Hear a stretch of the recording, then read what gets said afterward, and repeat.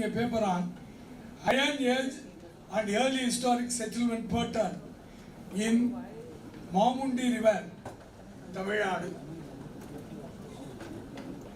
Dr. G. Sethuraman will be presenting a paper on sculptural art under Vijayanagara and Nayak rulers in the Tamil country and overview. Thank you all.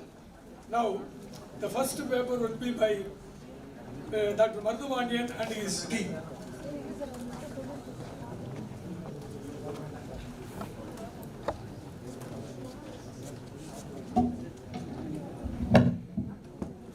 Thank you for giving the wonderful opportunities of State Government of Archaeology, as well as my tutor as a Joint Director of Archaeology Department, and also sincere thanks to as a Chairperson of this session.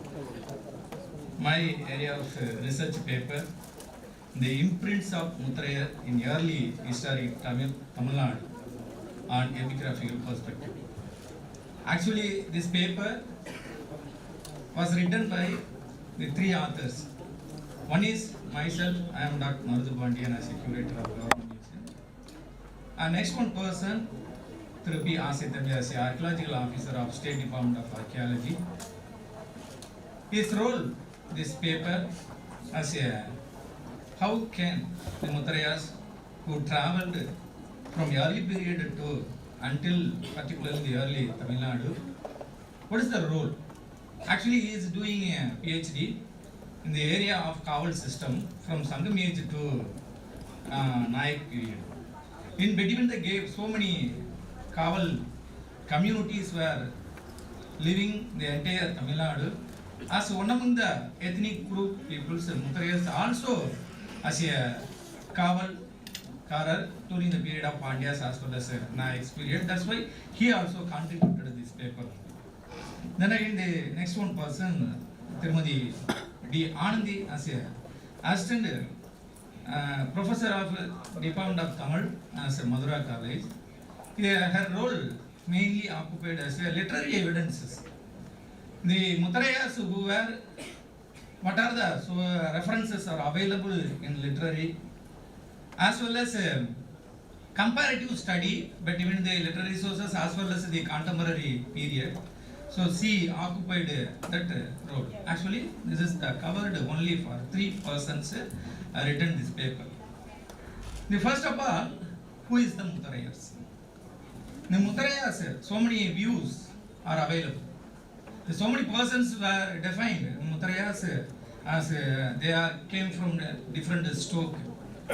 In particularly, the first opinion, K.V. Subramania here, he mentioned Muthamizhs as associated with the Pandyas because the Muthamizhs were assumed as a title, Maran, Nedumaran, Srimaran. So these type of the names were associated with the Muthamizhs community peoples. That's why he says that as a Pandya clan, it may be. But at the same time, Arnachalam and Gopalan both are opposed the Pandya origin. Muthamizhs, they are not a Pandya origin, so they were different persons without relation between the Pandyas. At the same time, the Padmavati as a epigraphist of retired assistant director of Archaeology Department, she finds that Muthamizhs as belongs to Calabras. So totally various theories are belongs Muthamizh communities. But at the fifth one definition, so many definitions are also available. But I am explained everything in my papers through the paper also published as a book format. So the last one theory, and Dr. as a teacher, as my well-wisher of Pumutam says that Muthamizhs, the first reference is from Tandarambattu inscription, but it is not mentioned to the Muthamizh communities. It is mentioned only Mutharaisar and Ilavaraisar. So the culvert and the inscription says Perumana Ilavaraisar, Perumana Mutharaisar is the two types of the names were mentioned in the Tantaramatu inscription. That two, the name only mention the senior lineage group and junior lineage groups. So far, the Muthrayas have not followed this term. It is not possible. It is mentioned the last one theory also. I put it in my paper. And another one thing, the Muthrayas, the travels prehistoric time to till now, even particularly early historic time. Why I am taking this topic up to early history of Tamil Nadu? Because the Muthrayas established there all the way of structure, and after the advent of the Chola Empire occupied Muthrayas territory, and they travelled the backbone of the Muthrayas. So that's why I am take my paper is covered only early history of Tamil Nadu, in particular the decline of the Pandya kingdom and the emergence of Chola times. In prehistoric times, exactly we are not telling about this is the Muthraya settlements, but in wherever Muthraya settlements are available, there is some important archaeological sites were discovered. State Department of Archaeology as well as Central Archaeology Department, then again so many archaeological departments were invented in number of places on the settlement of the Muthrayas in the prehistoric regions. And after that, Sangam literatures. The Sangam literatures like Perumanatru Padai, Siruvanatru Padai, Madurai Kanji, Malaipudugadam and Pathupattu. These all the Sangam literatures mentioned, and the name of Valayas. So, who is the Valayas, who is the Muthrayas? This is both are very difficult to say, controversial theories also function. But in Sangam literature mention only Valayas. Valayar as well as the Sangam literatures, the Valayas habitation life. Who were Valaya? What is the profession? They are inland fishermen, and and other some literatures also clearly mentioned that these Valayas totally inland fishermen communities, as well as their living pattern and regular way of life. What are the day-to-day lives? Everything is clearly mentioned in the Sangam literatures. Then again, during the next one is during the Kalabra period, how can we assume the Muthraya as a Kalabras? But our assistant director of retired assistant director of Padmavati ma'am says that Muthrayas they assumed the titles of Kalvar Kavalan in Kalvar Kavalan, and other some of the Kalabras terms were used the Muthrayas. So far we called as Muthrayas. Maybe they are belongs to the Kalabras, or otherwise we have some references also available. But at the same time, we have meager amount of references available, and these references mentioned the Kalabras as a Muthrayas says by Padmavati ma'am and her book. Then again, Pallava times, see the Muthrayas occupied as a prominent role on the frontier areas of Pallava regions. In particularly, they are very dominated in prior to the period, and particularly they are dominated in very well in the regions of Tiruvannamalai. There is Muthamizh Nadu, but later on days it is shifted to Tiruvannamalai to Trichy region. Nowadays in the Trichy region as well as Tanjavur and Pudukkottai, these all the territories where Muthrayas were more and more popular and occupied as a prominent role during the period of Pallavas as well as the Pandyas and Chola times. But during the period of Pallava times, so many kings of Muthrayas were ruled as chieftains in the regions of Pudukkottai as well as Trichy areas, like Perumbudugu Muthraya, Ilangodiran, Perumbudugu Muthraya, Vittelvidugu, Marapudugu. He was a very well-known person of during the period of, in particularly the Muthraya dynasty, Muthraya chieftains. He established he built a number of irrigational tanks like Vali, Marapudugu, Peringinar, as already mentioned as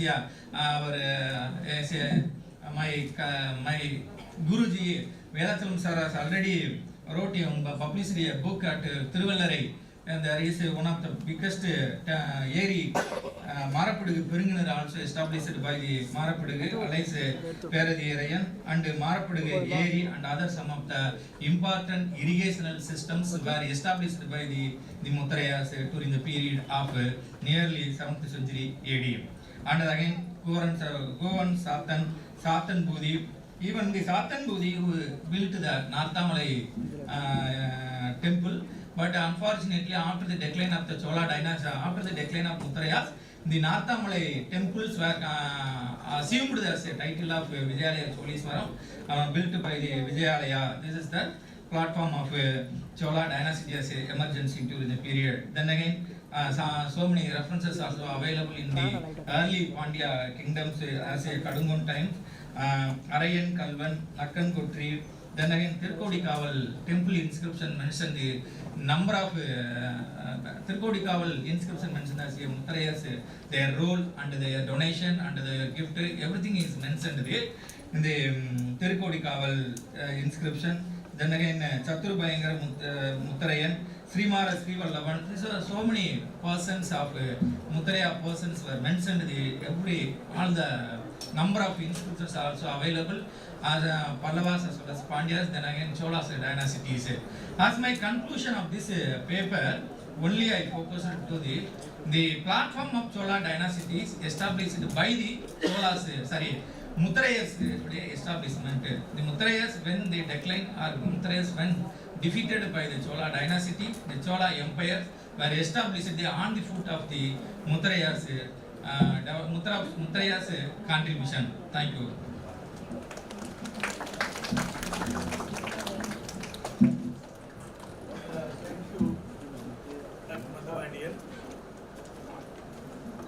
Is there any question, please?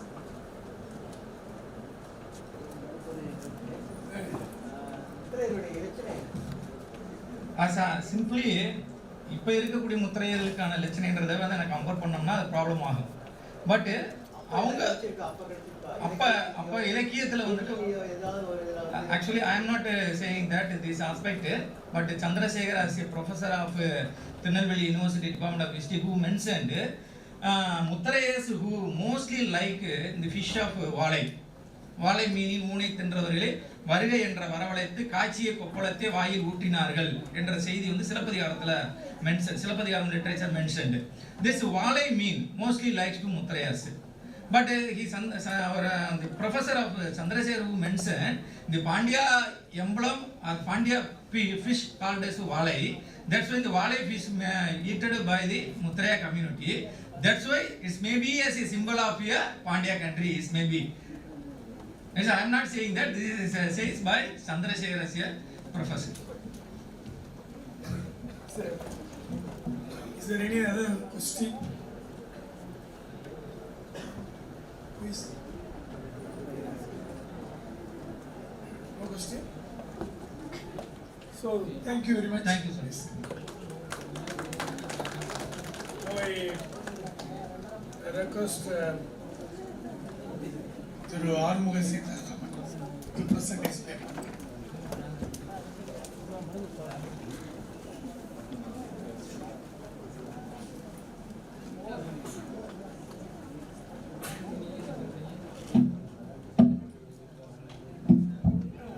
அனைவருக்கும் வணக்கம். அமர்வு தலைவர் அவர்களுக்கு நன்றி. அடுத்ததாக எனக்கு வாய்ப்பளித்த இணை இயக்குனர் அவர்களுக்கு முதல் நன்றியை தெரிவித்துக் கொள்கிறேன். என்னுடைய கட்டுரையின் தலைப்பு வந்து தமிழக காசுகளில் திருக்கோயில் தேர்கள். இதில் வந்து மொத்தம் 20 காயினை வந்து ஒரு 30 வருஷமாக தேடி கண்டுபிடிச்சு இதை நான் வந்து வெளியிடுறேன். இதை வந்து நான் படிக்கிறத விட இந்த காயினை வந்து எக்ஸ்பிளைன் பண்ணிடுறேன். உங்களுக்கு சீக்கிரத்தில் முடிச்சிடலாம். ஒன்றா போட்டுருக்கோம்.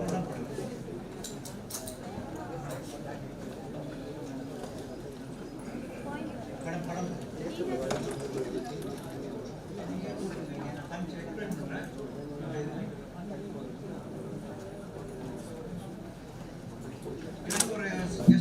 இதை பற்றி ஒரு பக்கம் மட்டும் விளக்கம் கொடுக்குறேன்.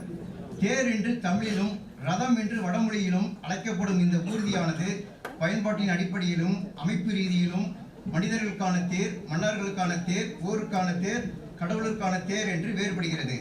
இவற்றில் கடவுளுக்கான கோயில் தேரை தவிர்த்து மற்றவை எல்லாம் மற்ற காளை, குதிரை போன்ற விலங்குகளால் இழுத்துச் செல்லப்படும் இலகுவான வாகனங்கள்.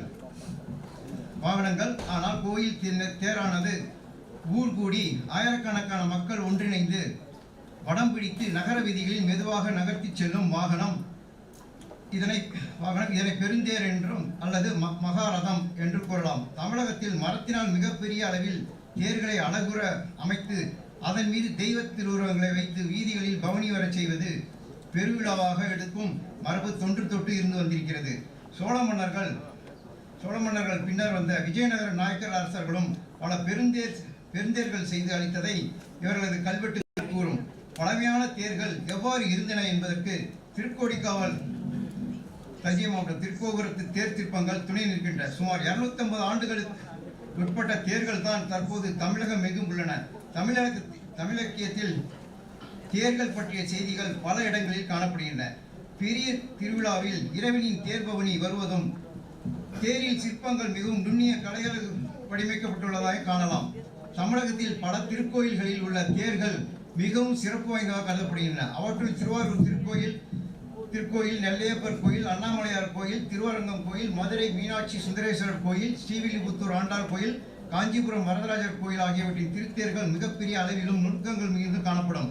மன்னர்கள் வலம் வருவதற்கும் போர் மேல் செல்வதற்கும் பல வகையான தேர்கள் வகுத்திருந்த போதும் ஆலயங்களில் தெய்வ திருமணிகள் பவனி வர செய்யப்பட்ட தேர்கள் அளவிலும் வடிவமைப்பிலும் மாறுபட்டவை. தமிழக தேர்கள் எல்லாம் திராவிட பாணிய அமைப்பில் தான் இருக்கும். திருத்தேர்கள் பற்றி கல்வெட்டுகள், சிற்பங்கள், ஓவியங்கள், இலக்கியங்களை தவிர காசுகளிலும் மன்னர்கள் தேர் உருவ பொறித்து வெளியிட்டுள்ளனர். இந்த காசுகள் அனைத்தும் கோயில் தேர் திருவிழா அன்று வெளியிடப்பட்டிருக்கலாம். பெரும்பாலும் விஜயநகர ஆட்சியின் கீழ் நாயக்க மன்னர்கள் அதிகமாக திருத்தேர் வடிவங்களை பல வகையான காசுகளில் பொறித்து வெளியிட்டுள்ளனர். மேலும் தமிழகத்துக்கு கிடைத்த 20 வகையான காசுகளை ஆய்வு செய்த இந்த கட்டுரையின் நோக்கமாகும். மதுரை நாயக்கர்களால் வெளியிடப்பட்ட இதுல தேர் இருக்கு. பின்னால முத்து கிருஷ்ணப்ப நாயக்கர்.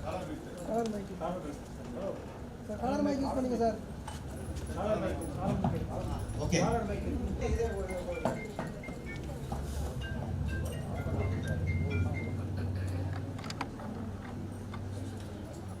இது காலை தேர் உருவம் இருக்கு.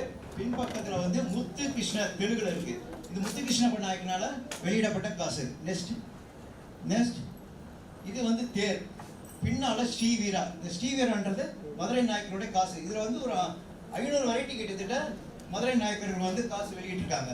இந்த காசு ஸ்ரீவீரான்றது எதுக்கு வந்திருக்குன்னா, உங்களுக்கு வீரஹரியரா, வீரபுக்கா அப்படின்னு சொல்லி வீரன்ற இதுல அவங்களுடைய இதுல ஸ்ரீவீரன்னு சொல்லி நிறைய வகையான காசுகளை இது வெளியிட்டிருக்காங்க. நெக்ஸ்ட் இது ஆரூர் ஆழித்தேர். தேர் பார்த்தீங்கன்னா எப்படி இருக்கு? ஸ்ரீ அச்சிதப்ப நாயக்கர்னால வெளியிடப்பட்ட காசு. தஞ்சாவூர் நாயக்கர், 2வது நாயக்கர் அச்சிதப்ப நாயக்கர். நெக்ஸ்ட் இது தேரோட இருக்கு. பின்னால ஸ்ரீ ரகுநாத நாயக்கர்னால வெளியிடப்பட்ட காசு. ஸ்ரீ ரகுநாதா. இது ராமராஜா. நீங்க இதுல கும்பகோணத்துல ராமராஜனுக்கு ரகுநாத நாயக்கர் பட்டம் கட்டுறாங்க. சரி, அப்போ இந்த காயினை தேர் போட்டு இந்த காயின்ல ராமராஜான்றத காயின் வெளியிட்டிருக்காங்க. நெக்ஸ்ட் இது ராமராஜா. இது ஒரு வகையான தேர். நெக்ஸ்ட் இது சீட்டட் புல்லு. பின்னால தேர் இருக்கு. இது சிவன் கோயிலோட தேராக இருக்கலாம். நெக்ஸ்ட் இது ஒரு மன்னனுடைய உருவம் இருக்கு. பின்னால தேரோட அமைப்பு இருக்குது.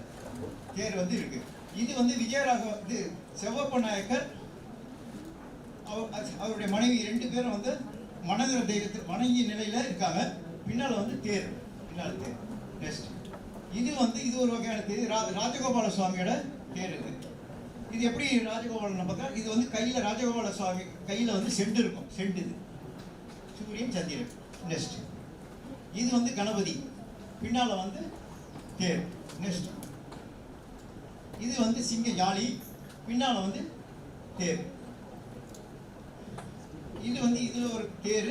இது செஞ்சி நாயக்கர் கொண்டப்ப நாயக்கனால வெளியிடப்பட்ட காசு. நெக்ஸ்ட் இது வந்து வெங்கடப்ப நாயக்கனால வெங்கடப்பா, இது வந்து தேர், இது ஒரு வகையானது.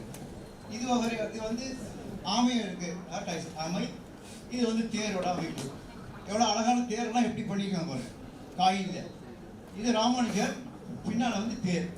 இதெல்லாம் எல்லாம் செஞ்சி நாயக்கர். நெக்ஸ்ட் கட்டுரையில் பார்த்தீங்கன்னா அதெல்லாம் தெரியும்.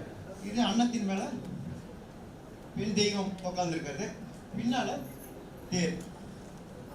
நெக்ஸ்ட் இது லட்சுமி சீட்டர் லட்சுமி, இது வந்து தேர், இது ஒரு வகையான தேர். இது ஒரு வகையான தேர், பின்னால் காளை மாடு இருக்குது. காளை மாடு இருக்குன்னா நம்ம சைவ கோயிலோட தேராக கொண்டாடணும். நெக்ஸ்ட் இது ஒரு மன்னரோட உருவமோ இல்லை தெய்வமோ இருக்குது, பின்னால் இது ஒரு வகையான தேர். ஆனால் இது வரைக்கும் தேர் வந்து 20 வகையான தேர் வந்து என்னால் கண்டுபிடிச்சி வெளியிடப்பட்டிருக்கேன். இதில் ஏதாவது கொஸ்டின் இருந்தா கேளுங்க.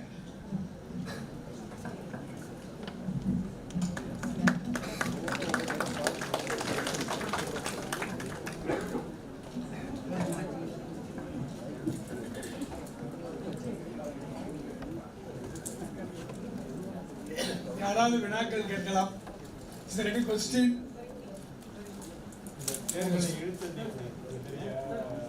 மக்கள் இது கோயில் தேர்லாம் மக்கள் தான். குடி தேர் அவங்களுடைய வாழ்க்கை.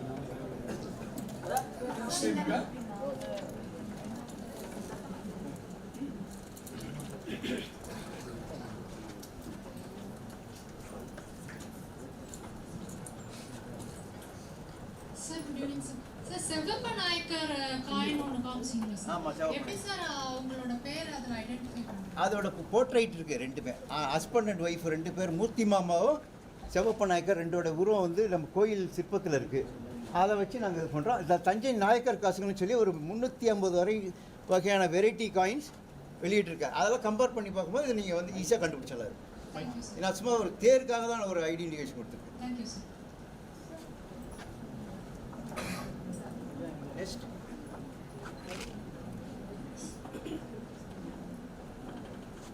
சார், இந்த காயின்ஸ்லாம் நீங்க காமிச்சீங்க. ஆமா. இந்த காயின்ஸோட வேல்யூ ஏதாவது? காயின்ஸ் வந்து வேல்யூ வந்து சங்க காலத்திலேருந்தே வேல்யூவே கிடையாது. பிரிட்டிஷ் இண்டோ யூரோப்பியன் காலத்துலேருந்து தான் வேல்யூ வந்து காயினில் போடுறாங்க.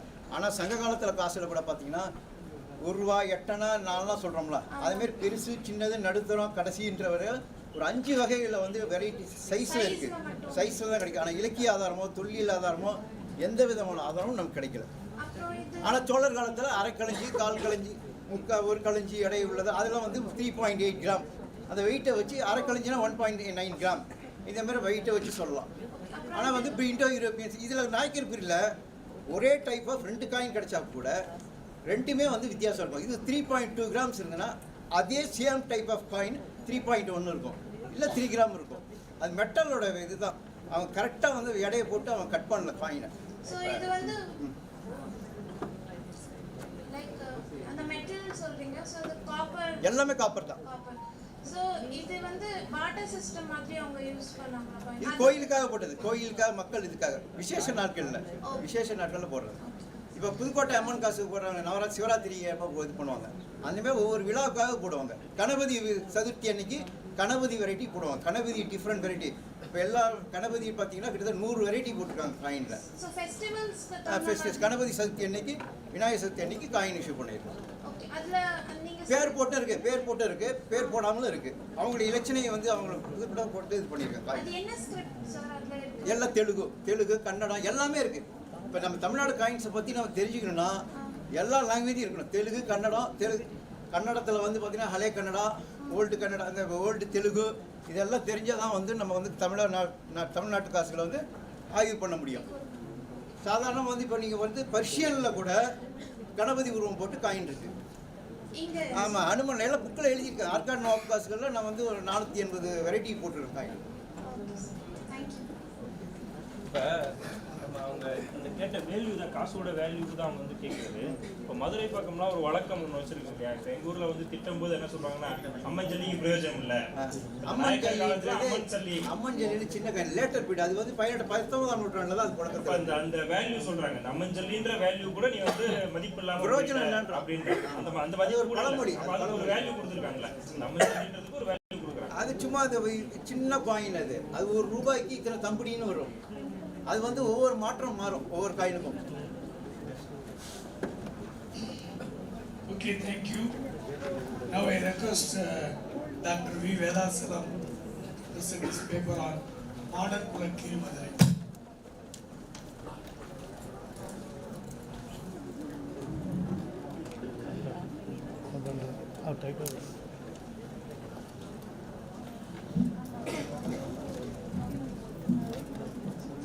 எல்லோருக்கும் வணக்கம். குறிப்பாக தமிழ்நாடு அரசு தொல்லியல் துறைக்கு என்னுடைய பாராட்டிய வாழ்த்தையும் தெரிவித்துக் கொள்கின்றேன். மிக சிறப்பாக தொடர்ந்து கருத்தரங்குகளை நடத்தி கொண்டிருக்கிற தமிழ்நாடு அரசு தொல்லியல் துறை. அந்த வகையிலே இது போன்ற இன்றைக்கும் ஒரு சிறப்பான இன்றைக்கும் நேற்றைக்கும் ஒரு சிறப்பான கருத்தரங்கை நமக்கெல்லாம் அமைத்து சிறப்பாக நடத்தி கொண்டிருக்கிறார்கள். அந்த வகையிலே எனக்கும் இதில் வாய்ப்பு கொடுத்தமைக்கு என் நன்றியை தெரிவித்துக் கொள்கின்றேன். என்னுடைய தலைப்பு என்பது மதுரை என்று சொல்லக்கூடிய பாண்டியனுடைய தலைநகராக இருக்கக்கூடிய மதுரையினுடைய ஒரு அடிப்படை வாழ்வாதாரமாக இருக்கக்கூடிய ஒரு குளத்தை பற்றியது. மதுரையினுடைய இரிகேஷன் டேங்க் என்று சொல்லக்கூடிய மதுரையினுடைய நீர்ப்பாசனம் குளமாக இருக்கக்கூடியது மாடக்குளம் என்று சொல்லக்கூடிய அந்த குளத்தை பற்றிய ஒரு கட்டுரை இது. குறிப்பாக மதுரையை சொல்லும்போது மதுரையினுடைய அடையாளமாக கல்வெட்டுகளிலே சொல்லக்கூடக்கூடிய ஒரு சொல் என்றால் கல்வெட்டிலே குறிப்பிட போது மாடக்குளக்கீழ் மதுரை என்று தான் சொல்லக்கூடிய ஒரு வழக்கம் இருக்கிறது. ஒரு காலத்திலே இந்த மாடக்குளம் என்று சொல்லக்கூடிய குளம் என்பது மிகப்பெரிய குளமாக இன்றைக்கு இது மாடக்குளம் என்ற கிராமத்திலிருந்து பஸ் ஸ்டாண்ட் இன்றைக்கு பெரியார் பஸ் ஸ்டாண்ட் என்று சொல்லக்கூடிய அது வரைக்கும் இதனுடைய பாசன நிலங்களும் இதற்கு குளத்தினுடைய பாசன பரப்பும் இருந்தது. அந்த குளத்தை பற்றிய ஒரு சிறு வரலாறை பற்றிய அடிப்படை ஆதாரமாக இருக்கக்கூடிய இந்த குளம் என்பது இந்த மக்களுடைய வாழ்விலே எந்த அளவுக்கு முக்கியத்துவம் வாய்ந்த குளமாக இருக்கிறது என்பதைத்தான் இந்த கட்டுரையில சொல்லியிருக்கின்றேன். அந்த வகையில இந்த மதுரை என்று சொல்லக்கூடிய அந்த சொல்லை பற்றி ஒரு சில வார்த்தைகளை நான் சொல்ல வேண்டும். மதுரை என்று சொல்லக்கூடிய இன்றைக்கு மதுரை என்று சொல்கிறோம்.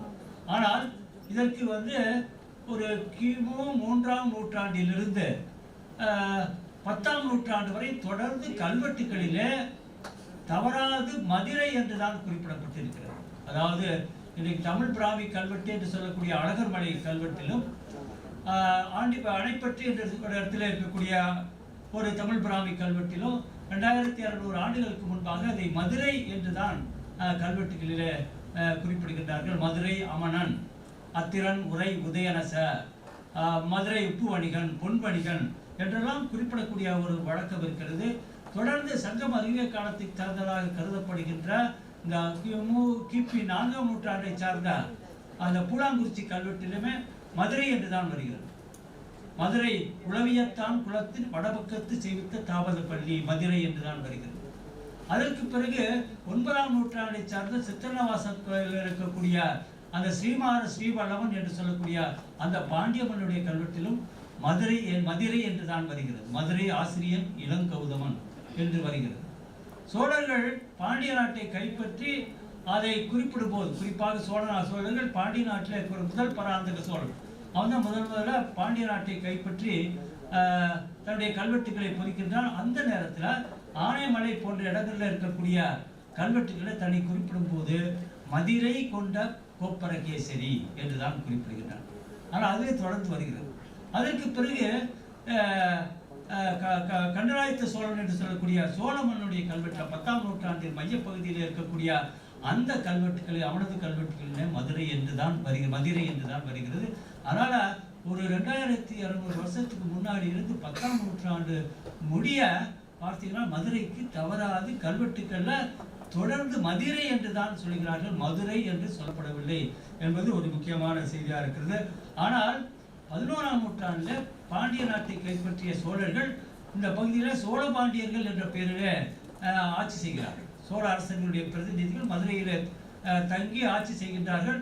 அவர்களுடைய கல்வெட்டுகளில் மதுரையை குறிப்பிடும்போது முதலாக சுந்தர சோழ பாண்டியருடைய கல்வெட்டுகளில் மதுரை என்ற சொல் மாற்றப்பட்டு மதுரை என்று முதலிலே குறிப்பிடப்படுகிறது. அதனால சோழர்கள் தான் முதலிலே மதுரை என்ற ஒரு சொல்லை 11ஆம் நூற்றாண்டுல மதுரை என்று தங்களுடைய கல்வெட்டுகளிலே குறிப்பிட்டிருக்கிறார்கள்.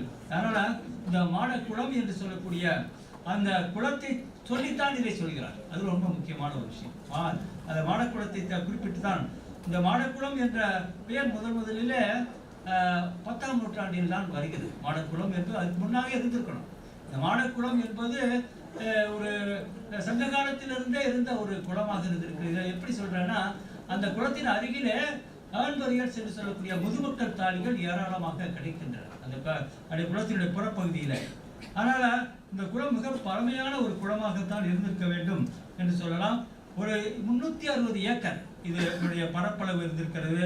ஏறத்தாழ 2583 ஏக்கர் இதனுடைய பாசன பரப்பாக இருக்கிறது. இதனுடைய இரிகேஷன் ஏரியா என்று சொல்லக்கூடிய ஆயக்கட்டு என்று சொல்லக்கூடிய மிக பெரியதாக இருக்கிறது. தற்போது எல்லாமே சுருங்கி நிறைய வீடு வந்துருச்சு. இந்த பாசன நிலங்கள் எல்லாம் வீடு வந்து இன்னைக்கு 80 ஏக்கர் தான் இதனுடைய ஆயக்கட்டாக இருக்கிறது என்று சொல்லக்கூடிய ஒரு நிலை இருக்கிறது. அதனால இந்த மாடக்குளத்தை போய் ஆய்வு செய்யும் போது பார்த்தீங்கன்னா, அந்த பக்கத்தில் உள்ள மதுரை அந்த மலை மீது நின்று பார்த்தோம்னா இது வந்து ஒரு பிறைச்சந்திர 8ஆம் திங்கள் என்று சொல்லக்கூடிய 8 நாள் திங்கள் இருக்கக்கூடிய 8ஆம் திங்கள் போன்று வடிவில் இருக்கக்கூடிய ஒரு குளமாக இது காட்சி அளிக்கிறது என்று சொல்லலாம்.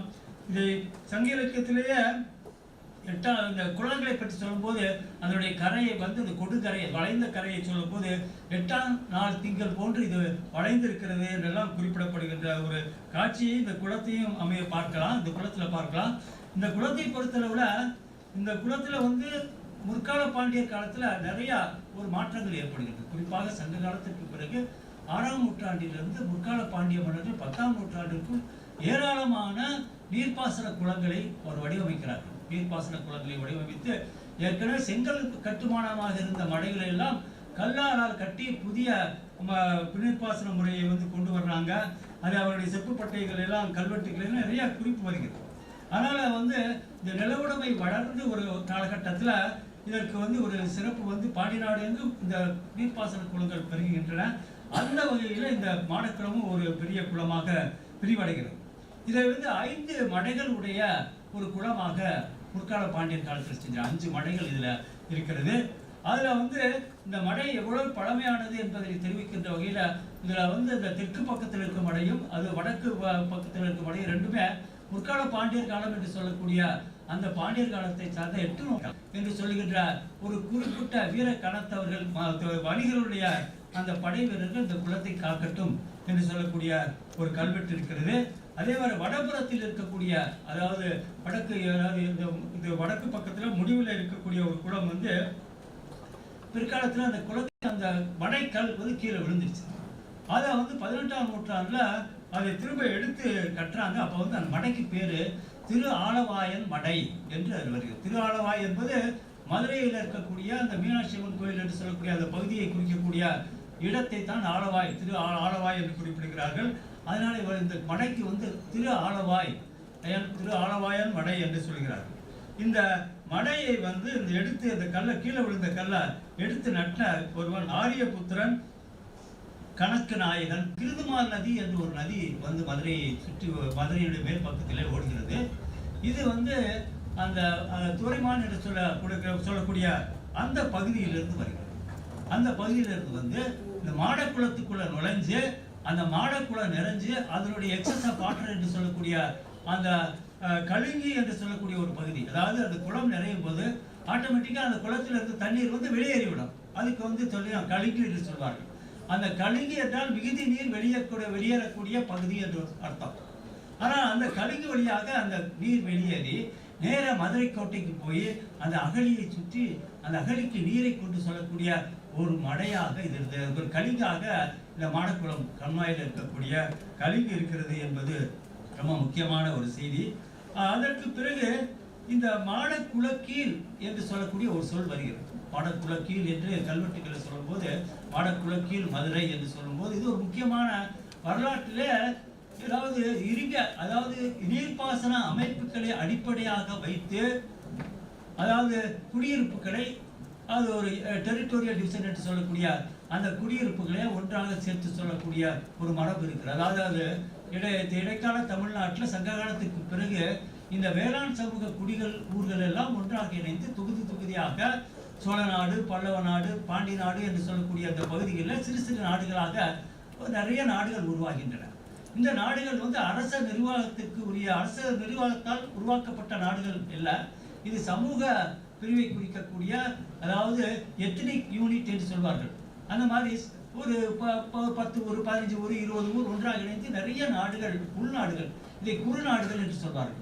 அந்த வகையில் பாண்டி நாட்டில் ஒரு 150 குறுநாடுகள், கன்னியாகுமரியிலிருந்து புதுக்கோட்டை வரைக்கும் ஒரு 150 நாடுகள் இருந்திருக்கின்றன. இந்த நாடுகளில் ஒன்றாக இதெல்லாம் வந்து என்னென்ன சஃபிக்ஸில் முடியும், அதாவது பாகனூர் கூற்றம், திருத்தியூர் முட்டம், இந்த மாதிரி வந்து இந்த குளம், கூற்றம், முட்டம், நாடு என்ற சஃபிக்ஸில் இந்த குறுநாட்டுகளுடைய பேர் முடியும். ஆனால் இதில் ஒரு சின்ன மாற்றம் என்னன்னா, இந்த நாடு, முட்டம் என்று சொல்லாமல், இதை கூற்றம் என்று சொல்லாமல், குளக்கீழ் என்று சொல்லக்கூடிய ஒரு நீர்ப்பாசன குளத்தை அடிப்படையாக வைத்து அந்த குளத்தை சுற்றி இருக்கக்கூடிய அந்த குடியிருப்புகளை ஒன்றாக இணைத்து அதை வந்து ஒரு யூனிட்டாக, ஒரு டெரிட்டோரியல் யூனிட்டாக சொல்லக்கூடிய ஒரு மரபு பாண்டிய நாட்டிலே வருகிறது. இது வந்து சங்க காலத்திலே இருந்திருக்கிறது. சங்க காலத்தில் ஒரு புறப்பாடுல இந்த குளக்கீழ் என்ற சொல்லே வருகிறது. ஏரின் வாழ்நர் பேரில் அறிவியர் குளக்கீழ் விளைந்த களக்குள் வெண்ணல் முகந்தனர் கொடுக்க உகந்தனர் பெய்யும் தென்னன் பொறுப்பன் நல்நாடு.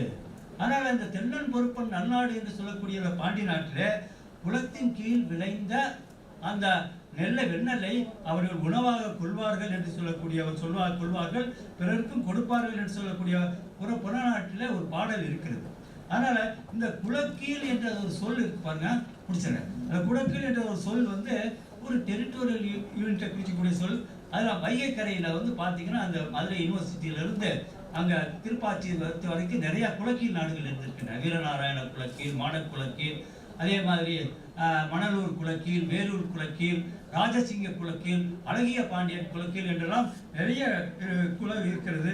இதற்கு முன்னாடி ஒரு காலத்தில் மாடக்குளக்கீழ் மதுரை என்று சொல்லும் போது அதை under the irrigation of Madakkulam என்றுதான் பொருள் கொள்ள வேண்டும். அதாவது மாடக்குளத்தின் பாசனத்தின் கீழ் அமைந்த ஊர் என்று இதை சொல்லாமல், இது என்னன்னா மதுரை வந்து மாடக்குளத்தினுடைய கீழ் திசையிலே இருக்கிறது.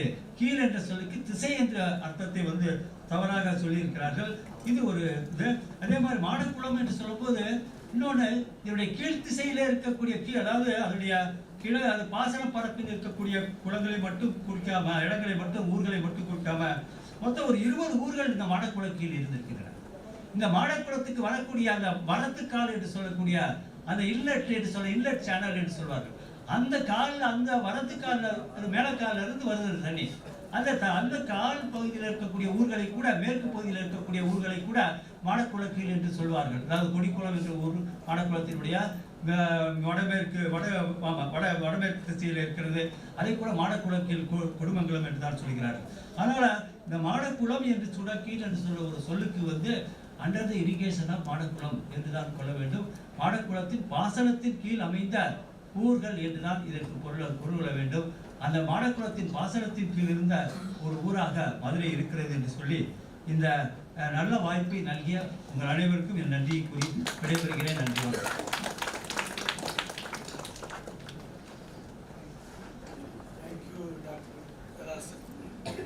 Is there any question? Please. Sir, மதுரையோட ஊர் பேர் பற்றி பேசும்போது ஆனைமலை கல்வெட்டுகள்ல வந்து மதுரை கொண்ட கோப்பெருங்கேசரி, கோப்பரகேசரின்னு இருக்கதா சொன்னீங்க சார். இப்போ மெய்கீர்த்தி, 2ஆம் ராஜராஜ சோழனோட மெய்கீர்த்தியில பார்த்தோம் அப்படின்னா அவருக்கும் கோப்பெருங்கேசரி அப்படின்னு சொல்லி 2ஆம் ராஜராஜ சோழன் அவரோட மெய்கீர்த்தி பாடும்போது 14வது வரியில அவரை கோப்பெருங்கேசரி அப்படின்னு டினோட் பண்றாங்க. அப்போ அவர் வந்த காலம் 11ஆம் நூற்றாண்டா இருக்கும்போது, இப்போ மதுரைக்கு சோழர்கள் இருந்தபோது மதுரைன்னு பேர் இருந்திருக்கா? இல்லை, நான் நல்லா சொன்னா நீ கவனிங்களா. அதாவது மதுரைக்கு 930 தானமலை கல்வெட்டு, பராந்தக சோழனுடைய கல்வெட்டு, அது 930. அந்த கல்வெட்டில் பராந்தக சோழன் தன்னை குறிப்பிடும் போது மதுரை கொண்ட கோப்பரகேசரி சொல்றாங்க. புரியுதா? 930. ஆனால் அதே பின்னாடி வரும்போது, பின்னாடி வந்த ராஜராஜனுடைய கல்வெட்டுகளையோ அல்லது பின்னாடி வர சோழபாண்டியருடைய கல்வெட்டுகளையோ பிற்கால சோழருடைய கல்வெட்டுகளையோ இல்லை 3ஆம் குலோத்துங்களுடைய கல்வெட்டுகளையோ இது மாறியது. 11ஆம் நூற்றாண்டில் சோழர்கள் மதுரை என்பதை மாற்றி மதுரை என்று சொல்கிறார்கள். அதை நான் சொல்றேன். அது அந்த சேஞ்ச் வந்து 11ஆம் நூற்றாண்டிலிருந்து தொடங்கிடுச்சு. மதுராந்தகன் கூட சொல்லலாம். மதுராந்தகன் மதுரைக்கு அந்தகன் மதுராந்தகன். மதுராந்தகன் பேரு அது வந்து மதுராந்தகன் வருது பின்னாடி. Is there any other question? Okay, thank you. நன்றிங்க. Now I request that Pungundran to present this paper.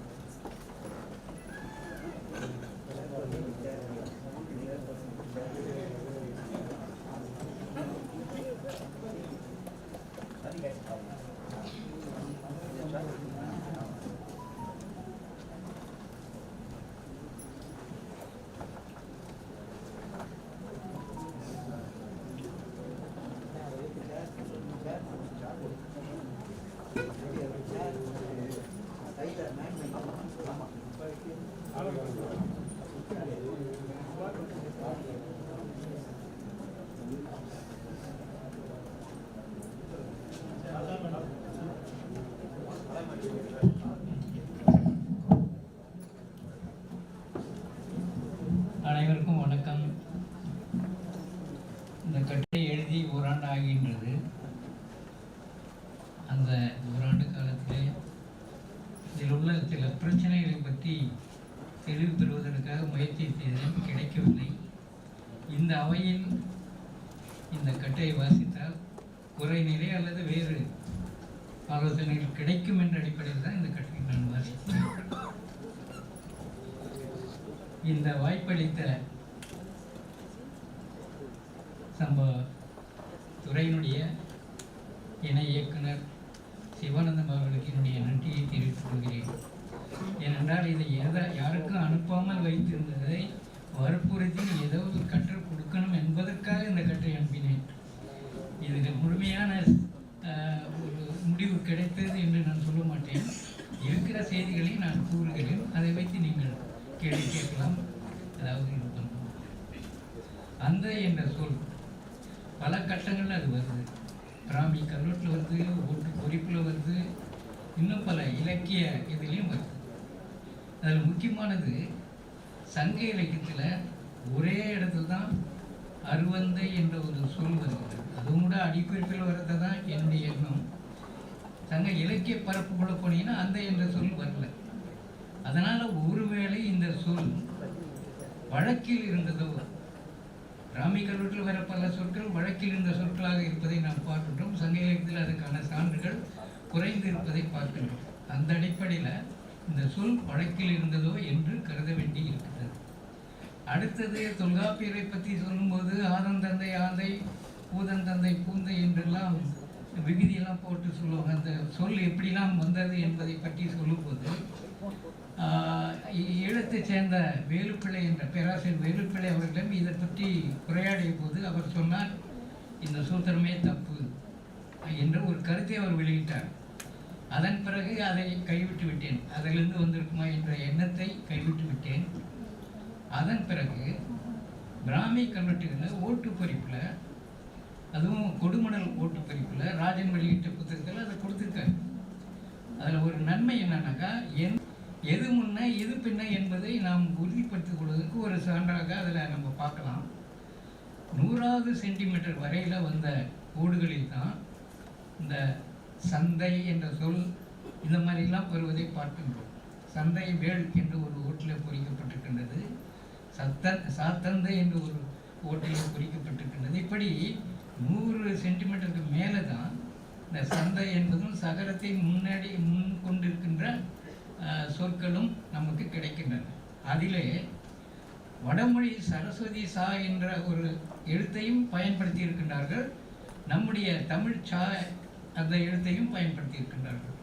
காலப்போக்கில் இந்த சகரம் கெட்டு போய்விடும் என்ற விதிகள்லாம் இருக்குது. சமர் அமர் என்று ஆனது, சமணர் அமர் என்று ஆனது. அது மாதிரி இந்த சந்தை என்ற சொல் தான் அந்தையாக மாறி இருக்குமோ என்ற ஒரு சந்தேகம் எனக்கு வந்தது. ஆனால் சந்தை என்பதற்கு பொருள் வந்து கூட்டம், நிறைய மக்கள் கூடியிருக்கிற ஒரு பகுதியை தான் சந்தை என்று சொல்லுகிறார்கள். சங்க இலக்கியத்தில் எங்குமே வரல, பிற்காலத்தில் தான் அது வழக்கத்தில் வருது. ஆனால் ஓட்டில் கிடைக்கும், சந்தை வேல் என்ற அந்த சொல் ஓட்டில் கிடைக்கிறது. ஒருவேளை குழு தலைவனாக இருப்பவனை அது குறிக்கலாம். ஆனால் அந்த என்ற சொல் ஒரு மனிதரை தான் குறிக்கிறது, பலரை அதை குறிக்கல. அதனால் இந்த சந்தை என்ற சொல் தான் அந்த என்று மாறியது என்பதற்கு சான்று நம்ம எதுவும் சொல்ல முடியாத ஒரு நிலை இருக்கின்றது. அடுத்தது அம் என்ற ஒரு சொல் இருக்கின்றது தமிழில். அம் என்றால் அழகு. பொதுவாக இந்த கடவுளர் தலைமை நிலையில் இருக்கவங்களை சொல்லும்போது இந்த அழகர் என்ற சொல்லை பயன்படுத்துவதை பிற்காலத்தில் நம்ம பார்க்கின்றோம். அந்த அடிப்படையில் இந்த சொல் பயன்படுத்தப்பட்டிருக்குமா? அம் தை சேர்ந்து அந்த என்று மாறியது என்று கருதலாமா?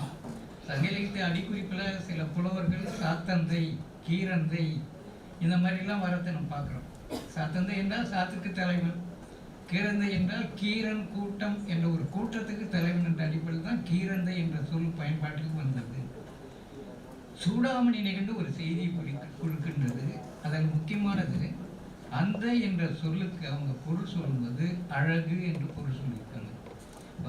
அம் என்ற சொல்லு தான் வந்து இந்த மாதிரி அழகு என்ற சொல்லாக பொருளை கொடுத்து அப்புறம் அந்தைக்கு அது வந்தது என்று நான் கருதுகிறேன். அதற்கு சான்றாக சூடாமணி நிகழ்வில் அந்த என்பதற்கு அழகு என்ற ஒரு பொருளையும் கொடுத்திருக்கின்றார்கள். அந்த அடிப்படையில் இந்த சொல் எப்படி வந்தது என்பதை பார்க்கும்போது ஐராவத மகாதேவன் அவர்கள் பல முயற்சி எடுத்துக்கொண்டு பொருள் காண முயன்றார். அந்த சொல்லுக்கு சம்பத் என்ற கல்வெட்டு ஆய்வாளரை அனுப்பி ஏதோ ஒரு ஊர் கல்வெட்டை அந்த வாசிப்பு சரியாக இருக்குதா என்று கேட்டு சரியாக இருக்கிறது என்று கூறிய பின்பு அந்த என்ற சொல்லை அவர் பயன்படுத்துகிறார். இவ்வூர் அந்த என்று அந்த கல்வெட்டில் வருது, கிபி 8ஆம் நூற்றாண்டு கல்வெட்டில். அதனால் தலைமை பொறுப்பில் இருக்கிற அல்லாது எல்லோராலும் பாராட்டப்படுகின்ற ஒரு தலைவனை குறிக்கிற சொல்லாக அந்த என்ற சொல் இருக்க வேண்டும் என்று அவர் குறிப்பிட்டிருக்கின்றார். அந்த வகையில் தமிழ்நாட்டில் தமிழ் பிராமி எழுத்தில் கிடைத்த கல்வெட்டில் கிடைத்த அந்த சொல் அந்த என்ற சொல்லும் ஓடுகளில் கிடைத்த அந்த என்ற சொல்லும் பார்க்கும்போது பிராமி கல்வெட்டுகளில் கிடைத்த சொல் வந்து எந்த காலத்தை சேர்ந்தது என்று நாம் சொல்ல முடியாது. ஆனால் தோண்டும் போது பால நிலையில் நிறைய கிடைக்கிற அந்த பால நிலையிலே சொற்கள் கிடைப்பதால எந்த சொல் முன்னாடி வருது எந்த சொல் பின்னாடி வருது என்ற ஒரு அடிப்படையை நாம் மனதில் கொண்டு பார்க்கும்போது சில முரண்பாடுகள் வருகின்றன. சந்தை என்ற சொல் பெரும்பாலும் மேலே பிற்காலத்தில் வந்த மாதிரி தான் கிடைக்குது. அந்த என்ற சொல் பெரும்பாலும் கீழே கிடைக்குது, காலத்தால் முற்பட்ட சொல்லாக அது கிடைக்கின்றது. அதனால் இதை ரெண்டையும் சேர்த்து பார்க்கின்ற ஒரு சிக்கல் முரண்பாடு இருப்பதையும் நாம் பார்க்கின்றோம் என்று கூறி எனக்கு வாய்ப்பு அளித்தமைக்கு நன்றி கூறி அமைகிறேன். ஏனும் கேள்வி என்றால் Thank you, sir. Is there any question, please?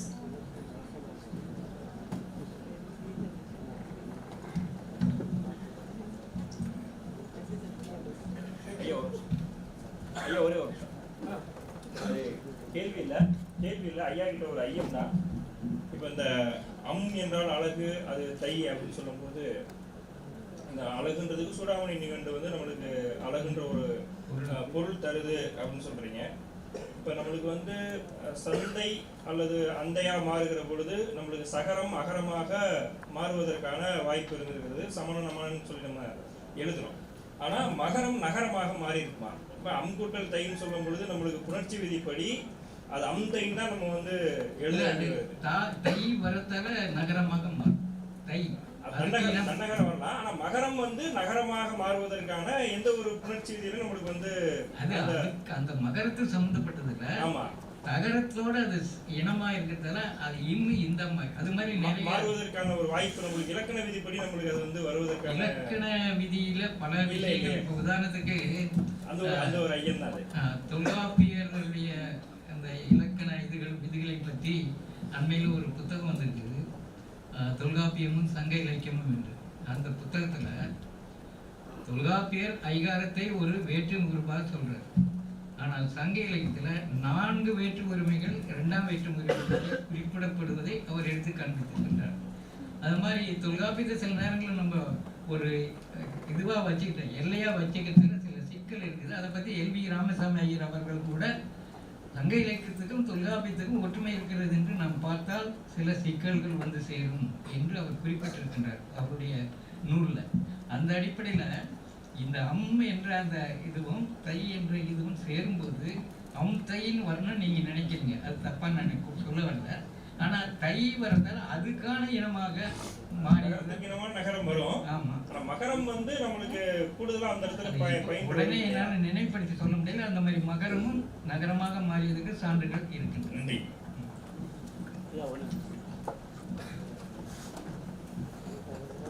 நொந்தைன்னு ஒரு வார்த்தை இருக்கு இல்லையா, சங்க இலக்கியத்து இல்லையா, நம்ம தொல்காப்பியத்துல நொந்தை அப்படின்னா ஒந்தை அப்படின்றதுக்கு நம்ம நொந்தை அதான். அது வந்து அந்தை என்ற வார்த்தையில அவன் தந்தைன்னு எடுத்துக்கலாம். இல்ல, அது ஆதன் தந்தை, ஆதன் தந்தை வந்து அதுதான் ஆந்தை அந்தைன்னு மாறுது. இல்ல, இப்ப அதுக்கான செய்தி யாயும் நாரையும் யாராகிரி எந்தையும் நந்தையும் முறை கேள்வி என்ற இடத்துல அவ வந்து எந்தைன்னு சொல்றா அவருடைய தந்தைய, நுந்தையின் உன்னுடைய தந்தைன்னு சொல்றா.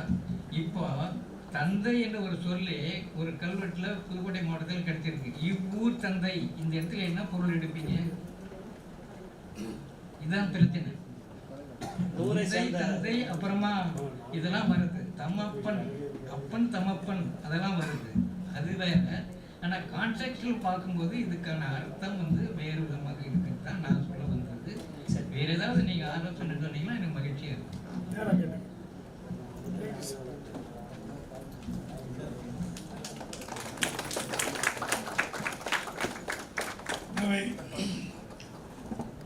Invite Mr. Manikandan.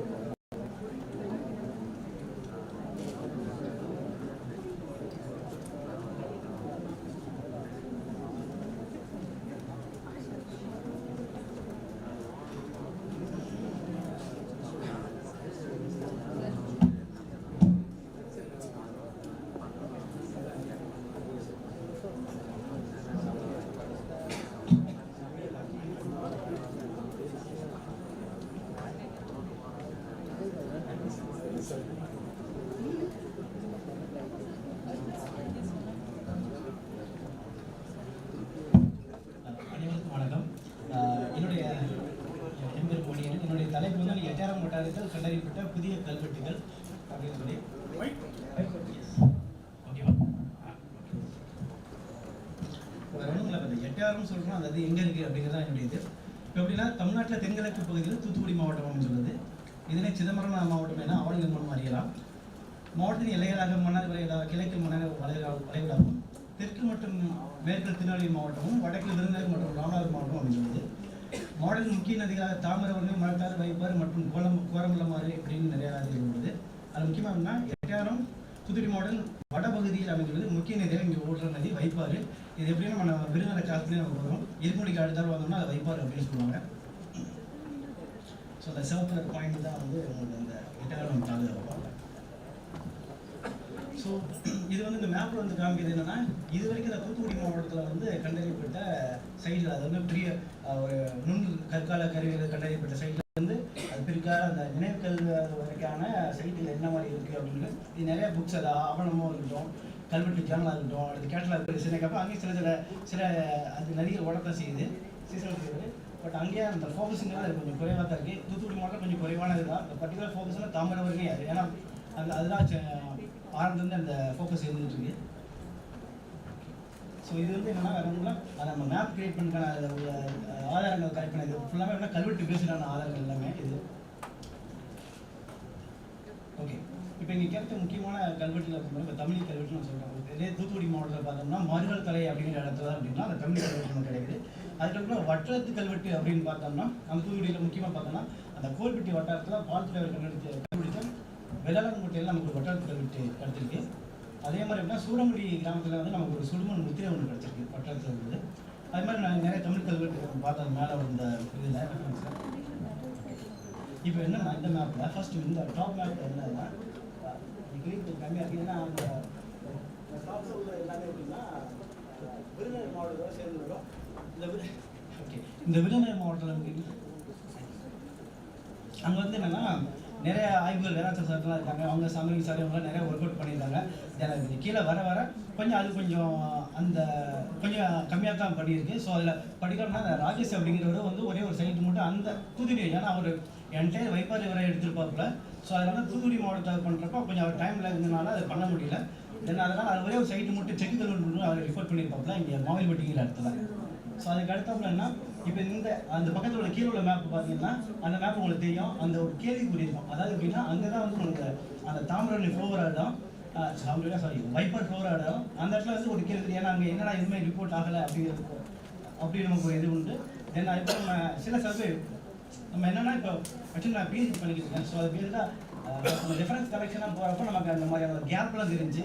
ஸோ அப்படின்னு அந்த இடத்துல பார்க்குறப்போ அங்கே இப்போ இதெல்லாம் இந்த சர்க்கிள் காமிக்கிறாடெல்லாம் ரீசெண்டாக கண்டுபிடிக்கப்பட்ட சைட். அது சொல்லாமல் அப்படின்னா கல்வெட்டு பேசுகிறவங்க அந்த கல்வெட்டு நம்ம எல்லாம் பிராமி அந்த அளவுக்கு இருக்குமானா அந்த மாதிரி தான் இல்லை. இது வெரி லேட் பீரியட் தான், 18 19ஆம் நூற்றாண்டு தான் அந்த மாதிரி தான் இருக்குது. எனவே நம்ம வந்து ஒரு தரவு என்ன பண்ணல. இப்போ இது நிறைய கோயிலுக்குள்ளெல்லாம் நிறைய ஹெச்என்சிக்கெல்லாம் இருக்குது, அந்த மாதிரிலாம் டெம்பிளாக இருக்குது. நம்ம அதையும் வந்து ஒரு சர்வே பண்ணணும். இந்த தூத்துக்குடி மாவட்டம் பார்த்தோன்னா 1228 கோயில்கள் ஹெச்ஆர்என்சிக்கில் இருக்குது. ஸோ அதை நம்ம பர்டிகுலராக அந்த எட்டாயிரம் இப்போ நான் தோலாக பண்ணுறேன் அப்படின்னா இப்போ அவ்வளோத்தையும் ஒரு இடம் நான் கோத்ரூ பண்ணணும், கல்வெட்டு பேசுகிறாக பண்ணுறேன்னா. ஓகே, இப்போ எப்படின்னா இந்த ஒரு 6 சைட் இருக்குது. இந்த 6 சைட் அப்படின்னா ஒன்றே ஒன்று நம்ம போக போகிறோம். ஃபர்ஸ்ட் சைட் அப்படின்னா கருப்பூர்னு சொல்லி ஒரு இடம். அப்போ அந்த கருப்பூருங்கிற சைட்டில் என்னென்னா வேறு ஒன்றும் இல்லை, இந்த சைட்டில் ஆல்ரெடி நம்ம வந்து ஒரு பரிய சைட்டில் ஒன்று கண்டுபிடிச்சிருப்போம். இதே ஊரில் தான் கருப்பூரில். இங்கே ஹேபிடேஷன் இப்போ ரீசெண்டாக வந்து இப்போ நம்ம ஒரு நான் ரிஜிஸ்ட்ரேஷன் பண்ண ஃபீல்டு ரிஜிஸ்ட்ரேஷன் பண்ண அப்புறம் ஒரு சர்வே பண்ணப்போ அந்த ஊரில் இப்போ திரும்பி ஒரு ஹேபிடேஷன் நம்ம கண்டுபிடிச்சிருப்போம். இப்போ அதே ஊரில் என்னன்னா நம்ம திரும்பி ஒரு சர்வே அந்த ஹேபிடேஷன் கண்டுபிடிச்சோன்னா ஒரு சர்வே பக்கத்தில் பார்க்குறப்ப அங்கே செக் டேம் இருக்குது. செக் டேம் பக்கத்தில் அப்படின்னா ஒரு ஐயனார் கோயில் ஒன்று உண்டு. அந்த ஐயனார் கோயில் இந்த படத்தில் பார்க்குறது ஐயனார் கோயில். அது பாட்டில் சிவப்பு கலர் மார்க் எடுத்துருக்காங்களா, அதில் வந்து எப்படின்னா அவர் அரேஞ்ச்மெண்ட் பண்ணியிருக்க அந்த படிக்கட்டுலாம் உடஞ்சி நம்ம லேட்டர் அட்டாச் பண்ணியிருக்கான். அதில் பார்த்தா நமக்கு அந்த இருக்கிற கல்வெட்டு செட்டியால் கட்டப்படுது அப்படிங்கிற மட்டும் அதெல்லாம் இருக்குது. ஆனால் ஆக்சுவலி என்ன அதுக்கு மேலே வந்து கொஞ்சம் போர்ஷன் உடஞ்சிருக்கு. இதுலேருந்து என்ன சொல்லிங்கன்னா அது ப்ராப்பராக தான் இருந்த ஒன்றா ஏதோ ஒரு திரும்பி ரீ ஒர்க் அவுட் பண்ணுறப்போ அந்த மாதிரியான உடஞ்சிருக்கு அப்படிங்கிறத சொல்ல முடியும். ஓகே, இது வந்து அயன் வடமாக வரும். இப்போ இந்த ஊர் என்ன ஆச்சுன்னா இந்த ஊர் அந்த தண்ணி தொட்டி, இந்த ஆளுகளுக்கு தண்ணி தொட்டி இருக்கும் இல்லையா, ஸோ அந்த மாதிரியான ஒரு தொட்டி ஒரு கோயிலில் இருந்து எடுத்துட்டாங்க. மாலையம்மன் சொல்லி ஒரு கோயிலில் அந்த எடுத்த அந்த கல்லில் என்ன ஆச்சுன்னா அது எங்கே இருந்தாலும் கோயிலுக்குள்ளே எடுத்தோம்னா என்ன நினைக்கிறாங்கன்னா நான் வந்து திரும்பி வந்து இந்த அந்த கோயிலுடைய சிலையை வந்து நான் அதுக்குள்ள வைக்க போகிறேன் அப்படின்னு சொல்லி திரும்பி எடுத்து கற்பூரத்தில் வச்சுட்டு அந்த மாதிரி பண்ணிட்டாங்க. ஸோ அதனால் நமக்கு வந்து அதுக்கான அந்த நேரத்தில் அவங்க ஒரு ஃப்ரெண்டு ஒருத்தர் எடுத்து கொடுத்த அந்த ஃபோட்டோ தான் நம்ம ஹெல்ப் பண்ணிச்சு. அதுதான் இந்த அளவுக்கு இருக்குது. இல்லாட்டி நம்ம இன்னும் நல்லா பண்ணிக்கலாம். ஸோ அது எது இருக்குது இது என்னென்னா ஒவ்வாள் துர்த்தி சந்திரன் மகள் கல்லு அப்படிங்கிறது இருக்குது. இப்போ என்னன்னா அந்த ஒவ்வாள் துர்த்திங்கிற ஊர் அப்படின்னா அந்த வடமாட்டிலேருந்து ஒரு 6 கிலோமீட்டர் டிஸ்டன்ஸில் இருக்குது நம்ம அந்த ஊர். அடுத்து ஊர் பேர் வந்து சக்கிலிப்பட்டி. இங்கே வந்து எப்படின்னா நமக்கு வந்து இந்த மாதிரி ஹேபிடேஷன் இந்த மாதிரி எனக்கு இது வரைக்கும் கண்டுபிடிக்கல. அந்த ஊர்லேயுமே அப்படின்னா இது ஒரு பிள்ளையார் கோயில் தான். அந்த பிள்ளையாருமே அப்படின்னா அது ஒரு கல் மண்டபம். அந்த மண்டபத்துக்குள்ளே லேட்டராக ஒரு இன்ஸ்டாலேஷன் பண்ணி வச்சுருக்காங்க. அது ஒரு பிள்ளையாரை. அந்த பிள்ளையாருக்குள்ள பார்த்தீங்கன்னா அந்த சைடு அந்த சர்க்குலர் மார்க் காமிக்கிற இடத்துல அப்படின்னா அந்த கல்வெட்டு நமக்கு இருக்குது. அதில் அப்ரோச் பெயிண்டெல்லாம் அடிச்சிருக்காங்க. நம்ம சில இடத்துல நம்ம அப்ரோச் பண்ணி நம்ம அந்த எஸ்டாபிஷன் மாதிரி எடுக்கணும்னா அதுக்கு சில அவங்க அலோவ் பண்ணலை. அதான் சரி அட்லீஸ்ட் இந்த க்ளோஸாக கொஞ்சம் ஃபோட்டோ எடுக்க அலோவ் பண்ணுங்க அப்படின்னு சொல்லி தான் நம்ம எடுத்துருவோங்க. ஸோ அதில் எது இருக்குது என்னன்னா ராமலிங்கன் ராமநாத துணை வீர செல்லாய் உபயம் மாதிரி செய்து 1085ஆம் ஆண்டு ஆவணி 14 கட்டடம். அப்படி சிலது என்னன்னா கல்வெட்டு கொஞ்சம் பாதி தான் தெரிஞ்சுக்கோங்களேன். ஸோ அப்படிங்கிறப்ப அந்த இது தெரியலை. பட் இனிமேல் நான் சில பேர்கிட்ட கேட்டு அவங்க மூலியமாக தான் அந்த இது ரெடி பண்ணியிருக்கு. ஓகே, இது செங்கோட்டை. செங்கோட்டை வந்து ஒரு முக்கியமான செய்தி. ஏன்னா அங்கே வந்து ஒரு ஹேபிடேஷன் கண்டுபிடிச்சிருக்காரு. ராஜேஸ்வரர் ஒரு ஹேபிடேஷன் கண்டுபிடிச்சிருக்காங்க. அந்த ஹேபிடேஷன் நம்ம தமிழ் பிராமியோடைய அந்த மானா அந்த மாதிரியான ஸ்கிரிப்ட் ஒன்று நமக்கு ஒரு பானை உள்ள கிடைச்சது. அங்கே தான் என்னாச்சுன்னா அது ஒரு நல்ல பெரிய சைட்டு தான். இப்பயுமே அது டிஸ்ட்ரக்ஷனில் போய்கிட்டு தான் இருக்குது. இப்போ அதே ஊரில் என்னென்னா வந்து நமக்கு ஒரு பெருமாள் கோயில் உண்டு. அந்த பெருமாள் கோயிலுக்கு முன்னாடி எப்படின்னா ஒரு உரல் இருக்குது. அந்த உரல் கல்வெட்டு அந்த உரல்லாம் அந்த சைடுக்குள்ளே இருக்குது. இது எப்படின்னா அவங்க வந்து இது வரணும்ல அந்த ரோட்டை கிராஸ் பண்ணுறப்போ நான் ஜஸ்ட் கொஞ்சம் உட்காந்துட்டு போவாங்கிற மாதிரியான அந்த இடம் அவங்க அப்படி போட்டு வச்சுருக்காங்க. ஸோ அதில் வந்து உள்ள கல்வெட்டு தான் இது. இப்போதைக்கு ஸ்ரீ சித்தார்த்தி ஆவணி மாதம் 7 செங்கோட்டையிலிருக்கும் சுப்பன் அப்படிங்கிறது. அதுக்கப்புறம் கொஞ்சம் அழிஞ்ச நிலையில் இருக்குது. ஆட்டூரல் வெங்கடாச்சலபதி துணை அந்த கோயில் முன்னாடி இருக்கனால நமக்கு அதுக்கு இருக்குமான தொடர்பு அப்படின்னு நமக்கு தெரிய வருது. ஓகே, இது கீழே கறந்து. இப்போ கீழே கறந்து அப்படிங்கிறப்போ அதாவது மேலே கறந்தைக்கு 2 ஊருக்கு. அந்த மேலே கறந்தைங்கிறது அப்படின்னா வந்து ராஜேஷ் திரும்பி அவர் தான் ஒரு வரியல் சைடு ரிப்போர்ட் பண்ணியிருப்பாப்புல. ஸோ அதே ஊரில் அதே இதில் சைட்டுக்கு போகிறது அப்படின்னா ஹேபிடேஷன் இருக்குங்கிறத நம்ம பின்னாடி பார்த்துருக்கோம். நம்ம இப்போ எப்படின்னா அந்த மேலக்கதை கிழக்கு ஆக்சுவலி ஒரு தொடர்பு இருக்குது. இப்போ கீழே அப்படின்னா ஒரு சமணனுடைய அந்த சிலை அந்த மாதிரிலாம் கிடச்சிருக்கு. அதை லோக்கலாக ஊருக்கு வரணும்னு சொல்லுவாங்க. இப்போ அந்த ஊரில் என்னாச்சுன்னா நிறைய வந்து அந்த நினைவுகள் சொல்கிற அந்த ஸ்டோன் நிறையா இருக்குது. இது வந்து எப்படின்னா 2004 வந்து நம்ம ஆவணம்ல கல்வெட்டு இதில் வந்து ராமச்சந்திரன் அவர் வந்து ரிப்போர்ட் பண்ணியிருக்காப்புல. அதாவது பின்ன வரணும்ல அது ராமனா ஊட்டிங்கிற இடத்துல இந்த மாதிரி இருக்குது, தொல்பொருள் இடங்கள் இருக்குது அப்படின்னு சொல்லியிருக்காப்புல. அது சம்பளம் ஃபர்தராக அவர் அடிஷனாக எதுவும் பண்ணிருப்பாங்க. ஸோ அப்படிங்கிறப்ப நம்ம என்ன அதில் போகிறப்போ ஓகே இது அங்கே உள்ள ஒரு நினைவுகளில் வந்து இருக்கிற நிறைய நினைவுகள் இருக்குது. அதாவது சிங்கிள் ஸ்டோனாக வந்து அவன் எரெக்ட் பண்ணது இருக்குது. அதை தவிர்த்து இந்த மாதிரியான ஒரு இமேஜ் உள்ள பேனலாக ஒரு 4-5 வச்சுக்கலாம். அது ஒரு ரெண்டு இதில் மட்டும்தான் நமக்கு வந்து அந்த கல்வெட்டுகள் இருக்குது. அதில் ஃபர்ஸ்ட் உள்ளது அப்படின்னா இந்த முத்துப்பட்டி அம்பலம் சூரப்பா நாயக்கானா அப்படிங்கிறது இருக்குது. ரெண்டாவது எப்படின்னா இது வந்து எப்படின்னா இந்த ஃபுல் அங்கங்கே அழிஞ்சிருக்குன்னு நமக்கு சரியாக படிக்க முடியல. அதான் இப்போ வெகுதானே சரி சென்னம்பட்டிங்கிறது எப்படின்னா இங்கேருந்து புதூர்னு சொல்லி அதுலேருந்து ஒரு 10 கிலோமீட்டர் டிஸ்டன்ஸ் இருக்குது. எல்லாமே எப்படின்னா ஒன்று லிங்காக தான் இருக்குது. அப்போ சென்னை இதுக்கு மட்டும் அவங்களுக்கு என்ன லிங்க் அப்படின்னு பார்த்தோம்னா இந்த சிலைகளை வந்து பண்ணுறதுனா அங்கே கம்பல் நாங்கள் ஒரு கம்யூனிட்டி பீப்புள் அவங்க தான் இன்றைக்கி கொண்டுருக்காங்க. அதே சிமிலர் பீப்புள் தான் அங்கேயே இருக்காங்க. ஸோ அது கைண்ட் ஆஃப் அந்த மாதிரி ரிலேஷன் தானா அப்படிங்கிறது நம்ம இது ஃபர்தர் பண்ணணும். இன்னொன்று சென்னம்பட்டில் இதே மாதிரி சிமிலரான எவிடன்ஸ் இருக்குது அப்படின்னு சொன்னால் ஃபர்தராக அரெஸ்ட் பண்ணணும்.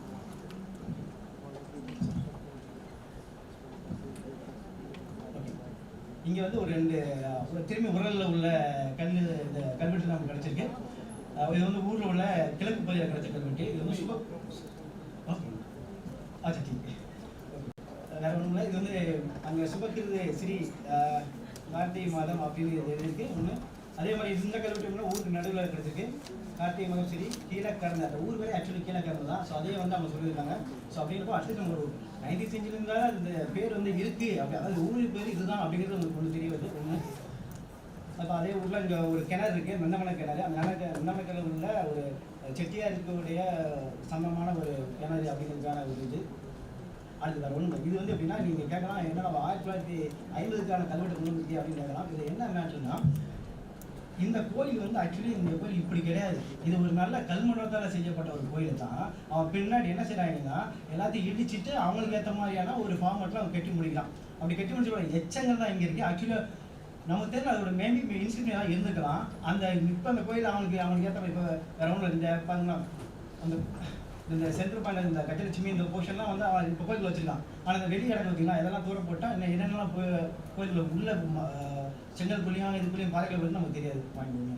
ஸோ அதனால் இதே மாதிரி எப்படின்னா சில இடத்துல எப்படின்னா மெட்ரின்னு ஒரு ஊர், அந்த ஊருக்கு மத்தியும் சர்வே போகிறோம். சர்வே போகிறப்ப என்ன ஆகுதுன்னா அப்போ கேட்குற கல்வெட்டுலாம் எங்கே இருக்குன்னு கேட்குறப்ப அவன் சொன்னால் கல்வெட்டு இந்த ஊரில் இருக்குது. ஊர் என்னென்னா பாலமா ஊரே பாருங்கிறான். சரின்னு பாலமா ஊருக்கு போயிட்டோம். பாலமா ஊருக்கு போகிற அப்புறம் தான் இந்த வடிவில் சொன்ன மாதிரியே எங்கடா கிணத்த காணாங்கிற மாதிரி அங்கே அந்த ஊரே காணும். அந்த அளவுக்கு தான் இருக்குது. கேட்டோம்னா அவன் அந்த பிளாட் போகிறதுக்காக அதை எடுத்து மூடி க்ளோஸ் பண்ணிவிட்டு கல் வெட்டிட்டான். ஸோ இப்போ நம்ம அந்த கல்வெட்டையும் பார்க்க முடியல. ஓகே, இதான் வேறு ஒன்றும் இல்லை. ஸோ இப்போ கண்டறியப்பட்ட கல்வெட்டுகள் பெரும்பாலும் 18 முதல் 20ஆம் நூற்றாண்டு வரை சேர்ந்தது. கல்வெட்டில் கூறப்படும் சென்னம்பட்டி செங்கோட்டை ஆய்வு ஊரிலே தொன்மை ஆய்வு செய்ய வேண்டும். கல்வெட்டுகள் இப்போ தொடர்ச்சியாக கல்வெட்டுகள் செய்ய உள்ளாகின்றன. அதை மீட்டெடுக்க வேண்டிய கட்டாயம் உள்ளது அப்படிங்கிறது. ஏதாவது கேள்வி உண்டு?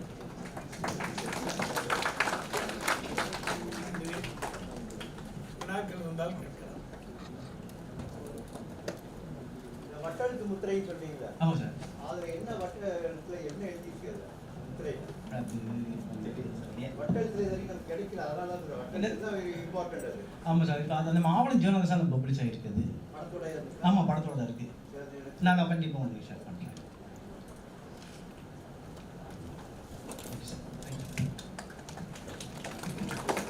I request Dr. Akhilesh Kumar to present his paper on Iron Age and early historic settlement pattern in Mamundi River, Tamil Nadu.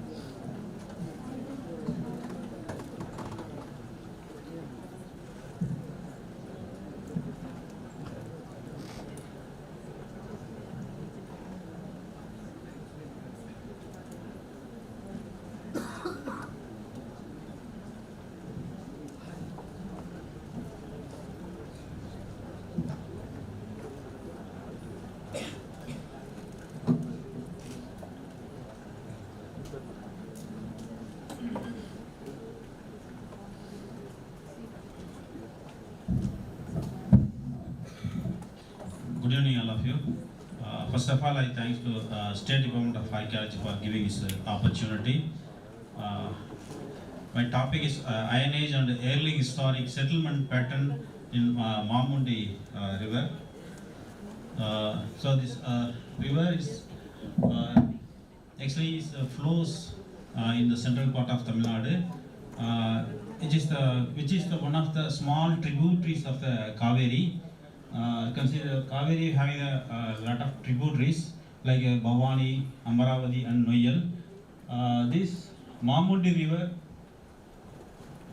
flows in the central part of Tamil Nadu, in particularly Manaparai and Srirangam taluks. So this is the study area. This is Manaparai and Srirangam taluks. So here intensively village to village survey conducted. More than 600 villages surveyed. Out of 600, more than 100 archaeological sites from the prehistoric to historic period noticed. So here just I will go through speedily here. Previously surveyed in the Parandaman and Gauri Shankar and reported the lot of burial sites like Iron Age period and early historic period, habitation mound and inscription. Here first site is the Palaeolithic. This site is found near the Manaparai, which is 16 kilometers from Manaparai. Here we're having a huge habitation mound, more than 3-meter height habitation mound, around 20 acres of area. Here we are getting the iron slags and iron ore. So in the western part of the village we are having that iron slags, iron ores are there.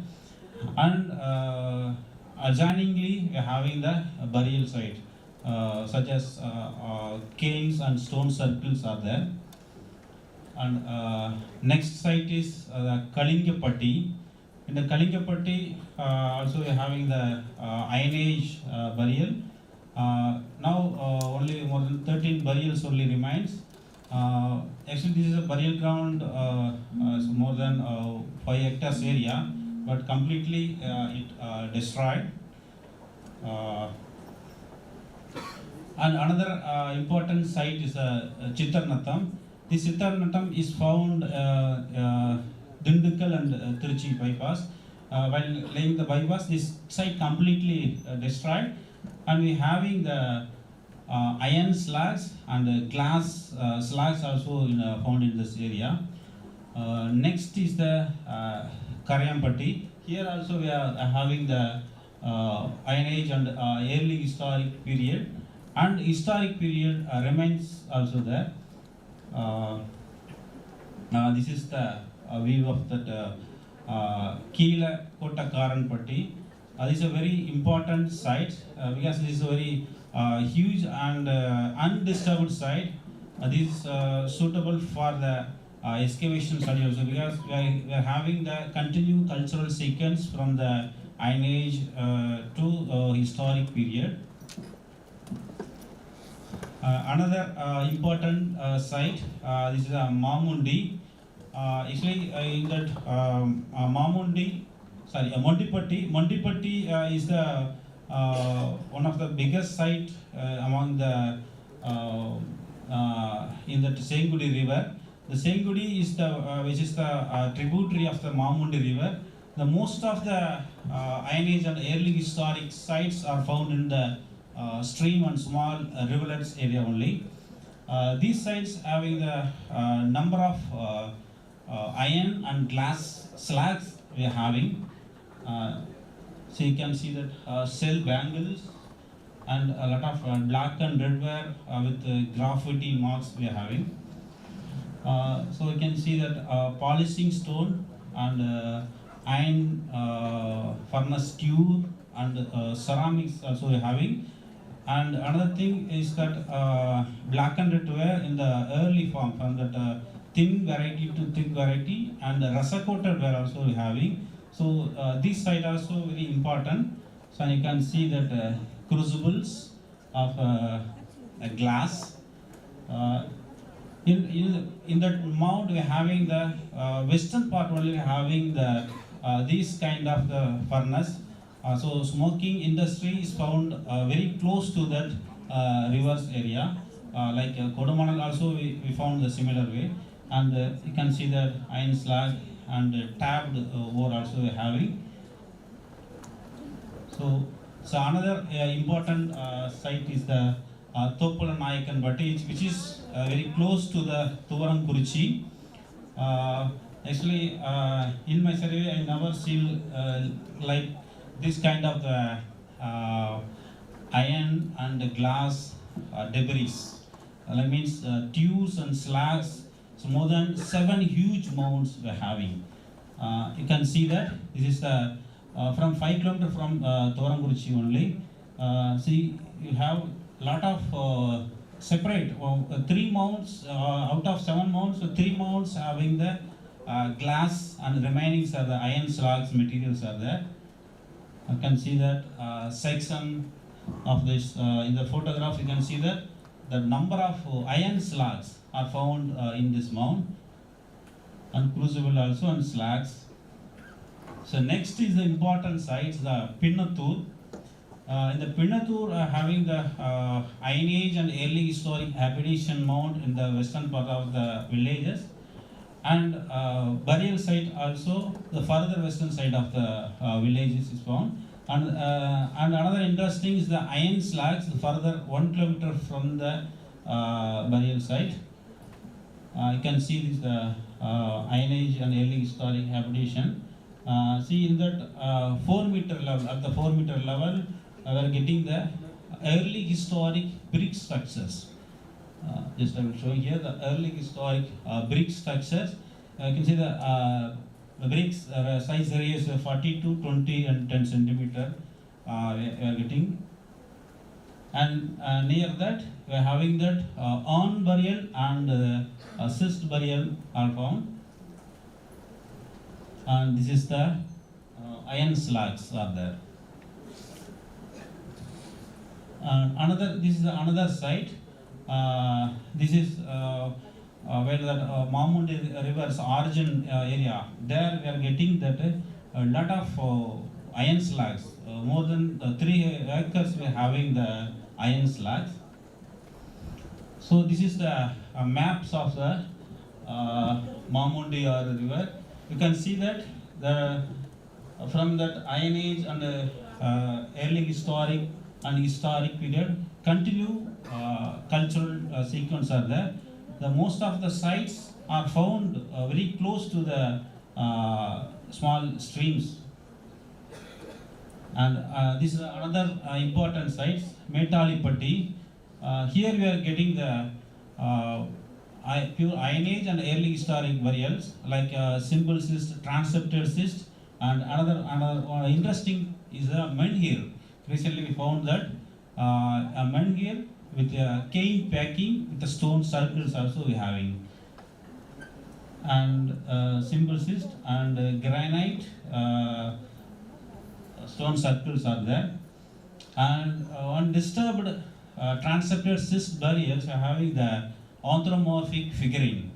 So actually partly is broken, so disturbed by the villagers. So you can see the both sides are having the carving.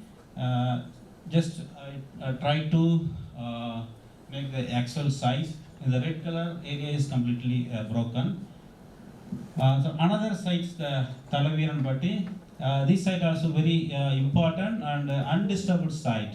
So this also is in between the trade route from the Karur to Dindigul. This is site also very close to that site. So having that in the Mundipatti, having that U-shaped porthole in the western side and circular shaped porthole in the eastern side, and also we having the trapezium shaped porthole also we having. You can see that another side, the Pon Sangipatti. So here also we are getting the simple cyst burial. Here I could not found any transepted cyst burial.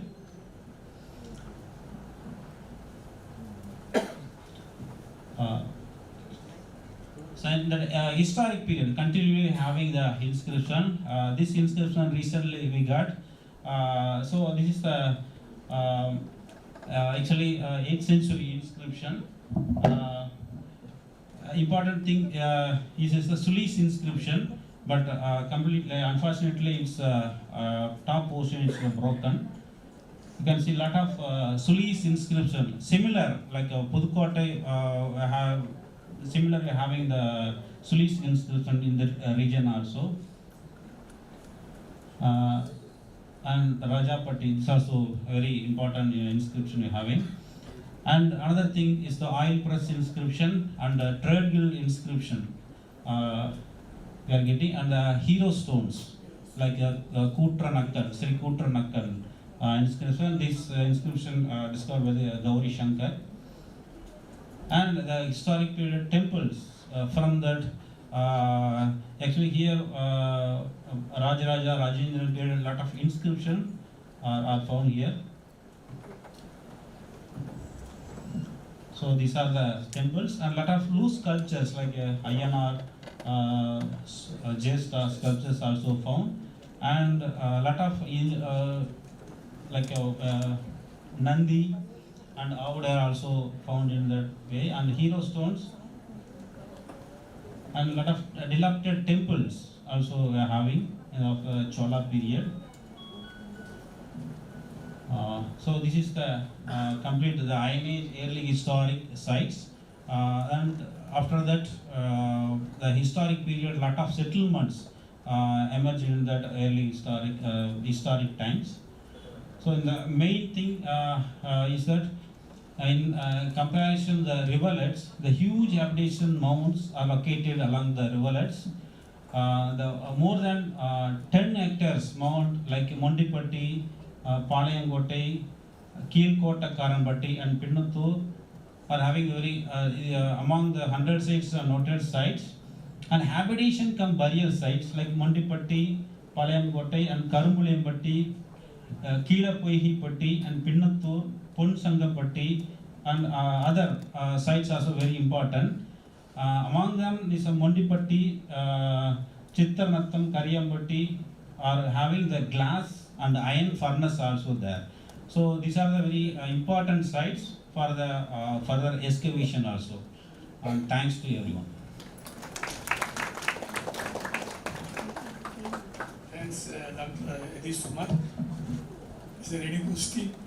Please.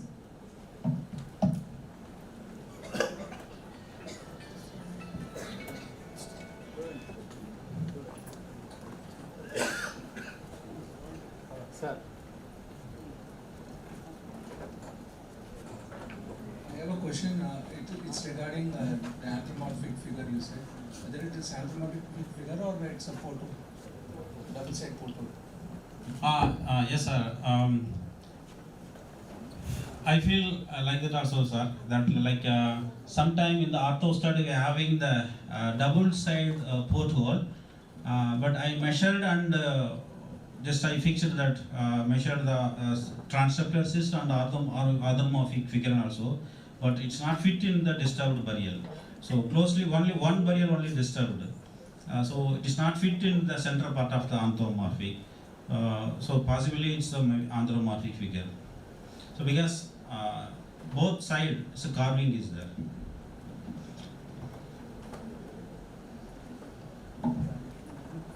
Thank you. Now it is tea break for 15 minutes. After 15 minutes, please assemble here.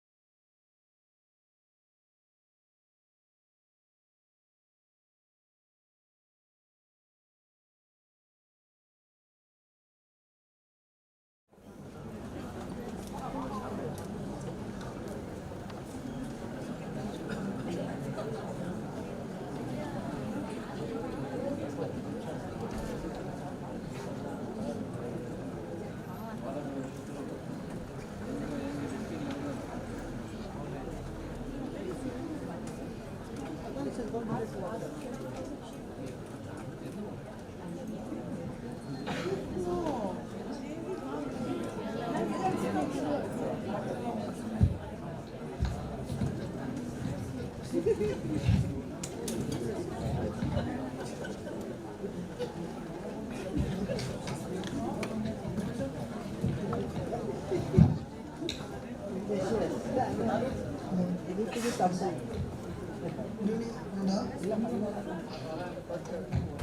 you. I am Madurai Arts and Science College, Chaya. என்னோட தலைப்பு பார்த்தீங்கன்னா, first of all I would like to say thanks for giving this golden opportunity, ஆணையர் அவர்கள் sir அந்த team. என்னோட தலைப்பு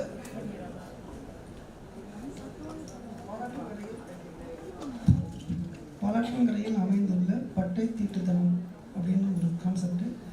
நான் ஒரு 13 வருஷமாக கலாய்வு செஞ்சுட்ருக்கேன். ஆய்வு பயணம் செஞ்சு பொருட்களை கண்டுபிடிக்கிறதும் அது சம்மந்தமான ஆய்வுகளை மேற்கொண்டுட்ருக்கேன். அப்போ கண்டுபிடிச்ச 2 சைட்டு தான் இப்போ நான் பேச வந்திருக்கேன். முதல்ல குரூப் சைட்டு இருக்குது. அதுக்கு முன்னாடி ஒரு 2 இமேஜ் காமிக்கிறேன். அது உங்களுக்கு என்ன புலப்படுறதா பாருங்கள்.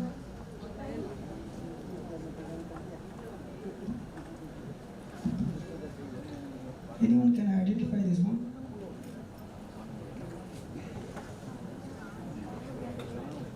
இருக்கா? இது பற்றி ஏதாச்சும் ஐடியா இருக்கா?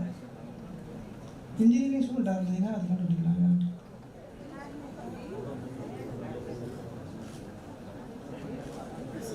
சரி, ஒரு 30 செகண்ட் வீடியோ இருக்குது. நீங்கள் அதை பார்த்தீங்கன்னா உங்களுக்கு நீங்கள் ஈஸியாக ஐடென்டிஃபை பண்ணுவோம்.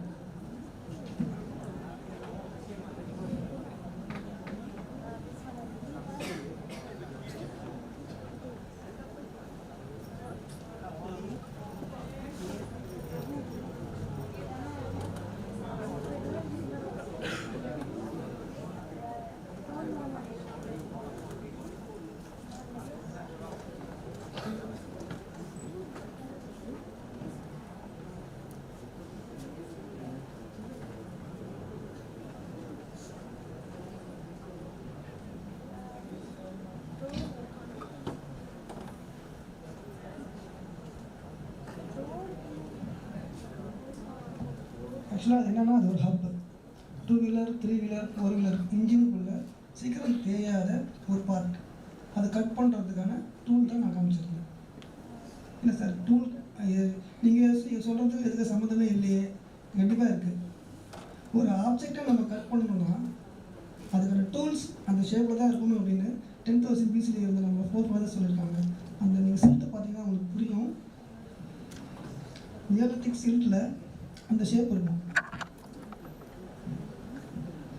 அந்த டூலும் சிமிலராக இருக்கும் பாருங்க. நம்ம இன்னமும் அந்த சிஸ்டம் ஃபாலோ பண்ணிருக்கோம்.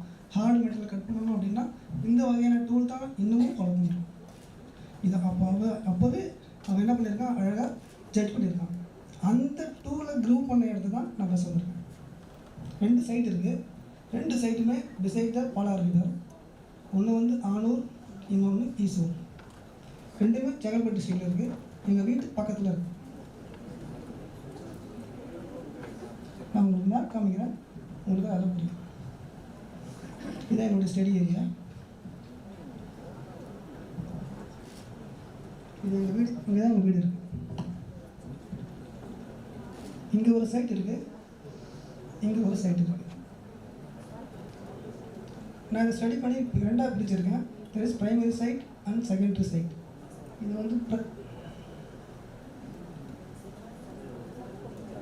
வந்து பிரைமரி சைட் அப்படின்னு நான் ஜட்ஜ் பண்ணியிருக்கேன். இது செகண்டரி சைட் அப்படின்னு நான் ஜட்ஜ் பண்ணியிருக்கேன். இது என்ன ஸ்பெஷல் இருக்குது, என்ன ஸ்பெஷல் ஃபீச்சர் இருக்குது, என்ன வெரைட்டி டிஃப்ரென்ஸ் இருக்குது அப்படின்றதெல்லாம் 1 by 1 பார்ப்போம்.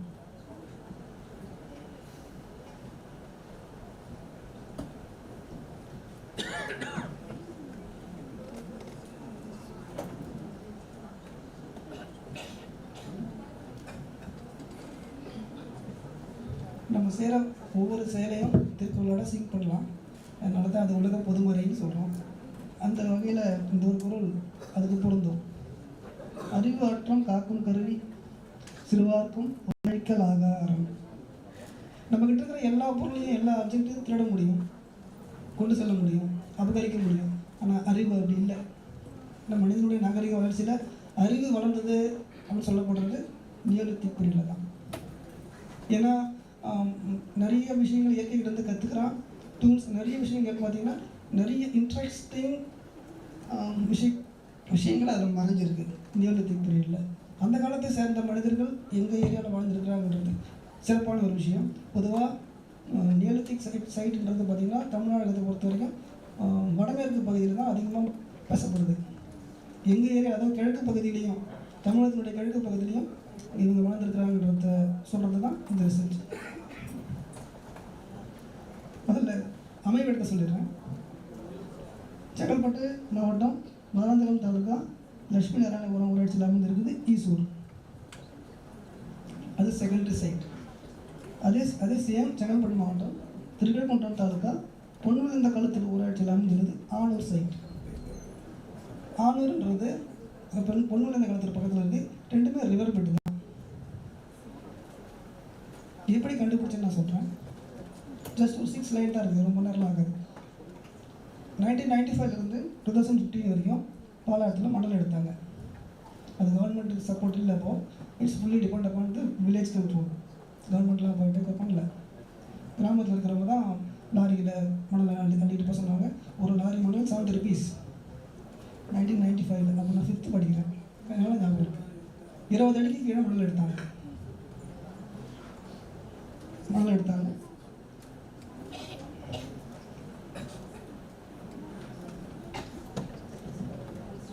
இந்த மேப்பில் பார்த்தீங்கன்னா இந்த இடத்துல ரயில்வே ட்ராக் இருக்குது. நார்த் இந்தியாவையும் சவுத் இந்தியாவையும் இணைக்கிற ஒரு பிரிட்ஜ் படாலம் ரயில்வே பிரிட்ஜ் இருக்குது. இந்த இடத்துல கல்பாக்கத்திலிருந்து பவர் ப்ரொடக்ஷன் பண்ணி ஆந்திராவுக்கு போகிற உயர் மின்னழுத்த காம்பம் இருக்குது. இங்கே இது ஸ்டேட் ஹைவே இருக்குது.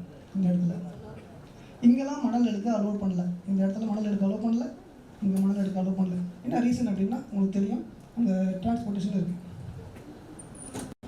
அதனால் என்ன பண்ணாங்க அப்படின்னா அங்கே விட்டுட்டாங்க. அந்த பொக்கிஷமாக அங்கே தான் மறைஞ்சிருந்தது. ஒவ்வொரு வருஷமும் வெள்ளம் வரும்போது என்ன ஆச்சு அப்படின்னா, கடந்த ஒரு வருஷத்துக்கு முன்னாடி வரலாறு காணாத வெள்ளம் போச்சு. அப்போ தான் இடம் தெரிய வந்தது. பள்ளத்தை நிரப்புறதுக்காக மணல் என்ன பண்ணிடுச்சு, வர ஆரம்பிச்சது. அந்த இடம் தெரிய ஆரம்பிச்சது. அந்த சைட் கண்டுபிடிச்சி நான் ஆவணப்படுத்திருக்கேன். அதுக்கான வித்தியாசத்தை பார்க்கலாம், என்ன ஸ்பெஷல்ன்றதை பார்ப்போம்.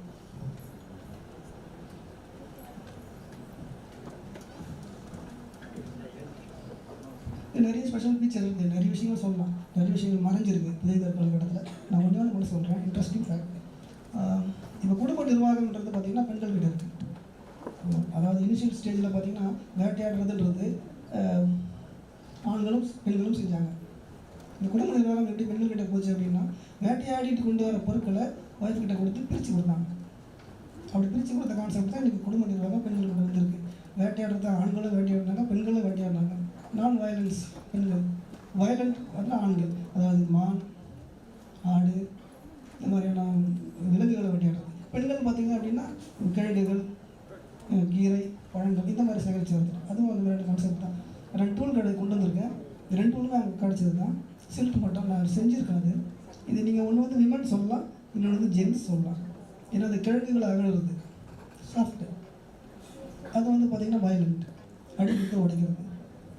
இந்த மாதிரி நிறைய இன்ட்ரெஸ்டிங் ஃபேக்ட் உள்ள மறைஞ்சிருக்கு. டைம் போதில் நான் சொல்கிறேன்.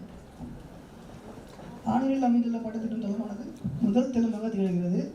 என்ன காரணம் அப்படின்னா, தனக்கு தேவையான பாறையை தேர்ந்தெடுத்து அன்ஃபினிஷ்டு குட்ஸாக மாற்றி பட்டத்திடுறது. ஏன் அப்படின்னா அதனுடைய நீளம் பார்த்தா 2 அடிக்கு மேலே இருக்குது. 2 அடிக்கு மேலே இருக்குது. அப்படி ஈஸியாக புரிஞ்சுக்கலாம். ஆரம்ப பட்டத்திட்டு. ஏன்னா ஆரம்பத்தில் தேய்க்கும் போது வேகமாக தேய்ப்போம். ரொம்ப நீளமாக இருக்குது. 2 அடிக்கும் மேலே இருக்குது. அதனுடைய அடையாளங்கள் வித். அது பார்த்திங்கன்னா hard granite, red colour hard கிரானைட்டில் அமைஞ்சிருக்கு. இந்த ஆணூரில் இருக்கிறது கவுண்டிங் பார்த்திங்கன்னா 408. இன்னும் அதிகமாக இருக்கும் வாய்ப்பு இருக்குது. ஏன்னா மணல் டெபாசிட் ஆகிருக்காங்க. 408 அடையாளங்கள் இருக்குது. நான் இமேஜ் காமிக்கிறேன். இதுக்கு அருகில் மலை இருக்குது. பொன் விழுந்த களத்தூர், செங்கல்பட்டு சுற்றி உள்ள இடத்துல மலையில் இருக்குது. 2ஆம் நிலை ஈஸ்வரில் இருக்குது. இது கொஞ்சம் different.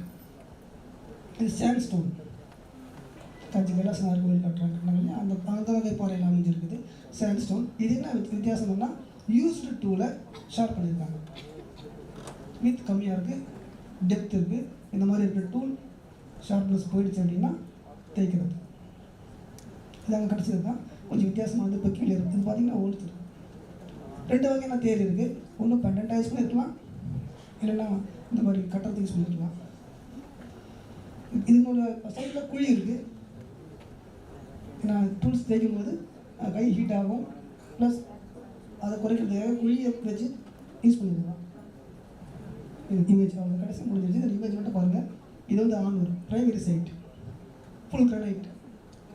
408 total number of counting 408. இது செகண்ட் ஒன் ஈசூர். டிஃப்ரென்ஸ் தெரியும் உங்களுக்கு. அதோட வித்து பாருங்கள், இதோட டெப்த் பாருங்கள்.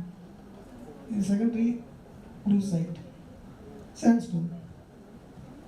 இது அதே மாதிரி நான் எது சொல்கிறேன்னா நியோலித்திக் பீரியட்ன்றதுக்கு எவிடன்ஸ் இதெல்லாம். ஸ்லிங் பால் பாருங்கள்,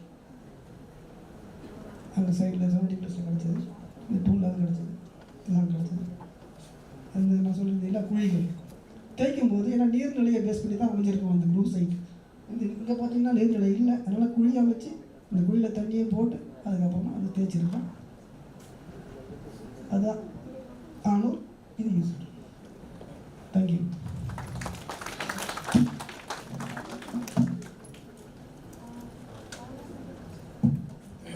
Is there any question?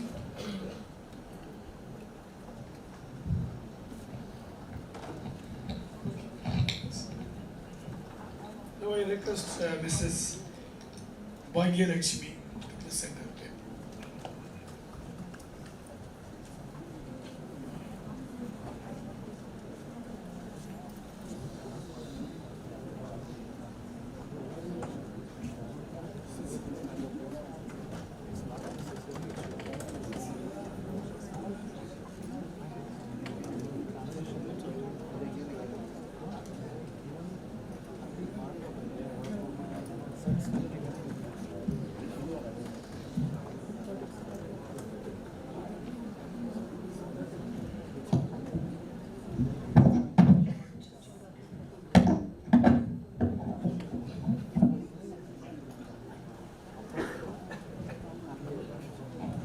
Good evening, one and all present here. அனைவருக்கும் இனிய மாலை வணக்கம். என்னோட ப்ரெசன்டேஷன் நான் இங்கிலீஷில் பண்ணியிருந்தாலும் தமிழ் இலக்கியம் தொடர்பானதாக இருக்கிறதுனால நான் தமிழில் ப்ரெசன்டேஷன் பண்ண விரும்புகிறேன். ஸோ என்னோடது வந்து literary works as gleaned through the inscription. கல்வெட்டுகளுக்கும் இலக்கியங்களுக்கும் உள்ள தொடர்பு. இலக்கியங்கள் வந்து கல்வெட்டுகளில் குறிப்பிடப்பட்டுள்ளனவா என்பது குறித்தான ஒரு சின்ன ஆய்வு. எனக்கு இந்த நல்ல வாய்ப்பை நல்கிய எங்கள் துறை ஆணையர் அவர்களுக்கும் எங்கள் துறை இணை இயக்குனர் அவர்களுக்கும் மற்றும் உள்ள உயர் அலுவலர்களுக்கும் எனது மனமார்ந்த நன்றி கலந்த வணக்கங்களை தெரிவித்துக் கொள்கிறேன். நம்ம எல்லாருக்குமே தெரியும் கல்வெட்டு எபிகிராஃபி அப்படிங்கிறது வந்து அதன் மூலமா நமக்கு அரசியல், சமூகம், அந்த காலத்துல அந்த கலாச்சாரம், வாழ்க்கை முறை, ஆர்கியாலஜிக்கல் சோர்சஸ், ஹிஸ்ட்ரி, இப்படின்னு நிறைய விஷயங்கள் வந்து நம்மளுக்கு எபிகிராஃபி மூலமா தெரிய வருது. இது மட்டும் இல்லாம நமக்கு இலக்கிய ஆதாரங்களும் வந்து எபிகிராஃபி மூலமா, கல்வெட்டுகள் மூலமா தெரிய வருது. எப்படின்னு பார்த்தோம்னா நம்ம சங்க இலக்கியங்கள் நம்ம எல்லாருக்குமே தெரியும். ஸோ 18 மேல் கணக்கு நூல்கள், 18 கீழ்கணக்கு நூல்கள் சொல்லிட்டு நம்ம படிச்சிருக்கோம். ஸோ 18 மேல் கணக்கு நூல்கள்னா உங்களுக்கு தெரியும் 10 பாட்டு 8 தொகை. 18 கீழ்கணக்கு நூல்கள்னா உங்களுக்கு தெரியும் வந்து தெரியுமா என்னது? திருக்குறள் முதலான நூல்கள். ஓகே. 18 மேல் கணக்கு நூல்கள் அப்படின்னு பார்த்தோம்னா 10 பாட்டு 8 தொகை. இந்த நூல்கள்லாம் வந்து உங்களுக்கு வந்து கல்வெட்டுகள்ல வந்திருக்கா அப்படின்னு சொல்லிட்டு நம்ம பார்க்க போறோம். இப்ப பாத்தீங்கன்னா வந்து 10 பாட்டு 8 தொகை முதலிய நூல்கள்ல இடம் பெற்றிருக்கிற சங்ககால அரசர்கள், சேர மன்னர்கள், பாண்டிய மன்னர்கள், இவர்களை பற்றிலாம் நம்ம படிச்சிருப்போம். இவங்களை பற்றிய குறிப்புகள் வந்து நமக்கு அந்த பாட்டை பத்தி கிடைச்சிருக்கோ இல்லையோ, இவங்களை பற்றிய குறிப்புகள் வந்து நமக்கு நிறைய கல்வெட்டு ஆதாரங்கள்ல கிடைச்சிருக்கு. என்னன்னு பார்த்தோம்னா முதல்ல நெடுஞ்செழியன் பற்றிய கல்வெட்டு வந்து நெடுஞ்செழியன் அப்படிங்கிற பெயர் கொண்ட கல்வெட்டு வந்து மாங்குளம், மதுரை மாவட்டத்தில் இருக்கிற மாங்குளம் என்ற பகுதியில் இருக்கிற கல்வெட்டுல வந்து உங்களுக்கு பதிவாயிருக்கு நெடுஞ்செழியனோட பெயர். அதே மாதிரி பெருவழுதி பெயர் பொறித்த நாணயங்கள் வந்து நம்ம நிறைய பார்த்துருக்கோம். அது இல்லாம அதியன் நெடுமான் அஞ்சி தகடூரை ஆண்ட குறுநில மன்னனான அதியமான பத்தின குறிப்பு வந்து உங்களுக்கு தெரியும். ஜம்பையில இருக்கிற விழுப்புரம் மாவட்டம் ஜம்பையில இருக்கிற கல்வெட்டுல வந்து குறிப்பு வந்திருக்கு. இது மட்டும் இல்லாம சேர மன்னர்கள் வந்து 3 தலைமுறை பாத்தீங்கன்னா வந்து செல் இரும்புரை, பெருங்கடுங்கோன், அப்புறம் கடுங்கோன் அவனுடைய மகன், இப்படியாகிய 3 தலைமுறை இவங்க 3 பேருமே பாத்தீங்கன்னா வந்து உங்களுக்கு வந்து இவங்க 3 பேரையுமே நம்ம வந்து புகழூர் கல்வெட்டுல காணலாம். இவங்க வந்து 1810ல 7, 8 மற்றும் 9ஆம் பாட்டுடை தலைவர்களாக வந்து இவங்க குறிப்பிடப்பட்டிருக்காங்க. இவங்களை பற்றிய குறிப்புகள் வந்து நமக்கு கல்வெட்டு மூலமா தெரிய வருது. மாங்குளம் இன்ஸ்கிரிப்ஷனும் உங்களுக்கு வந்து அடுத்து ஜம்பை புகழூர் கல்வெட்டும் வந்து படம். இது மட்டும் இல்லாம மன்னர்களை பற்றிய குறிப்புகள் தான் வந்து நமக்கு சங்ககால மன்னர்களை பற்றிய குறிப்புகள் தான் கல்வெட்டுகளில் இடம்பெற்றுள்ளனவா, மற்றபடி வந்து இலக்கியங்கள் பெயர்கள்லாம் வந்து இடம் பெறவில்லையா அப்படின்னு நம்ம வந்து ஆராய்ச்சி செய்யும் போது முதலா பாத்தீங்கன்னா வந்து நமக்கு திருக்கோவிலூர்ல இருக்கிற கீழையூர் வீரட்டேஸ்வரர் கோவில்ல வந்து ராஜராஜ சோழன் கல்வெட்டு, அதுல வந்து 10 பாட்டுல வந்து முக்கியமா நிறைய பங்காற்றியுள்ள கபிலர், புலவர் கபிலரை பத்திய குறிப்புகள் வருது. புலவர் கபிலரை பத்தியும் அவர் வந்து பாரி மன்னனுடைய பெண்களுக்கு வந்து அடைக்கலம் தந்தது பற்றியும், அவர் வந்து மலையமான் திருமடிக்கூறிய வந்து பாரி மன்னனுடைய பெண்களை வந்து மணமுடித்த செய்தியும் வந்து 10 பாட்டு குறித்தான இந்த செய்தி வந்து கபிலருடைய செய்தி வந்து திருக்கோவிலூர்ல இருக்கிற கல்வெட்டுல இருக்கு. பாடல் கல்வெட்டா இது அமைந்துள்ளது. இது மட்டும் இல்லாம திருவண்ணாமலை மாவட்டம் செங்கம்ல பாத்தீங்கன்னா வந்து மலைப்படுகடாம் பாட்டு அப்படிங்கிறக்கான குறிப்பு வந்து உங்களுக்கு செங்கம்ல இருக்கிற கல்வெட்டுல இருக்கு.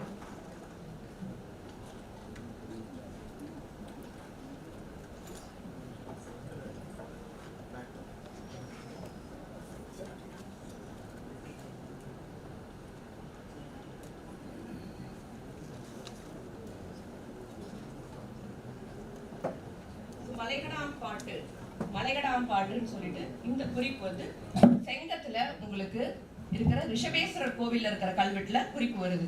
இந்த மலைகடாம் பாட்டும் வந்து உங்களுக்கு வந்து 10 பாட்டுல வர ஒரு இலக்கியமாகும். இதை வந்து கூத்தராற்றுப்படையினும் சொல்லுவோம். இது வந்து மன்னன் நன்னனை பத்தினதான உங்களுக்கு பாடல்.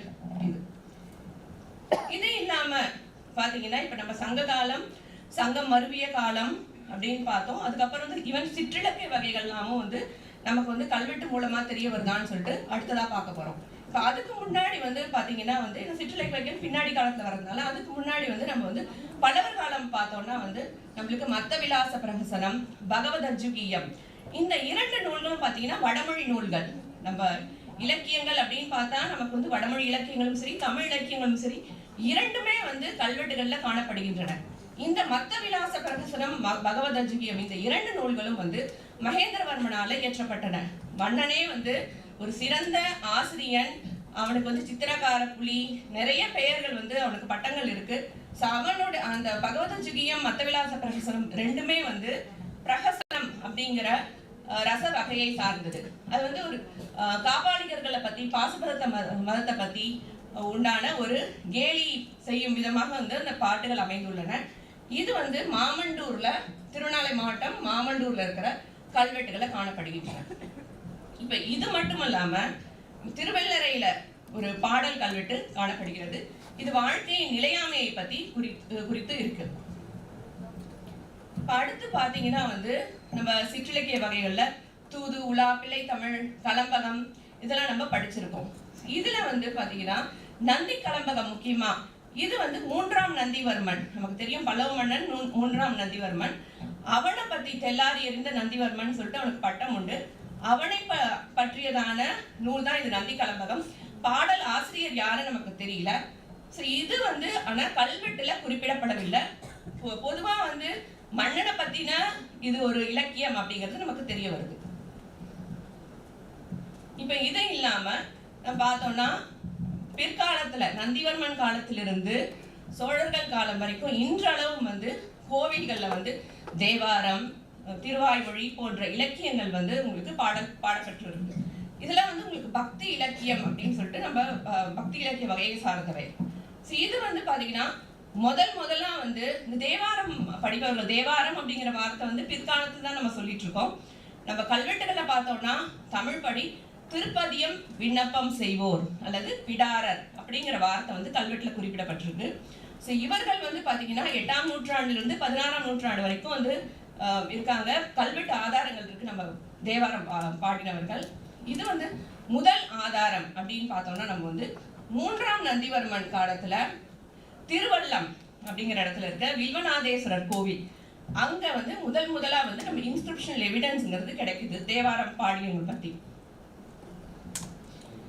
இது பாத்தீங்கன்னா வந்து நம்ம பல்லவர் காலத்துல பக்தி இலக்கியம் எப்படி இருந்ததுன்னு சொல்லிட்டு இதன் மூலமா தெரிய வருது. நாயன்மார்களாகட்டும் ஆழ்வார்களாகட்டும் அவங்க வந்து சிறந்து விளங்கினாங்கிறது நமக்கு தெரிய வருது. பல்லவர் காலத்துக்கு அப்புறம் நம்ம முதல்ல பார்த்தது சங்க இலக்கியம், அதுல சங்க காலம், சங்க மருவிய காலம்னு பார்த்தோம். அதுக்கப்புறம் வந்து பல்லவர் காலம் பார்த்தோம். இப்ப சோழர்கள், பல்லவர்களுக்கு அடுத்தபடியா சோழர்கள். பல்லவர் காலத்திலேயே வந்து ஆழ்வார்களா இருக்கட்டும், நாயன்மார்களா இருக்கட்டும், மற்றும் உள்ள கவிகளா இருக்கட்டும், எல்லாருமே வந்து செல்வாக்கு பெற்றிருந்தாங்க. அவங்களுக்கு அரசவையில வந்து தனி பெருமைலாம் இருந்தது. அவங்கள போற்றினாங்க, அவங்களுக்கு நிறைய தானம் வழங்கினாங்க. சோழர் காலத்துல இன்னும் வந்து இது எழுச்சி பெற்றது. பாத்தீங்கன்னா வந்து புகழேந்தி, ஒட்டக்கூத்தர், சேக்கிழார், ஜெயங்கொண்டான், கம்பர் இவங்கெல்லாம் பண்ண வந்து பாடல்கள் வந்து உங்களுக்கு நிறைய இலக்கிய ஆதாரங்கள் மூலமா தெரிய வருது. ஆனா கல்வெட்டுகள்ல எதுவும் தெரிய வரல. அடுத்ததா பாத்தீங்கன்னா தேவார பதிகங்கள். அது பாத்தீங்கன்னா வந்து தேவார பதிகங்கள் வெறும் பாடல் மூலமா பாடியிருக்காங்க, நம்ம வந்து காதால கேட்டிருக்கோம். இன்றளவுல வந்து நம்ம புத்தகமா பார்க்கிறோம். இது முதல்ல பாத்தீங்கன்னா வந்து இந்த தேவார நூல்களை, தேவார பாடல்களை வந்து ஓலையில எழுதியிருக்காங்க. அதுக்கப்புறம் வந்து கல்வெட்டிலையும் எழுதியிருக்காங்க, சிலது வந்து செப்பேட்டிலையும் பொறிக்கப்பட்டிருக்கு. இதற்கு நீங்க பாத்தீங்கன்னா வந்து நரலோக வீரன் பாத்தீங்கன்னா நரலோக வீரன்கிற அரச அபிஷியல் அதிகாரி வந்து குலோத்துங்கன் காலத்திலயும் விக்ரம சோழன் காலத்திலயும் இருந்திருக்கான். இவன் வந்து சிதம்பரம், திருவதிகை ஆகிய 2 பாடல் பெற்ற தலங்கள்லயும் வந்து தன்னுடைய அவனுடைய கான்ட்ரிபியூஷன்ங்கிறது ரொம்ப அதிகம். அது பாத்தீங்கன்னா வந்து 31 verses in Sanskrit and 36 வெண்பாஸ் in Tamil. அது 31 பாடல்கள் வந்து சமஸ்கிருதத்திலையும் 36 வெண்பாக்கள் வந்து தமிழ்லையும் வந்து அவன் எழுதியிருக்கான். இதுல நான் ஜேடி சாரோட கிருஷ்ணமூர்த்தி சார்கிட்ட போயிருந்தோம். அங்க வந்து சீர்காழி சட்டநாதர் கோவில வந்து தேவார பாடல் பொறித்த செப்பேடுகள் வந்து நம்மளால காண முடிஞ்சது. அதை முழுசா நம்ம படித்து அறிந்தோம்னா நமக்கு வந்து தெரிய வரும். என்ன பாத்தீங்கன்னா தேவார பாடல்கள் நம்ம எல்லாருக்குமே தெரியும். உங்களுக்கு வந்து அப்பர், சுந்தரர், ஞானசம்பந்தரால் இயற்றப்பட்டது. முதல்ல ஞானசம்பந்தர், நம்பியாண்டார் நம்பி வந்து முழுவதுமாக ராஜராஜ சோழன், முதலாம் ராஜராஜ சோழன் பீரியட்ல தொகுத்தாரு. அதுல குறிப்பா பாத்தீங்கன்னா வந்து திருவிடைவாயில் என்ற ஊர்ல பாடப்பட்ட அந்த தேவார பாடல்கள் வந்து அந்த ஓலை வந்து திருவிடைவாயில் வந்து தேவார பாடல் பெற்ற தலம். அங்க இருக்கிற தேவாரம் மட்டும், அந்த பாடல் மட்டும் வந்து அந்த ஓலையில இல்லை. அதனால அது கிடைக்காத போது நம்ம பார்த்தோம்னா இன்ஸ்கிரிப்ஷன்ஸ் காப்பி பண்ணும்போது இன்ஸ்கிரிப்ஷனா வந்து டெம்பிள் வால்ல வந்து திருவிடைவாயிலோட தேவாரம் வந்து இருந்தது. தேவார பாடல்கள் வந்து கல்வெட்டிலையும் பொறிக்கப்பட்டுள்ளன என்பது இந்த கோவில் கல்வெட்டின் மூலமா தெரிய வருது. செப்பேட்லயும் இருக்குங்கிறது நான் ஏற்கனவே சொன்ன மாதிரி நரலோக வீரனுடைய இன்ஸ்கிரிப்ஷன்ல இருந்து நமக்கு தெரிய வருது. இப்ப தேவார பாடல்கள் வந்து பாடினது பாத்தீங்கன்னா வந்து திருவள்ளம், திருவெரும்பூர், பழுவூர் முதலிய பல தேவார பாடல் பெற்ற தலங்கள் இருக்கு, இங்கெல்லாம் இருக்குன்னு தெரிய வருது. இது மட்டும் இல்லாம ராஜேந்திர சோழன் காலத்துல பாத்தீங்கன்னா தேவார நாயகன் அப்படின்னு தேவாரம் பாடுறவங்களுக்கு ஒரு சூப்பர்வைசர் இருந்திருக்காரு. ராஜேந்திர சோழன் காலத்துல குறிப்பா பாத்தீங்கன்னா எண்ணாயிரம்ல வந்து தேவாரம், திருவாய்மொழி இதெல்லாம் பாடுறதுக்காக உங்களுக்கு ஆசிரியர்களும் சொல்லிக் கொடுக்கறதுக்கு ஆசிரியர்களும் இருந்திருக்காங்கிறது கல்வெட்டு மூலமா நமக்கு தெரிய வருது. இது இல்லாம பாத்தீங்கன்னா நான் ஏற்கனவே சொன்னேன், தேவாரம்ங்கிறது பின்னாடி வந்த வார்த்தை திருப்பதியம் அப்படின்னு தான் நம்ம சொல்லிட்டு இருக்கோம்னு சொல்லிட்டு இது வந்து திருவொற்றியூர்ல பாத்தீங்கன்னா குறிப்பா வந்து தேவாரம் வந்து யார் ஒருத்தர் தான் பாடுவாரா அப்படின்னா இல்ல, இது வந்து குழுவாவும் பாடுவாங்க. எஸ்பெஷலி வந்து தாராசுரம்ல பாத்தீங்கன்னா 108 பேர் வந்து தேவாரம் வந்து குழுவா பாடியிருக்காங்க. தேவாரம் பாடும்போது சில கல்வெட்டுகள் மூலமா தெரிய வருது வந்து அங்க வந்து மத்தளம் கொட்டியும், அதாவது இன்ஸ்ட்ருமெண்ட்ஸோட சேர்ந்து தேவாரம் வந்து பாடியிருக்காங்கன்னு தெரிய வருது. இது பாத்தீங்கன்னா தலைக்கோழி, இது முக்கியமான விஷயம். தலைக்கோழி அப்படிங்கிறது வந்து highest distinction conferred on highly skilled temple dancer. அது பெரிய ஒரு விருது இது தலைக்கோழிங்கிறது.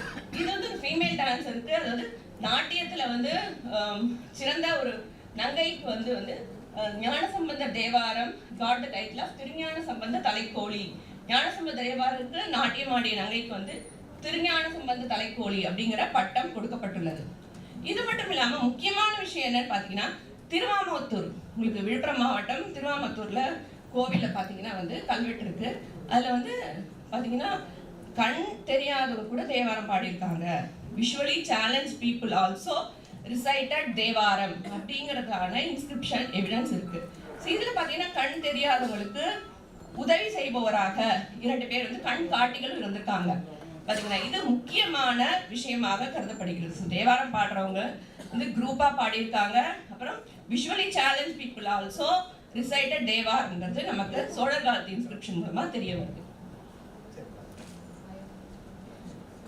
இது இல்லாம வந்து திருவொற்றியூர்லயும் உங்களுக்கு பாத்தீங்கன்னா வந்து ராஜாதிராஜன் காலத்துல வந்து ஸ்ரீ புராணம், அதாவது திருத்தொண்டர் புராணம் வந்து ஆளுடைய நம்பியர், அதாவது சுந்தரமூர்த்தி நாயனார் வந்து வாசித்ததற்கான தடயங்கள் இருக்கு. இது இல்லாம வந்து சோம சித்தாந்தம் அப்படிங்கறத வந்து, சோம சித்தாந்தம்ங்கிறது வந்து உங்களுக்கு சமஸ்கிருத பகுதி. அது வந்து பாசுபதத்தை பத்தி, பாசுபதம் பிலாசபி பத்தி இருக்கிறதான ஒரு நூல். அது வாசித்ததற்கான ஆதாரங்களும் வந்து திருவொற்றியூர் கல்வெட்டு மூலமா நமக்கு தெரிய வருது. இது இல்லாம வந்து பாத்தீங்கன்னா வந்து சோழமாதேவி, இது முக்கியமான கல்வெட்டு. திருச்சியில இருக்கிற சோழமாதேவியில பாத்தீங்கன்னா வந்து சங்கரர், ஆதிசங்கரர் பாத்தீங்கன்னா வந்து உங்களுக்கு பிரம்மசூத்திரம் அப்படிங்கிறதுக்கு உரை எழுதியிருக்காரு.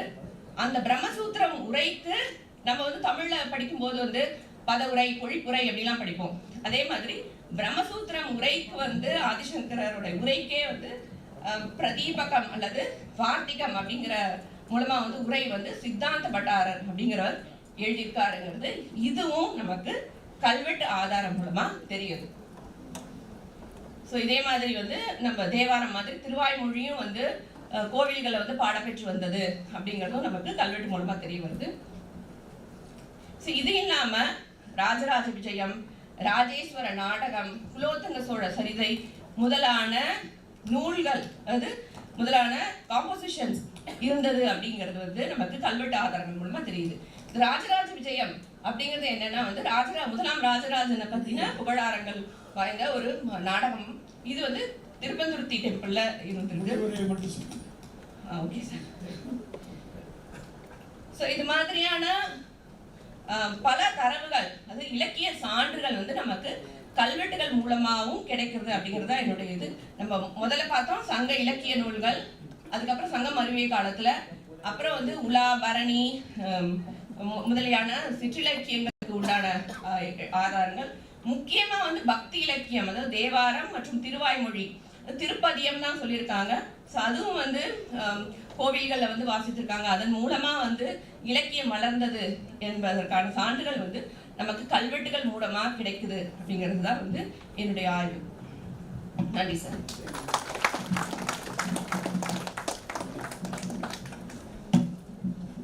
நன்றி. கேள்விகள் இருந்தால் கேட்கலாம்.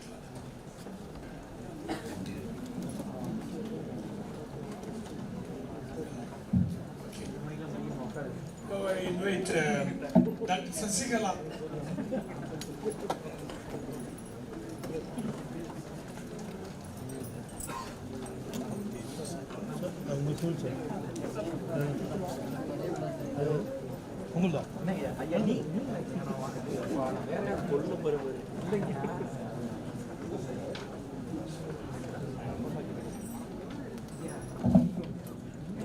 அனைவருக்கும் வணக்கம். எனக்கு இந்த அரியதொரு வாய்ப்பை நல்கிய எனது துறை ஆணையர் அவர்களுக்கும் மற்றும் எனது ஆசிரியரும் இணை இயக்குனருமாகிய சிவானந்தம் ஐயா அவர்களுக்கும் மற்றும் இங்கே இருக்கும் எனது ஆசிரியர்களுக்கும் நம்ம தொழில் அலுவலர்களுக்கும் மற்றும் மாணவர்களுக்கும் என்னுடைய வணக்கத்தையும் நன்றியும் தெரிவித்துக் கொள்கிறேன். என்னுடைய அகழாய்வு சுடுமண் உருவங்கள் காட்டும் பண்பாட்டு கூறுகள் என்ற இந்த தலைப்பில் அமைந்தவற்றை நான் சுருக்கமாக கூறுவதற்கு விரும்புகிறேன். இந்த தலைப்பில் நான் எடுத்தது தமிழக அகழாய்வுகளில் கிடைத்த சுடுமண் உருவங்களை மட்டும் வைத்து 1965களிலிருந்து தற்போது கீழடி வரை நான் தமிழக தொல்லியல் துறை அகழாய்வு செய்த இடங்களில் கிடைத்த சுடுமண் உருவங்கள் அவை காட்டும் பண்பாடுகள் என்ற தலைப்பில் முதலில் ஆதிச்சநல்லூர், இது 2004இல் திரு சத்தியமூர்த்தி ஐயா அவர்கள் செய்த அகழாய்வில் இந்த சுடுமண் உருவம் வெளிப்பட்டது. இது ஒரு புடைப்பு சிற்பம், எனினும் இது பல செய்திகளை கூறுகிறது. இது பெருங்கற்கால ஈம சின்னத்தில் இந்த தாலியில் ஒரு உடைந்த தாலியின் ஒரு பகுதி இது. இந்த சின்னத்தில் ஒரு தாய் தெய்வம் நடுவில் உள்ளது.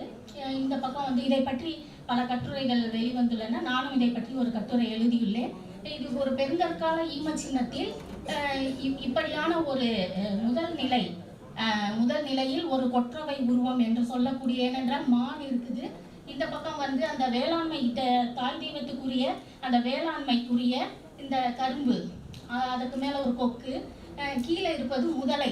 நாங்கள் முதல்ல பள்ளின்னு நினச்சோம். ஏன்னா பள்ளியோடைய விருச்சியை சங்க இலக்கியத்தில் கேட்டுட்டு நிமித்தம் கேட்டு கொற்றவை விட்ட பராரை வேம்புரை தெய்வத்திற்கு கொழுப்பா வெறிந்து பலி கொடுத்துட்டு போருக்கு சென்ற செய்தியெல்லாம் இருக்கு. அதனால் முதல்ல நாங்கள் அதை முதலைன்னோம். அதுக்கப்புறம் பூங்குன்றன் ஐயா அவர்கள், ராஜவேல் ஐயா அவர்களும் அது மன்னிக்கணும் பள்ளின்னு நினச்சோம். அதுக்கப்புறம் முதலை அப்படின்னா அதுக்கு கீழே ஒரு தலை இருந்து ஒரு உருவம், அது இப்போ அந்த படத்தில் இல்லை. அது ஆமை. இது எல்லாமே வளமைக்கான குறியீடுகளாக இந்த தாய் தெய்வ உருவம் அமைஞ்சிருக்கு.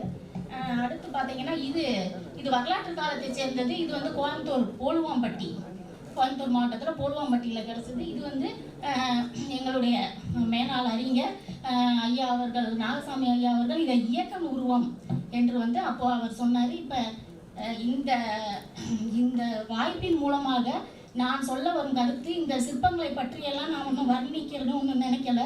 அதாவது இண்டிஜினஸ் கல்ட்டை நம்ம இதில் பார்க்கணும் அப்படின்றது தான் ஒரு கருத்தாக நான் முன்வைக்கிறேன். இப்போ இது இயக்கல் உருவம் என்று சொல்வதை விட இது ஒரு குழந்தைக்கான ஒரு சிற்பமாக நான் இந்த உருவ அமைதியை பார்க்குறேன். ஏன்னா இப்போ நமக்கு கீழடியில் பல இது மாதிரி அந்த கன்னிமாலை என்று சொல்லக்கூடிய தலையில் முருகனுக்கு இருக்கும். அந்த கன்னிமாலை என்று சொல்லக்கூடிய அந்த நெற்றிப்பட்டைக்கு மேலே அமைஞ்சிருக்கு. அந்த உருவ அமைப்போட நமக்கு பல தலைகள் கீழடியில் கிடச்சிருக்கு. ஸோ அப்போ அதோடு ஒப்பிடும் பொழுது இது ஒரு இயக்கம் உருவம். அதாவது இதில் என்னன்னா பெரும் சமயங்கள் அல்லது நிறுவனப்படுத்தப்பட்ட சமயங்கள் சாராத சிற்ப உருவங்கள் தான் நம்மளுடைய அகழாய்வில் சுடுமண் சிற்பங்களாக கிடைத்திருக்க வேண்டும் என்ற ஒரு கருத்துக்கோளை முன்வைத்து தான் நான் இப்போ இந்த இது கரூரில் நமக்கு கிடைச்ச தாய் தெய்வ உருவம். இது அந்த பழைய படம், எங்களுடைய தொழில்துறை வெளியிட்ட புத்தகத்தில் கிடைத்த பழைய படம். இதில் பார்த்தீங்கன்னா கருவூர், ஆதிச்சநல்லூர், கருவூர் ஆண்பொருணை ஆற்றின் கரை, ஆதிச்சநல்லூர் தாமிரபரணி ஆற்றின் கரை, கீழடி வைகை ஆற்றின் கரை. இந்த 3 ஆற்றின் கரையில் அமைந்த இடங்களில் தோன்றிய அகழாய்விடங்களில் அதிகமான தாய் தெய்வ உருவங்கள் கிடைத்துள்ளன. இப்போ வேளாண் நாகரிகத்திற்கு தாய் தெய்வம் தான் முன்னோடி அப்படின்னு நம்ம சொல்லுகின்ற அந்த கருதுகோள் இதில் மெய்ப்படுது. ஸோ இதை நம்ம ஒரு அதாவது இதுக்கு எதுக்கு சொல்கிறேன்னா, இதோட ஒப்பீடாக நான் சொல்கிறேன். இது கொடுமணலில் இது ஒரு ரோமானிய உருவம். இப்போ இந்த உருவத்தை போன்ற இதில் அமைந்துள்ள இந்த தலை அணிகள் இது போன்ற ஒரு உருவ அமைப்பை நம்ம இப்போ கீழடியில் கிடைச்ச சில உருவங்களில் நம்ம பார்க்கலாம். ஆண் உருவங்களில் நம்ம அதை பார்க்கலாம். இது அழகன் குளத்தில் கிடைச்ச ஒரு தாய் தெய்வம். இந்த நடுவில் இருக்கிறது, அந்த பக்கம் இருக்கிறது புத்தர். இப்போ இதில் என்னன்னா நமக்கு பூம்புகாருடைய அகழாய்வில் தான் புத்தர் சிற்பம் நமக்கு கிடைச்சிருக்கு. மீதி பார்த்தீங்கன்னா ஆண் சிற்பங்கள் என்ற அளவில் எண்ணிக்கையில் குறைவாக தான் கிடைக்கின்றது. அது எங்களுடைய ஆசிரியர் தொல்லியல் அறிஞர் பூங்குன்றன் அடிக்கடி சொல்லுவார். இலக்கியங்களும் வேதங்களும் தாய் தெய்வம் அந்த ஆண் தெய்வங்களை அதிகமாக புகழ்கின்றன. ஆனால் தொல்லியலில் அதிகமாக பெண் தெய்வங்கள் கிடைக்கின்றன, பெண் உருவங்கள். இதை தெய்வங்கள் என்று நான் சொல்ல விரும்பவில்லை, பெண் உருவங்கள். அப்ப இந்த ஒரு முரண்பாடு எதை காட்டுது அப்படின்னா, இந்த உள்ளூர் மரபு என்று சொல்லப்படுகின்ற அந்த மக்கள் பழக்கத்தில் உள்ள சடங்குகள், அவர்களுடைய நம்பிக்கை சார்ந்த வழிபாட்டு நிலைகள், இதை தான் காட்டுது. இதுக்கும் இந்த நிறுவனப்படுத்தப்பட்ட சமயங்கள் சொல்லுகின்ற ஆகம விதிப்படி அமைந்த பெருந்தெய்வங்களின் சிற்ப கூறுகளுக்கும் தொடர்பு இல்லை, அல்லது இருந்திருக்க முழுவதும் வாய்ப்பு இல்லை என்று நான் கருதுகிறேன். இது வந்து கீழடியில் கிடைத்த இந்த உருவம். இது பாருங்க, இதுல வந்து ஒரு இந்த சுருமன் தாய் தெய்வம் கீழடியில கிடைச்சது முதல் இது. ரெண்டாவது இது வந்து தர்மபுரியில கிடைச்ச ஒரு இது. அது வந்து வரலாற்று காலம். இது வந்து சங்கம் பீரியட். இது எல்லாமே சங்கம் பீரியடு. இப்ப இந்த உருவங்கள் எல்லாமே தலை மட்டும் கிடைப்பது, அல்லது வந்து தலையற்ற நிலையில் கால்கள் உடைந்த நிலையில் கிடைப்பது, இதற்கெல்லாம் வந்து ஒரு சில காரணங்கள் இருக்க வேண்டும் என்று நாங்கள் கருதுகிறோம். எப்படின்னா, இப்ப ஆக்சுவலா வந்து நமக்கு அகழாய்வு செய்யும் பொழுது ஒரு சுருமன் சிற்பம் உடைவதற்கு வாய்ப்பு இருக்கு. தலையட்டு வந்து கிடைக்கும், அல்லது உடல் மட்டும் கிடைக்கும், அல்லது கை உடைஞ்சு கால் உடைஞ்சு. ஆனா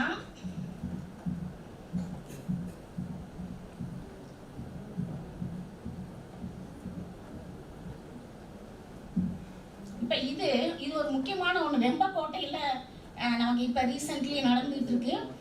அந்த வெம்பக்கோட்டை எக்ஸ்கவேஷன், இந்த படம் வந்து தெளிவா இல்லை. இது முழுவதும் அந்த காளை மாடு. இந்த காளை மாட்டுக்கு எதுக்குமே தலை இல்லை. அந்த காளை மாட்டு உருவங்கள் எல்லாமே சின்ன அளவு தான், அளவிலானது. எங்களுடைய தொல்லியல் அலுவலர்கள் எல்லாருமே பார்த்துருப்பீங்க, எதுக்குமே தலை இல்லை. இப்போ ஒன்று அந்த தலை தனியாக நமக்கு கிடைச்சிருக்கணும், அப்படின்னு கிடைக்கல. அப்போ இது வந்து எதை நமக்கு காட்டுது? ஐ மீன் ஒரு கருதுகோளை நான் என்ன நினைக்கிறேன்னா, ஒரு பழிச்சடங்கு.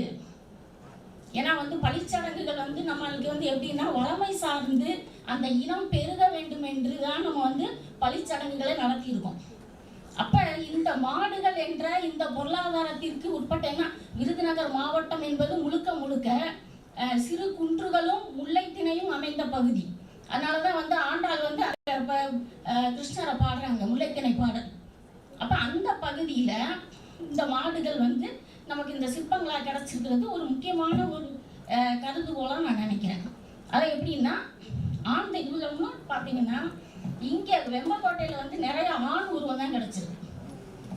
அதாவது நான் முதல்ல சொன்ன கருவூர், கீழடி, தாமிரபரணி, ஆற்றங்கரையிலலாம் பெண் தெய்வ உருவங்கள்.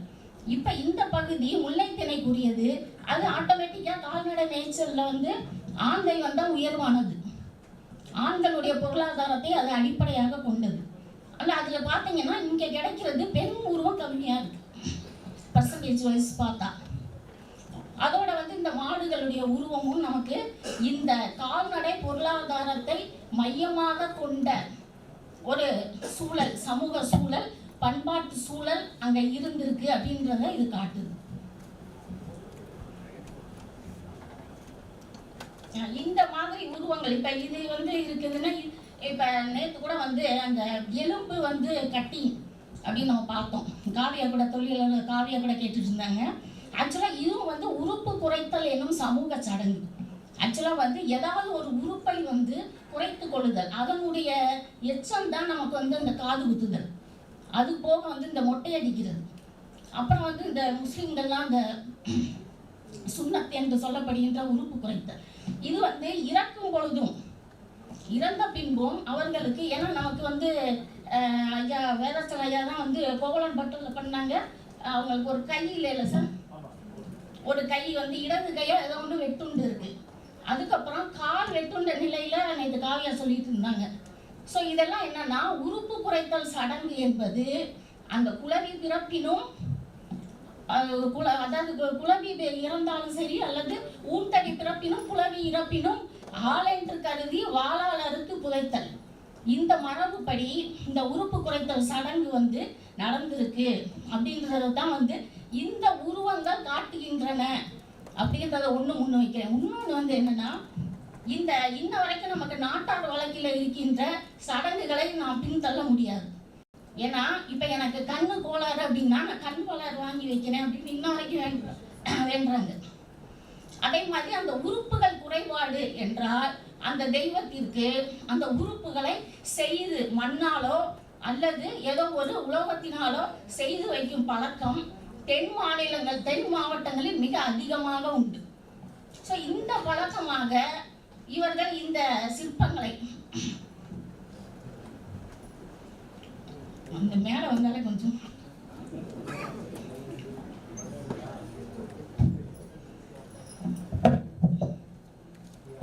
இந்த சிற்பங்களை வந்து இந்த மாதிரியான சடங்குகளுக்கும் செய்து வைத்துள்ளார்களா என்பதையும் நாம் ஆராய வேண்டும். இன்னொன்று இந்த பாவை பாடல், அதை வந்து நம்ம வந்து பாவை செய்து வழிபட்டு அந்த பாவை வந்து அன்றே மண்ணால் கரைத்து விடுதல் என்பது நமக்கு ஆண்டாள் பாட்டில இருந்து தெரியுது. 8ஆம் நூற்றாண்டுல பாவை பாடல்கள். ஏன்னா அதுக்கு முன்னாடி வந்து பாவை பற்றிய பல குறிப்புகள் இருக்கு. கொல்லிப்பாவை என்பது அது ஓவியம் மட்டுமல்ல, அன்றாடம் செய்கின்ற இந்த சுடுமண் பொம்மைகளையும் செய்து இன்றும் நாட்டார் வழக்கில் அது இருக்கு. பாவை செய்து வழிபட்டு அந்த வழிபாடு முடிஞ்சோடனே அதை வந்து ஆற்றுலையோ குளத்துலையோ கேணியிலையோ கரைக்கிற வழக்கம் இருக்கு.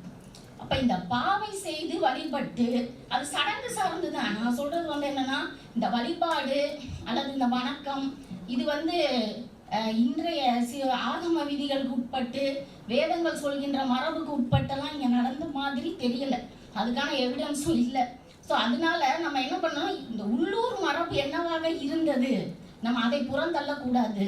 அது வந்து வழிபாட்டு சடங்கு. அந்த வழிபாட்டு சடங்கு வளமையையும் நம்பிக்கையையும் சார்ந்ததாக இருந்தது என்பதை நான் இந்த ஆய்வின் மூலமாக முன்வைத்து நேரம் கருதி முடிக்கிறேன். நன்றி, வணக்கம்.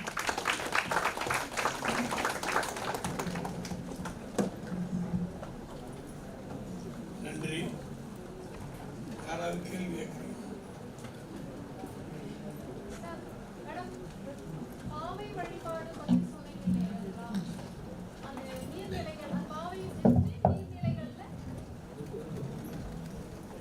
கரைக்கிறத பத்தி சொன்னீங்க இல்லைங்களா?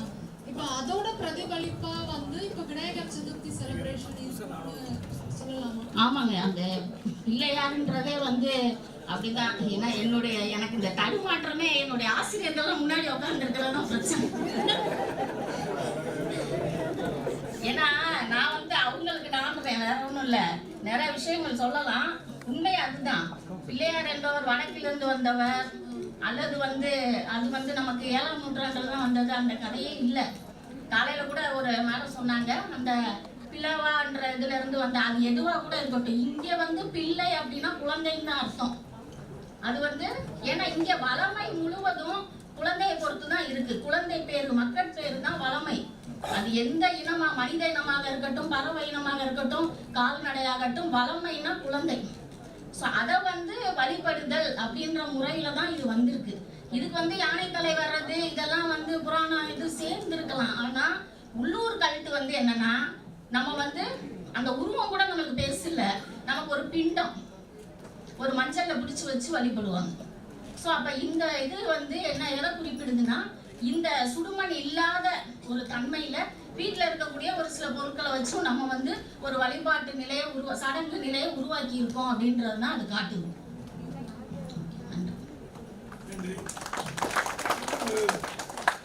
கிருஷ்ணமூர்த்தி அவர்கள்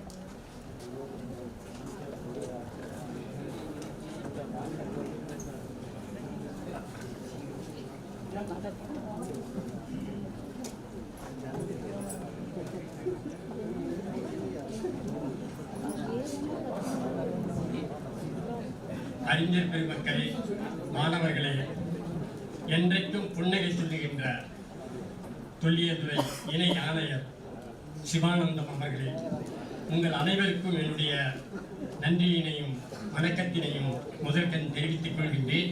ஐயா அவர்கள் நேரம் கடந்துவிட்டதால் சுருக்கமாக பேச வேண்டும் என்று குறிப்பிட்டார்கள். என்னுடைய தலைப்பு அறுவடை விழா. இந்த அறுவடை விழா என்பது தமிழ்நாடு மட்டுமல்ல, பிற மாநிலங்களும் நடைபெறக்கூடிய ஒரு விழா. இதிலே கல்வெட்டுகளிலே என்றால் அறுவடை என்று இல்லாமல் புதி இது ஆகுது என்ற சொல்லின் மூலம் பயன்படுத்துகின்றோம். எப்படி நம்ம பொன்னேறு ஏறு விழா எடுக்கின்றோமோ அதே போல அறுவடைக்கும் ஒரு விழா நடத்துகிறோம். கிராமங்களிலே விளைச்சல் வந்தபோது ஒரு பகுதி அந்த சிவன் கோயிலுக்கோ அல்லது வேறு ஏதோ ஒரு கோயிலுக்கோ ஒதுக்குவது அன்று தொடங்கி இன்று வரை அந்த மரபு பின்பற்றப்பட்டு வருகிறது. இது பொதுமக்கள் நடத்துகின்ற விழா. ஆனால் கோயில்களிலும் இந்த அறுவடை விழா நடைபெற்றிருக்கிறது. பல கல்வெட்டுகள் இருந்தாலும் திருவொற்றியூரில் உள்ள ஒரு கல்வெட்டினுடைய அடிப்படையிலே என்னுடைய அந்த கட்டுரையை அமைத்திருக்கின்றேன். காஞ்சிபுரத்து ஏகாம்பர நாயனாருடைய மகாதேவருடைய மகள், அதாவது அவர் தேவரடியாரை அவர் மகளாக சொல்கிறார். மகள் காஞ்சிபுர நங்கை. அவள் திருவொற்றியூர் கோயிலிலே இந்த விழா எடுப்பதற்காக முதலீடு செய்கின்றார். அந்த முதலீடுக்கு ஆண்டொன்றுக்கு 25 கலம் நெல்.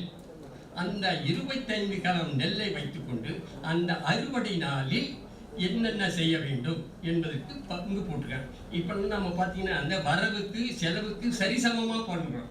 அந்த தன்மை இந்த கல்வெட்டில் முதல்ல நான் பார்க்குறேன். அது பார்த்தா யார் அங்கே உள்ள அளவு என்னென்ன காரணி விடங்கர் என்ற மரக்காலால் அளந்திருக்காங்க. மெயினாக இருக்கக்கூடிய இறைவனுக்கு மட்டும் 1 கலம் அரிசி, அதாவது 2 கலம் நெல் ஒதுக்கி இருக்குங்க. அப்புறம் உற்சவர்களுக்கு, அப்புறம் ஒவ்வொரு கோயில்களுக்கு சொல்லும்போது நமக்கு அங்கே இப்போது இல்லாத சில கோயில்களின் பெயர்கள் இங்கே தெரிய வருது. அரிகுல ஈஸ்வரர் கோயில், கம்பீஸ்வரர் கோயில். அது இந்த கம்பீஸ்வரர் என்ற கோயிலானது கம்பவர்மன் பெயரில் ஏற்பட்டிருக்கக்கூடும். ஏனென்றால் அவனுடைய கல்வெட்டகை கிடைக்கின்றது, பல்லவருடைய கல்வெட்டெல்லாம் கிடைக்கின்றது. அதே போல விடேல் விடுகி ஈஸ்வரமுடையார் என்ற அந்த கோயிலும் கல்வெட்டிலே இழந்திருக்குது. அது 3ஆம் நந்திவர்மனுக்கு ஒரு பட்ட பெயராக இருந்தது. அது மட்டும் இல்லாமல் சில அதிகாரிகளுக்கும் அந்த விடேல் விடுகி என்ற பெயர் இருக்கின்றது. அந்த விடேல் விடுகி என்ற ஒரு முத்திரை பொதித்த முத்திரையை மன்னார்குடியிலே கிடைத்து எங்கள் துறைக்கு கொண்டு வந்தார்கள். அதனை ஸ்ரீதரும் நாங்களும் அதை படித்து அது ஒரு கட்டுரையாக கூட வழி வந்திருக்கின்றது. இப்படி இந்த விடேல் விடுகினுடைய பெயரில் அல்லது அரசனுடைய பெயரிலோ அல்லது அந்த அதிகாரியினுடைய பெயரிலோ ஒரு கோயில் இருந்திருக்கிறது. இதையெல்லாம் சொல்லிவிட்டு அங்கே உள்ள பிள்ளையார், அதாவது அர்த்த மண்டபத்தில் உள்ள பிள்ளையாருக்கு அணுக்க பிள்ளையார் என்று சொல்கிறார். அது இல்லாமல் பரிவார ஆலயங்கள் என்னென்ன என்று சொல்லிவிட்டு பொதுமக்கள் அங்கே அதிகாரிகளுக்கெல்லாம் எவ்வளவு என்பதை பார்க்கிறோம். பார்த்தீங்கன்னா அந்த மடாதிபதியம், அங்கே மடம் இருந்திருக்கு, அந்த மடாதிபத்தியம் செய்பவருக்கு எவ்வளவு ஊதியம், அந்த ஆராதனை செய்பவருக்கு எவ்வளவு ஊதியம், தேவார மாணிகள், அதாவது வேதங்களை ஓதுகின்ற அல்லது படிக்கின்ற மாணவர்களை மாணிகள் என்று சொல்வது போல இந்த தேவாரத்துக்கும் ஒரு மாணி என்ற சொல்லு வேற எங்கே இருக்கான்னு எனக்கு தெரியல. ஆனால் அறிஞர்கள் பார்க்கலாம், இந்த திருவொற்றியூர் கல்வெட்டில் வருது. இந்த தேவார மாணிக்கு அவனுக்கு ஊதியம் அதிகமாகவும் கொடுத்துருக்காங்க. அதே நேரத்தில் இந்த பதிகம் பாடுறதுக்கு ஊதியம் கம்மியாக இருக்கு. அது ஒரு பார்க்கணும். அப்புறம் திருப்பதியும் விண்ணப்பம், இந்த ஒரு தொல்காப்பியர் சொல்லும்போது எல்லா சொல்லும் பொருள் குறித்தரவே மொழி பொருட்காரணம் வெளிப்பத்து ஒன்றான்னு இருக்கு. இங்கே பார்த்தீங்கன்னா விண்ணப்பம் செய்துன்னு வருது சில இடத்துல, இன்னும் சில இடத்துல வாசித்துன்னு வருது. இந்த விண்ணப்பத்துக்கும் வாசித்துக்குமே வேறுபாடு இருக்கு. விண்ணப்பன்றது மேலதிகாரிக்கு கீழ் நிலையில் உள்ளவர் செய்வது. வாசிப்பது என்பது இறைமுன்னிலை ஓலை, அந்த காலத்து ஓலையில் இருக்கிறத படிக்கிறது, வாசிக்கிறது. அந்த பொருளை அவங்க பயன்படுத்திட்டு இருக்காங்க. இப்போ இதே மாதிரி பல சொற்கள் இருக்குங்க. அப்புறம் அந்த திருமையை காப்பார்கள் எவ்வளவு வசி, அப்புறம் சிவதர்மம் வாசிப்பான் ஒன்று சொல்லிட்டு இன்னொரு இடத்துல பார்த்தீங்கன்னா தர்ம சாசனம் செய்வான். இது வேற அது வேற. இங்கே சிவதர்மோத்திரன்ற ஒரு நூல் கூட இருக்கு, அந்த அதை வாசிக்கக்கூடியவருக்கு கொடுத்துருக்காங்க. அரசனுடைய மெய்கீர்த்தியை கோயிலிலும் பாடியிருக்காங்க. அதான் ஸ்ரீமத் கீர்த்தி வாசிப்பான். அப்போ மெய்கீர்த்தி தானே சொல்ல முடியாது, அதை எப்படின்னா அந்த வரி தானே சொல்லணும், அதனால வாசிக்கிறான் அதை மட்டும். அப்புறம் ஸ்தோத்திரம் விண்ணப்பம் செய்பவன், சாமவேதம் விண்ணப்பம் செய்வன். விண்ணப்பம் வேற இது வேற, அதை பார்த்துக்கலாம். அப்புறம் சிவ பண்டாரிகள், இப்போ உள்ள மடாதிபதிகள்லாம் வந்துட்டு வேற போடுறாங்க. ஆனால் பழைய காலத்தில் பண்டாருன்ற சொல்லுதான் பெருவழக்கில் இருந்திருக்கு. அப்புறம் மக்கானிக்கும், அதாவது இந்த மக்கானிக்குன்ற சொல்ல டிபேட்டுன்ற மாதிரி விரிவாக சொல்லக்கூடியது. ஒரு பொருளை எடுத்துக்கொண்டு அதனை மிகவும் விரிவாக சொல்லக்கூடியதான் பக்கானிக்கும்ன்றது. இப்படி இவங்களுக்கெல்லாம் கொடுத்துட்டு இந்த பஞ்சாங்கம் சொல்றதுக்கும் ஒரு நபரை நியமித்து அவருக்கு ஊதியம் கொடுத்துருக்காங்க. எல்லாருக்கும் கொடுத்த அந்த பெண் தேவரடியார்களுக்கு மட்டும் மிகுதியான அளவில் கொடுக்குறாங்க. அவங்களுடைய இனத்தை சேர்ந்தவங்க இல்லையா, அதனால அவங்களுக்கு வந்துட்டு 14 மரக்கால் அரிசி, அப்புறம் 28 மரக்கால் நெல்லாகு அவங்க கொடுத்துருக்காங்க. அது இல்லாமல் பூ பறிப்பவனுக்கு ஒரு ஊதியம், அந்த மாலை கட்டுபவனுக்கு ஒரு ஊதியம். பூ பறிப்பவனுக்கு குறைவாகவும் மாலை கட்டுபவனுக்கு அதிகமாகவும் கொடுத்துருக்காங்க. அதாவது தகுதி அறிந்து அந்தந்த தொழில் தன்மைக்கு ஏற்ப ஊதியத்தை இங்கே நம்ம பார்க்குறோம். அப்புறம் சிலருக்கு பார்த்தீங்கன்னா அரிசியாக கொடுத்துருக்காங்க, சிலருக்கு நெல்லாக கொடுத்துருக்காங்க.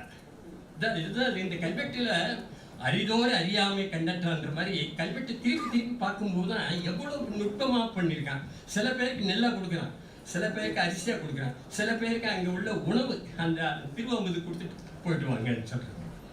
அப்புறம்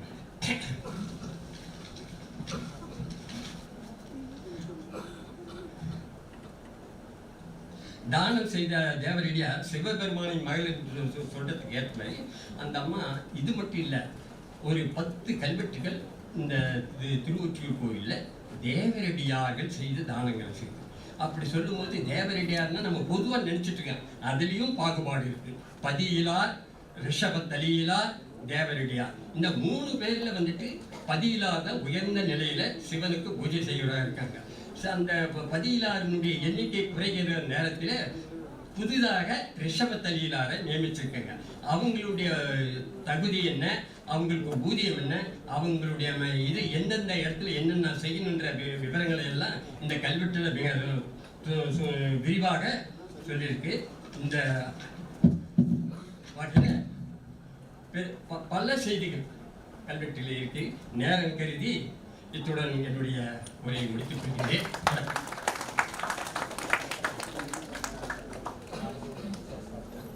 நன்றி. யாராவது கேள்வி கேட்குறீங்களா?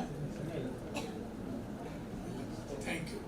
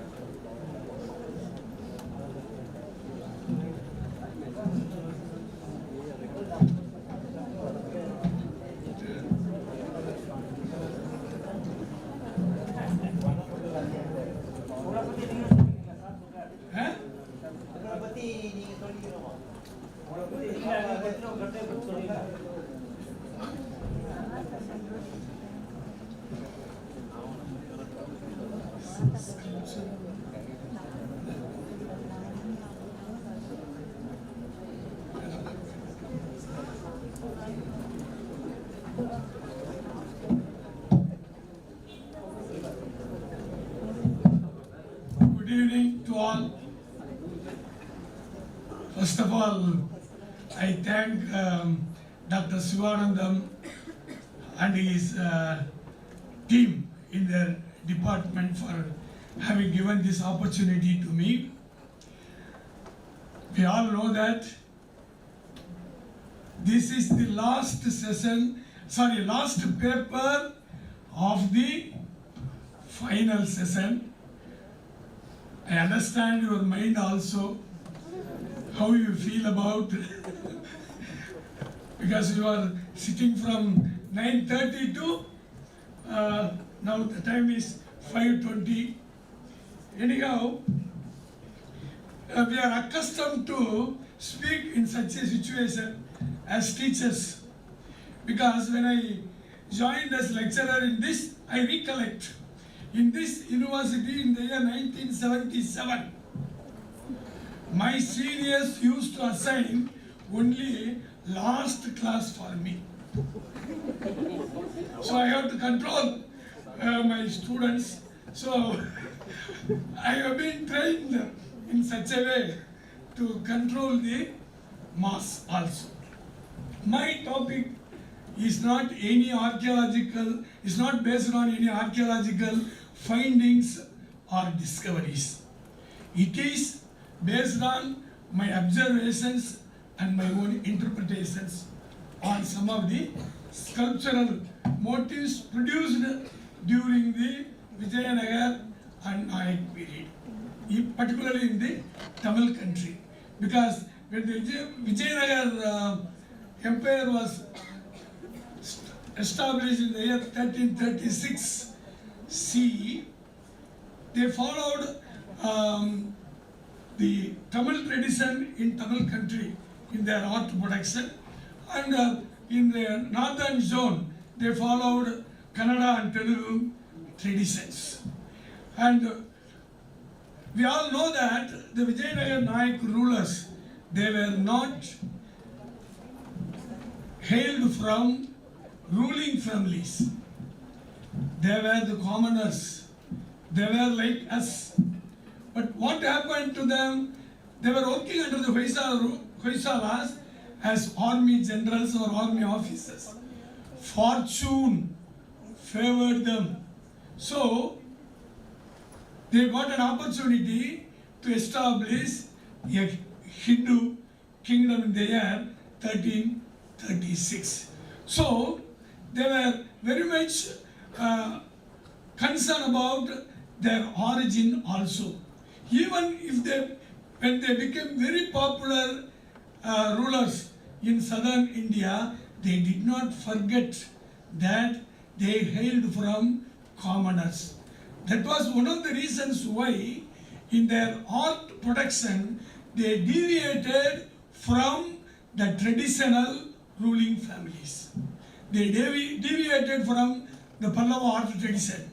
They deviated from Chola and Pandya art traditions. But still, they retained the depiction of Puranic, epic and mythological themes in their art forms. But what happened, in addition to that, they wanted to mingle with the common folk. That was one of the reasons why they produced different types of sculptures in their mandavas. They built a few new temples, but they expanded the existing temples in Tamil country. Say about more than 400 temples were expanded by the Vijayanagar Nayak rulers. That was one of the reasons why they constructed a number of mandavas within the existing temple complex. What for these mandavas were constructed? These mandavas were constructed for the purpose of depicting not only sculptures but to enact dramas so that they can draw the people from various places to one area. They always wanted to draw the people to one place. That was one of the reasons for the development of social activities among the society. So, in these mandavas, they enacted, probably these mandavas served as the drama halls. Most of these mandavas are called as marriage halls. Marriage halls means celebration of celestial marriages. And in that marriage halls, they produced two important sculptures in almost all halls, marriage halls. One is the Indian Cupid, Manmada, and another is Radhi. What for they produced? They depicted these two sculptures in the Kalyana Mandavas because to induce lovemaking, not among the commoners, but among the celestial couples. And one such very important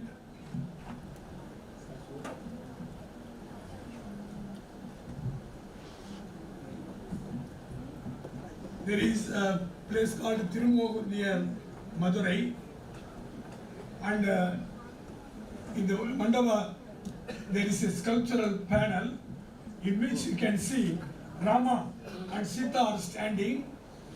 Rama is embracing Sita. To my little knowledge, this is the one and only of this kind of sculpture in the whole of South India. There is no such. See, there are sculptures in which Shiva embraces Parvati, and even Shiva cajoles Parvati by keeping his hand in the cheek. But Rama embracing Sita, you cannot see anywhere except in a place called Tirumogur near Madurai. And there are also, in front of Rama and Sita, there are two pillars opposite to each other. There you can see the sculptures of Radhi and Manmara. And what happens when there is a sculptural pattern of Rama and Sita? There must be a sculpture of Lakshmana also. Here also Lakshmana's sculpture is there, but he is standing some at a distance. He is not moving along with his brother and sister-in-law. He is just keeping away from them. And Rama is leading Sita to that temple. This is Lakshmana. He is depicted in another pillar. So, these Vijayanagar Nayak sculptures show fate body structures.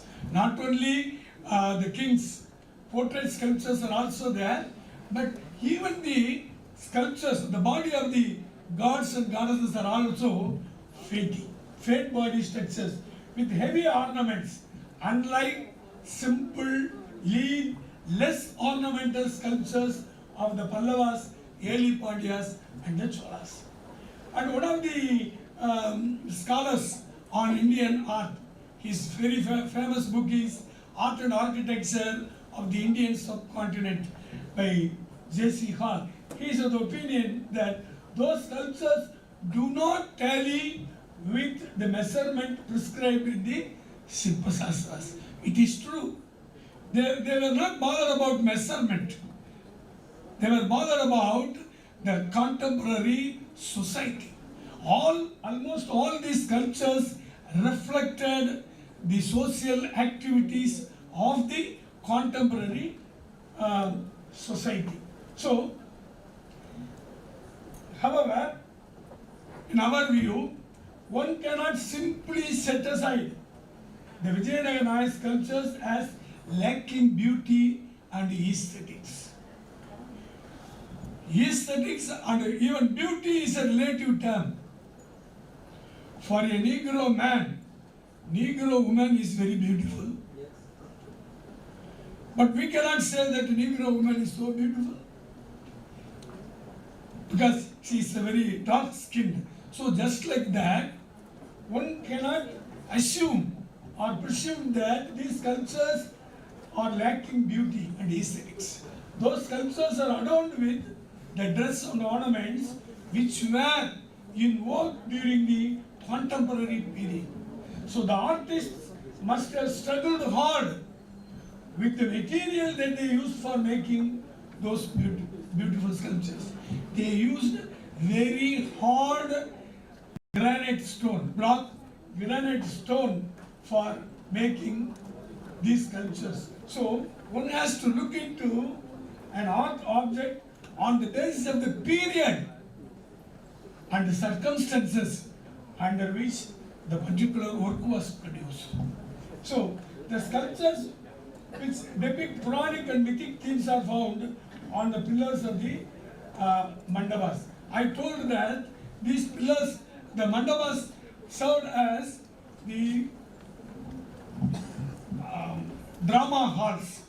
In one of the mandavas, that is in Alagar Koil, there is a Kalyana Mandava in front of the main shrine, and that mandava shows a number of sculptures in which Vishnu slays or subdues 3 demons who belonged to one single family. After that, after his victory over these demons, he was just playing his flute. And he was also wearing folk dress, folk costume. Because folk tradition influenced the Vijayanagar Nayak rulers very much. And this, he was just playing his flute, and after that in another sculpture, he is taking a flight to his abode, heavenly abode, seated on the shoulders of his vehicle, Garuda. So all these sculptures are sequentially depicted in that mandapa, which shows that mandavas served as the drama halls. You can see in the previous here, Narasimha, Vishnu as Narasimha is fighting with the demon Hiranyakasipu. In the next panel, he is just slaying him. He is removing the intestine of the demon. This is Trivikrama. He subdues Mahabali. Mahabali was the grandson of Hiranyakasipu. Flight Vishnu to his heavenly abode. So these are all very good examples of the sculptural tradition of the Vijayanagar Nayak rulers. So many Puranic episodes are also, and Shiva's sports are also depicted in the halls. One particular episode is provided with a very big hall in Meenakshi Sundareswara temple, and this is Shiva as a Tripurandaka in one of the Kambatadi. It's called, that mandava is called Kambatadi Mandava in Meenakshi Sundareswara temple. You can see how majestically he is standing on a stone chariot, and this is another Tripurandaka found in the 100-pillared mandapa of Sri Meenakshi Sundareswara temple, and it is more beautiful than the previous one because it looks like a metal image.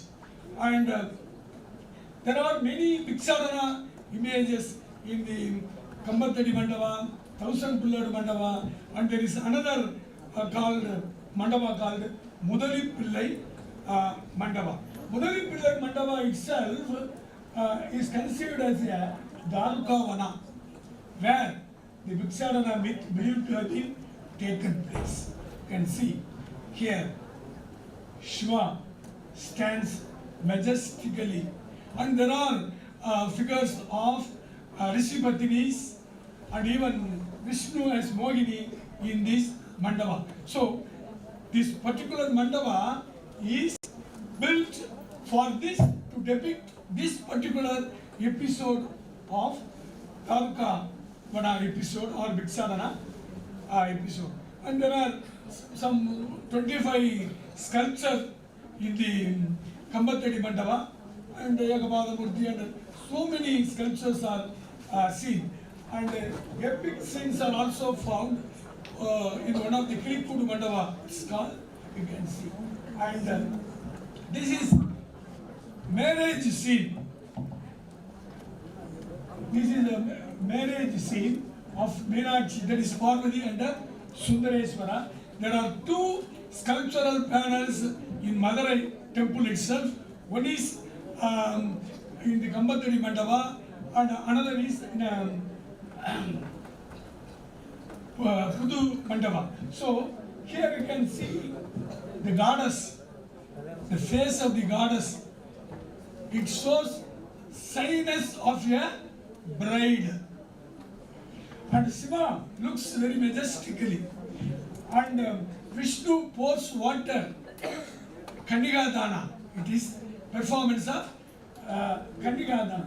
And on the back of this scene, you can see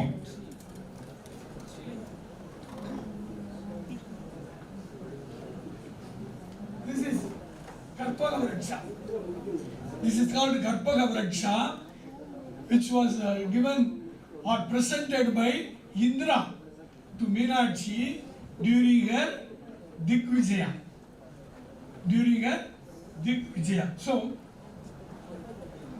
now we can see the face of the goddess very closely. And this is another Kalyanasundara panel in Pudumandava. Here you can see the goddess also looks straightly. So, you can see the difference between the first panel and this one. And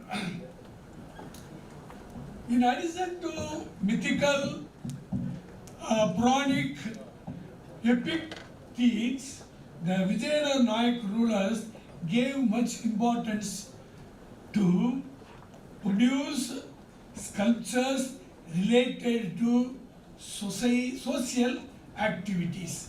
Now we can see a lady wearing folk costumes and blessed holding veena. A woman looking at the mirror, it is in Srirangam temple, and a woman holding several pots just like Karagatam. And this is skipping Meenakshi temple. The ladies, you can see nowadays whether ladies or men, they are not aware of the skipping. These are all not mere entertainments. They give not only physical exercise but also mental exercise, mental concentration. So all this, and it is from Tirunelveli, it shows a tribal lady with a bow and an arrow. Gypsy woman, Meenakshi temple. Radhi, Susindram, Kanyakumari. And the folk obstetrics, Meenakshi temple, childbirth. So for every social activity, they have given sculptural representation. This is professional folklore, Meenakshi temple. Man carrying two objects on shoulders, and snake charmer, monkey charmer, and so on. And folk games are also found, and this is stick dance, polatum, and there are also portrait sculptures. You can see how the king's belly is shown. This is Tirumala Nayak, and the depiction of portrait sculptures was initiated in Tamil country by the Pallavas, but that was not that much followed by even there are some sculptures of Kulothunga and others during the Chola period. During the Pandya period, we are not able to trace out any portrait sculptures. But during the Vijayanagar Nayak period, we get so many portrait sculptures. Perhaps that may be one of the reasons why our recent politicians, they are all making portrait sculptures in every street corners. So this much I want to tell, because I want to also maintain time. Thank you very much for your presence for the last 2 days. Thank you.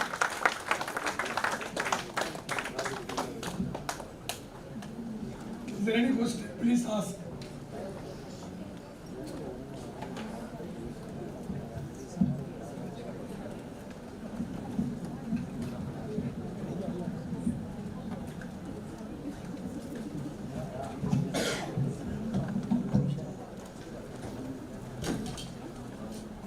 Okay, thank you very much.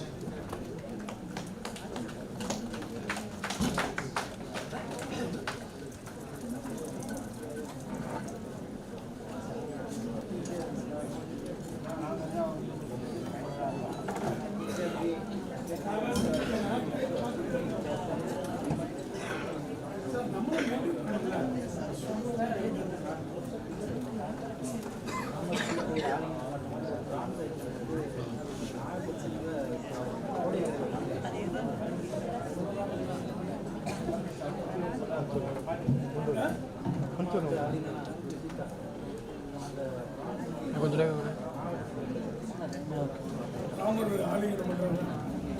இங்கிட்டு வாங்க நானே.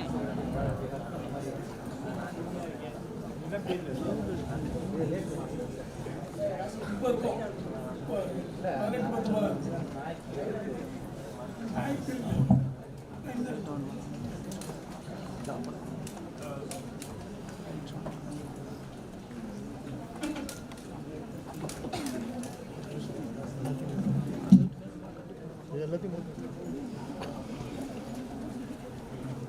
பின்னாடி இல்லை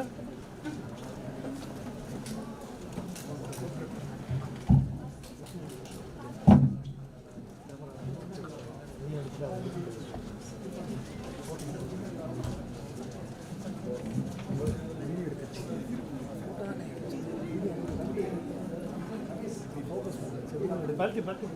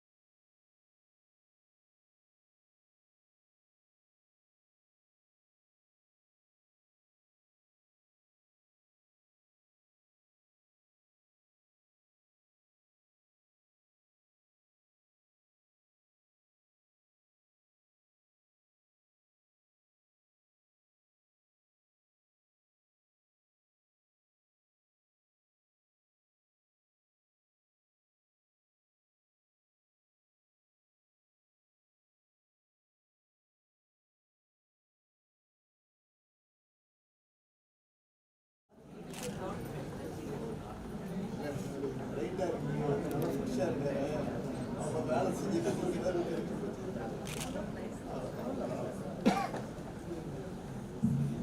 evening, one and all present here.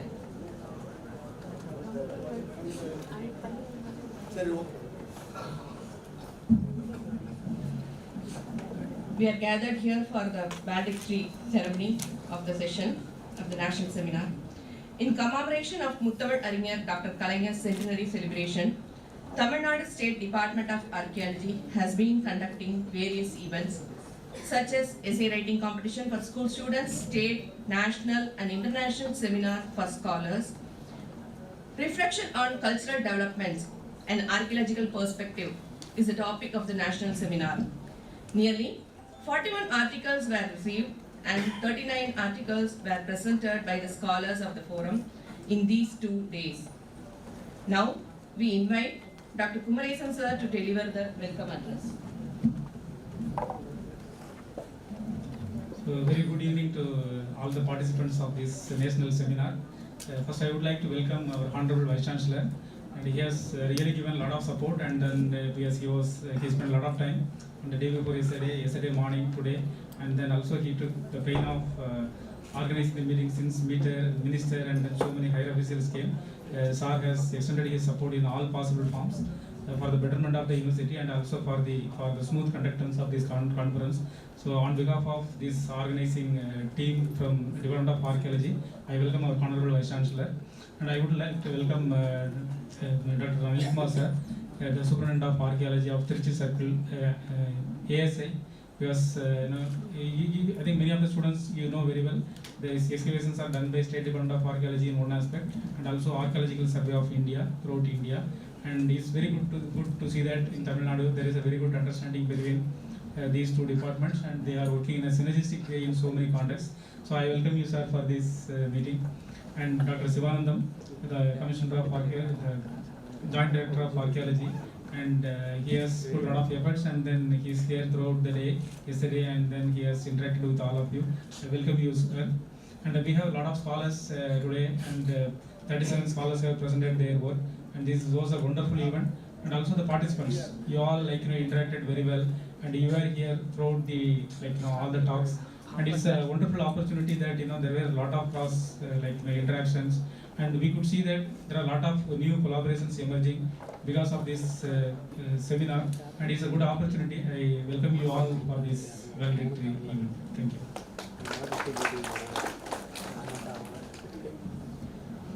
Thank you, sir.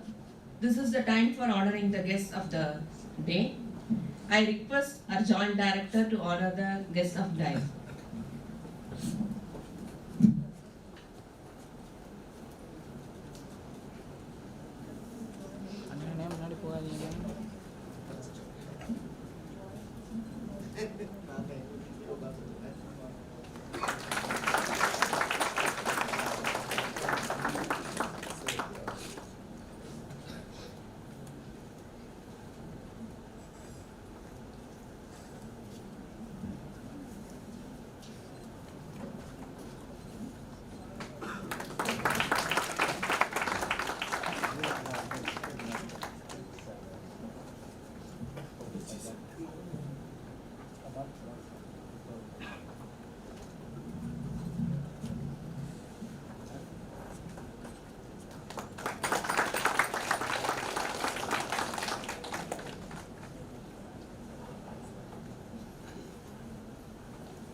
Thank you, sir.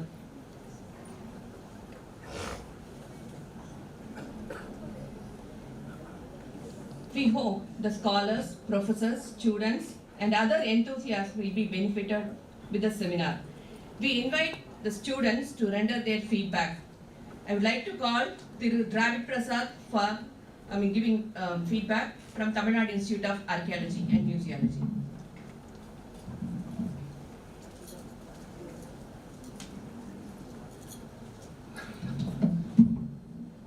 Good evening to all. On behalf of Institute of Archaeology and Museology students, I would like to thank our department commissioner sir, JD sir, and other department staff for providing a great opportunity to participate in the national seminar on reflections on cultural development and archaeological perspectives.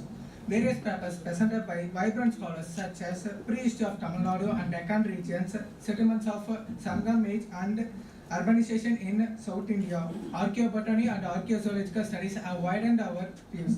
Papers on applications in archaeology, metallurgy and genomics showed the necessity of scientific approaches in archaeology. Papers related to cultural development and anthropology have paved a new path in archaeology. From the papers related to Iron Age and iron findings from other side enlightened technological knowledge. Papers on excavation at coastal regions refreshing our perspectives. The papers on numismatic and inscriptions in Tamil Nadu sparked new thoughts for us to do further researches. Also, I am grateful to thank MK University for providing us accommodation. Personally, I love the ambience of the university. The entire session of this 2-day seminar was very systematic, organized, insightful and inspiration as always. Thank you.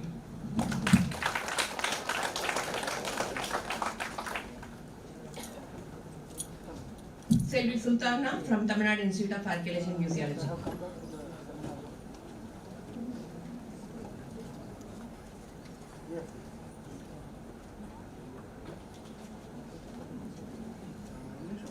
Good evening to one and all present here. I am Ezebin Sultana, student of Tamil Nadu State Archaeology Department. First of all, I would like to thank Dr. Shivanandam and K. Bhagyalakshmi ma'am and Madurai Kamaraja University to provide us the space to be a part of this national seminar. It was a wonderful opportunity for all of us, and it actually helped in understanding the various outlook of archaeology with different regions, geographies in India, material studies, excavation sites, abandoned sites, lithics or historical sites, literature, anthropology, zoology and inscriptions.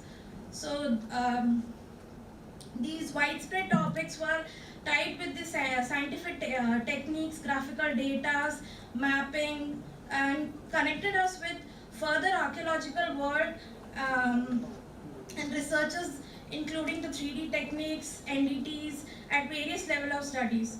So out of all this, my favorite talks were this lowering sea level and siltation jointly caused abandonment of Korkai port. Thank you, Murtakai sir, for inspiring us. And I would also like to thank Akhilesh sir for telling about the stone tools. I really loved how you are making the stone tools. Actually, I was very inspired and I really want to do the same. So, and I also had my mind grinding with the grinding stones which you told about us. So, thank you again. So, all the knowledge will definitely be a stepping stone for me and my fellow mates, and will definitely take up more and more of these indefinite archaeological studies that will make you proud. Thank you for encouraging us.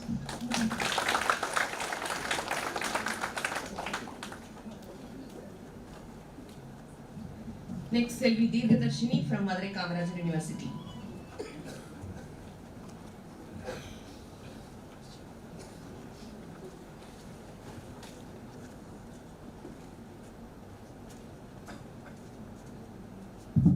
Good evening all. First, I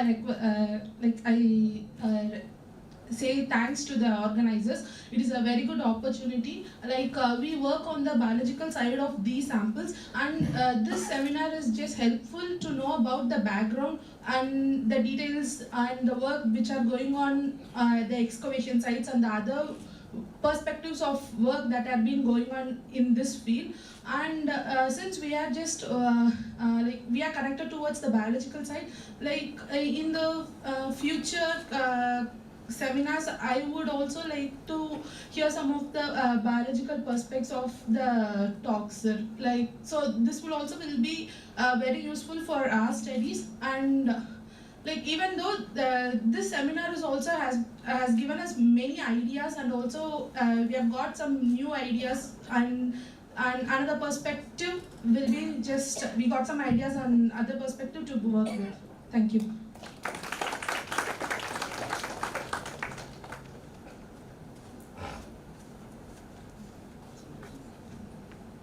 Thank you, students.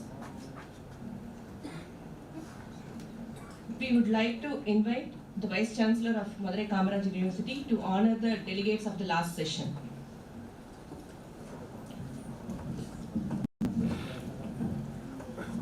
First, Dr. Sethuraman sir.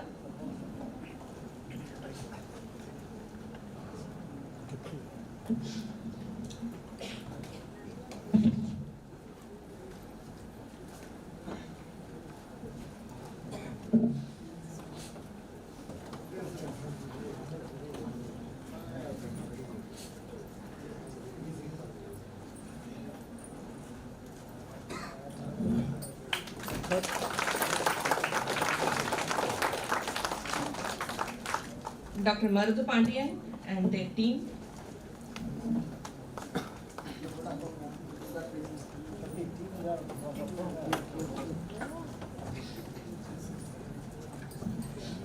Sir.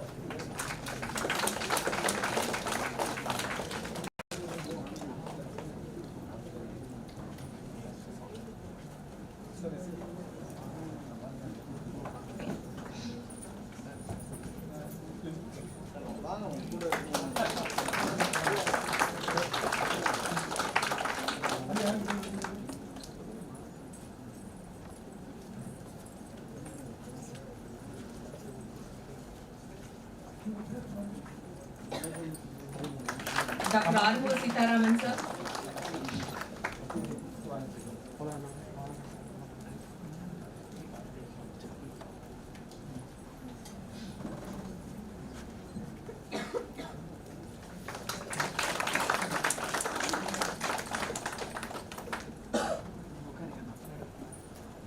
Dr. Vedachalam sir.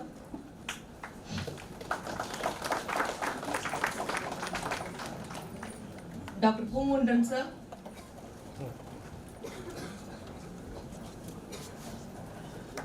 Sir.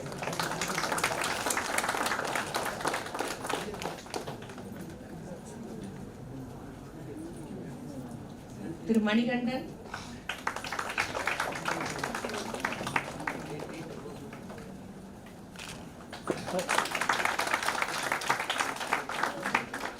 Dr. Yatish Kumar.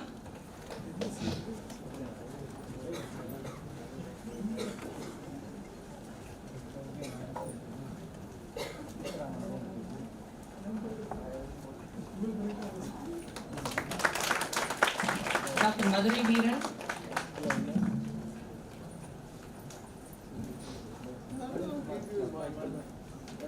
Okay, no problem.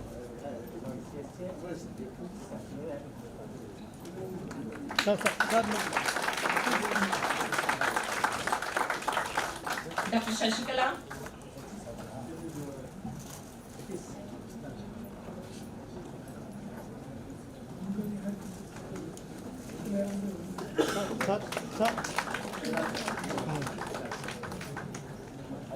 Next, for joint presentation of Dr. Nambirajan sir and Anil Kumar sir. Anil Kumar sir will be honored.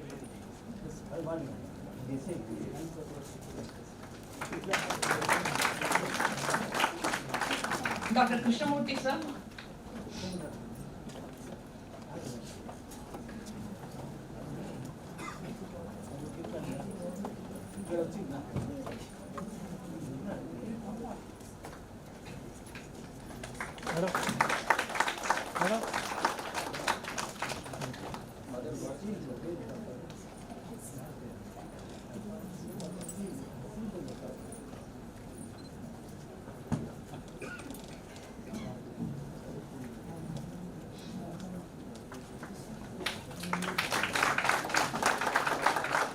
Then for myself, baggage.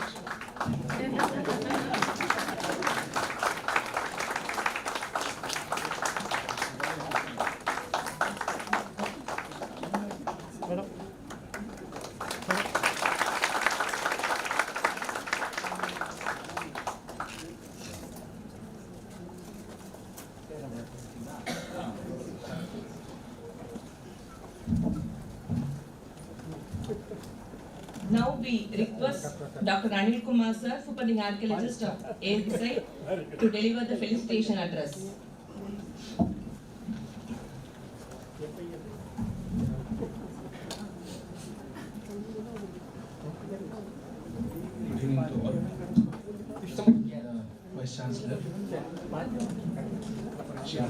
Sir, ladies and gentlemen, actually I just came here to accompany my colleague Yatish. I just wanted to listen his paper. That's why I just came today. Only two aspects I just want to say here. I just like to congratulate Shivanandam sir to having knitted the wonderful papers, the entire conference, 2 days conference. And my urge to all of you is like ASI is constructing a mission 2035 for taking up the explorations and the excavation. Shanti Pappu madam was there, and all the SELVAKUMAR sir was there, and the other scholars from TAMILNADU were there. And unfortunately, the State Department was not there. Just before the we had a discussion with Shivananda sir. So he is also has prepared what has to be done in exploration and excavation for the next 13 years. So I would urge here, and the scholars are here and the students are here. So let us do major excavation and also do concentrate on the small scale excavations, like to know the vertical cultural sequence of most of the sites, to find the hiatus which we lack upon in South India, especially Tamil Nadu. So with this few words, I would take leave because I'm not prepared much. Thank you.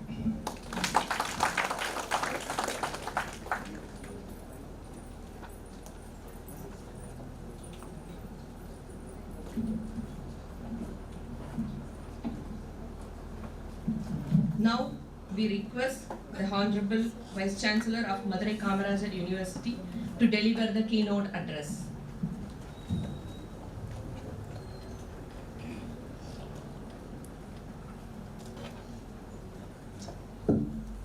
Vanakkam, good evening to all of you. My dear colleague, Professor Commemoration, the event has been extremely well done by Dr. Sivanandam and Akhilesh. I would also like to mention about the ASI superintending archaeologist, Shanti Kumar.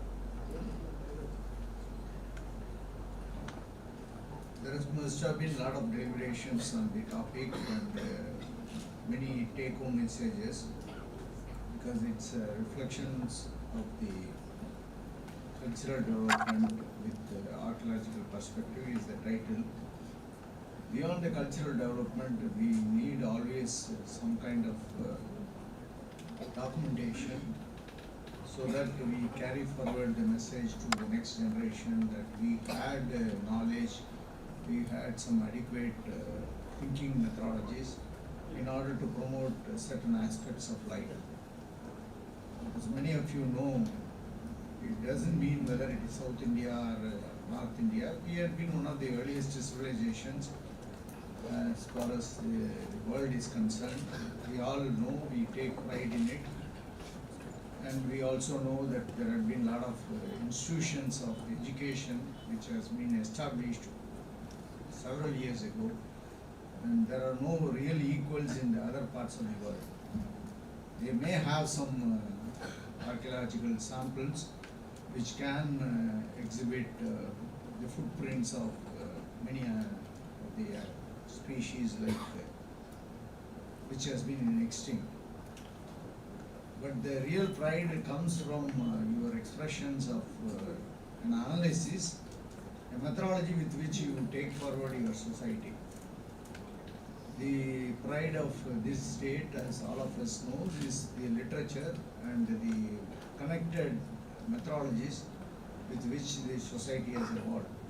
People have been able to trade very efficiently over waters, which means they have been able to sail across, and there are several documentaries and books to show that people have sailed and we are able to interact with other countries and they have been able to trade.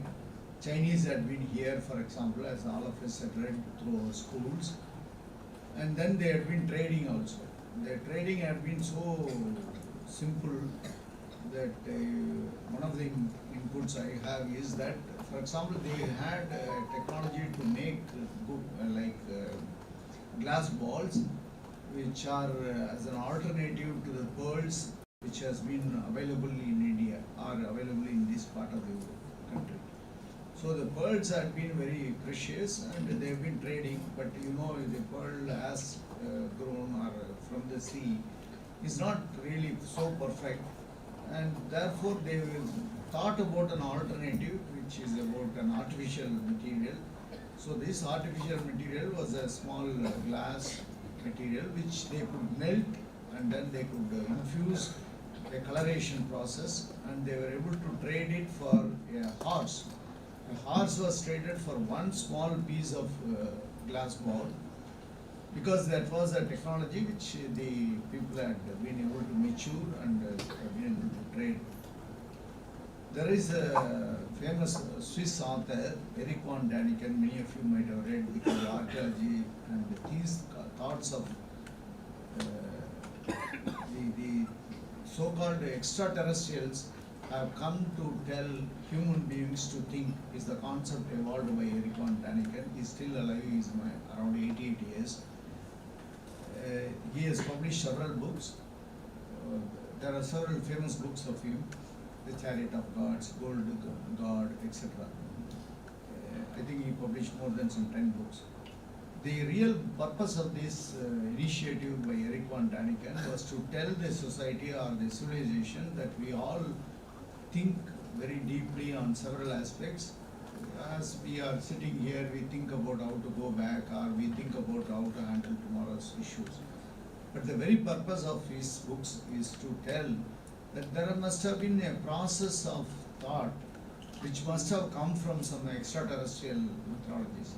Because he was roaming around and he didn't have any real package with him, a tour package to move from one country to another country. He just moved from one place to another place. He started drawing whatever he observed. If he comes to this place, he will not ask for anybody for anything, but he will just sit in one corner and then try to observe things and then draw as a painting or a drawing, whatever he observed. And at the end of the day, he just moves out. And then he gets a small quantity of food from somebody because he is able to draw. And then he moves with some small penny to another district or town, and then he starts once again. He was several times arrested by several countries because they didn't know what is this purpose of this particular man who is just making some drawings in rare places. Because he doesn't always, as I said, he doesn't come to a hall like this and then make a painting or a drawing. He go to very remote places which has not been very much habitated or observed or utilized, and then he starts drawing. He has also very carefully brought out some of the human value systems, like a conduit for water flow. He has been able to trace it, and he had traced it from different parts of one country to another part. Like there has been a water flow system which he wanted to claim is one of the human intelligence in a very early part of the civilization. Now if you want to pump water from this part of the city or this part of the university to another part, we have motors and pumps. Earlier they didn't have all these things, but they have to find a real source of fountain, particularly in Europe. If you go around, there will be always a small place where there will be a fountain and people will drink water from the real fountains itself. So he had been identifying all these kind of places, and he tried to put an impression that the human beings have come up with some thought process, and this thought process must be from some extraterrestrial methodologies, is what he believes. So I just wanted to remember this. Eric von Däniken is one of the best authors I have read. He has always published books of something like 100 to 110 pages. And he just, if any one of you is interested, you can read this. It must be available in the net and also. Beyond that, you must also at least be able to find out the extracts of his thoughts. In these so-called proceedings, which I couldn't go through in a deeper way, but I had a glimpse of it, and then I was able to really think how Sivanandan was able to comprehend all these aspects. It's a huge variety of topic. Really, it's too large methodology. It's not so easy to assemble. Possibly he had the help of some session heads who could agglomerate and then try to find out some commonness. Because a person like Prof. Kumar who is more into scientific aspects, whereas you find topics which are totally non-scientific or something which is just observables related to their own understanding. It's an opportunity to exchange whatever experiences I have, so please bear with me for a few more minutes. This part of the state has a lot of reverence to various gods, as all of us know. Maybe few people from north have a different feeling. We have gods for anything you say. I don't know how many of you know this. There are several gods for several aspects of our day-to-day life. If you just go into the Madurai temples, you will see there are a number of temples. And similarly, you go to Kanchipuram or Kumbakonam, there are all a number of temples for various aspects of life and the gods who represent them. I was born in a very small place near Trichy, rather the heart of Trichy. There is a very famous temple, as many of you know, as Rockford Temple. I was very much close to that. So every day I used to walk around and then see the place. The deity there, as all of you know, is Lord Ganesh. And so I was curious to find out if I can bring out a book of Ganesh as an idol or as a god. Then I was I tried for about 2 to 3 years. I talked to many people and I was really confused to find out as to where exactly the origin of this Ganesh started, from which part of this country or from where. If you really search for the Ganesh, it is almost in every country in the world there is a temple, or if there is a temple, there is a Lord Ganesh statue there. This is one of the very important inputs I got. Every part of the world, you name it, even in Arabic countries, there is a small temple and the first deity which has been praised is Ganesh. And many of you also know the formation of this Lord Ganesh is one of the easiest things which you can comprehend. Though it has a tusk and all that, but the fundamental is you can make in leaf, you can make a small paper cutting, you can use a garlic, you can use any other orange peels. You can make any god of Lord Ganesh in any material you get in your hand. And to my knowledge and surprise, one person from Chennai near about Propet, that place, he has a wedding hall, and so he had been collecting over the years something like close to 25,000 forms of Lord Ganesh in various materials. Like as I said, a piece of wood as big as me or even bigger than my size, and then he had a small glass material made Ganesh. Likewise, he puts it as an exhibit during the period of the Vinayak Chaturthi, and so he has this. Another input I got was in West Bengal. There is a family which has about 5 crore worth of the god Ganesh in various forms, in paintings, in stones, etc. You also must have read the famous book of Kalki, Sivagamin Sabadam. In that, there is a narration about the war which happens in the later part of the story, and then they have Ganesh in the North India, from where they try to have some kind of blessings, so they want to bring it back and all that. So fundamentally speaking, it is not my understanding initially. I'm not an expert on archaeology or anything to do that, but because my first glimpses as a child, as a student, growing up every day, passing through this Rockford temple, is that this Ganesh originated in Trichy, or the whole conceptual deity is there. That is what I had in mind. Then I was told, no, the first origins of this had happened in Karaikudi, and so this Karaikudi is one of the oldest in this part of the state.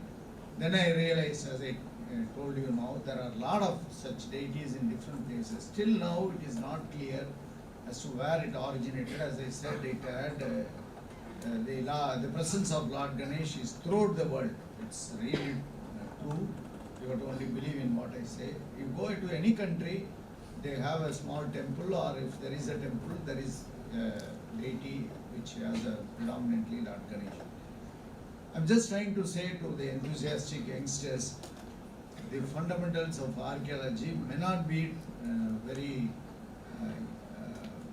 curious for some reason or the other, because you pick up some strange materials. You do not know what that strange material is, whether it is an ornament, whether it is an utensil, whether it is something which is a readable format material. You do not know when you just get some samples. But with the experts and correlatory materials, you try to find out as to where from it would have originated, as to what is the purpose of that, etc. This is how one tries to understand archaeological samples. But when you want to reflect on the cultural development, we have more interesting things to do, because the cultural developments also happens to evolve from time to time. Even you and me, many of us, if you see your own seniors like your father or your uncle, they might have been using a dress which is very different from what we are using today. They might have been eating a different food from what we are eating. So there are a lot of things which has evolved, or an evolutionary process would have taken place. And so it may not be so easy to make a reflection. You can only document it, is what I am trying to say. You can only document whatever you get as an observable, and then you can draw some inferences or conclusions with the methodologies which we have. In most of the countries, particularly in Europe, there is always a museum in that country, and they have a lot of pride in handling those samples, and in fact they charge very heavily to enter a museum rather than to see a BMW latest cars or their museum. If you want to, for example, BMW has a huge office in Munich, and there are about some 200 cars which are their own produce, and so you can see that for any time you want, and you can even go into that and then sit and then take a picture and all that. But if you want to see one of the museums in Berlin or in Munich or in Rome, you have to pay huge money, or at least something like 10 to 20 euro, which is considerably a big money. But when you enter there, you will realize they have some small pieces of exhibits which are connected with their culture, like the musical instruments or even other types of dresses, etc. They take a lot of pride in keeping it as an exhibit, and they don't want anybody to touch it. And similarly, the so-called archaeologists, or those who are called as curators, if there is a painting which has been deteriorating, they have a very strong culture to tell nobody should near that painting itself. You might have heard about Louvre's museum in France. There are a lot of paintings of very huge sizes, the size of this entire wall, the height as, or rather even more than this place. in Louis in Paris. And they give a lot of weightages to preserve that. You cannot use a flash lamp, as you know, and you cannot use any other form of sound to be inside that place.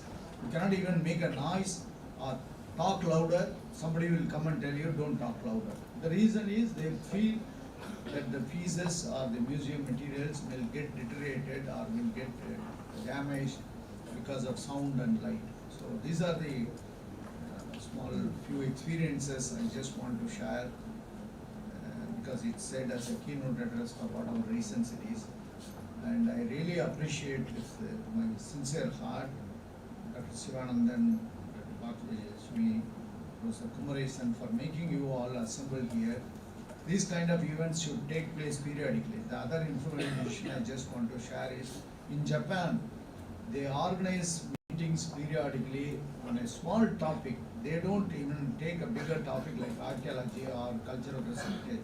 They will take a very small topic of archaeology, like analyzing the Iron Age or analyzing the earthen parts in the excavated sites of this state or excavated sites as the ASI says. So only a smaller topic is taken instead of making a general perspective of everything. They assemble as a group of something like 20 to 25 people. They don't assemble like a large group of 100 or 150. They assemble as 20 to 25. And why I am telling this is you all now see this white light. Many of you would have not even known about what is this white light. This is called as white LED based light, and this LED was almost a big breakthrough in lighting. This has drastically reduced the so-called electrical consumption throughout the world.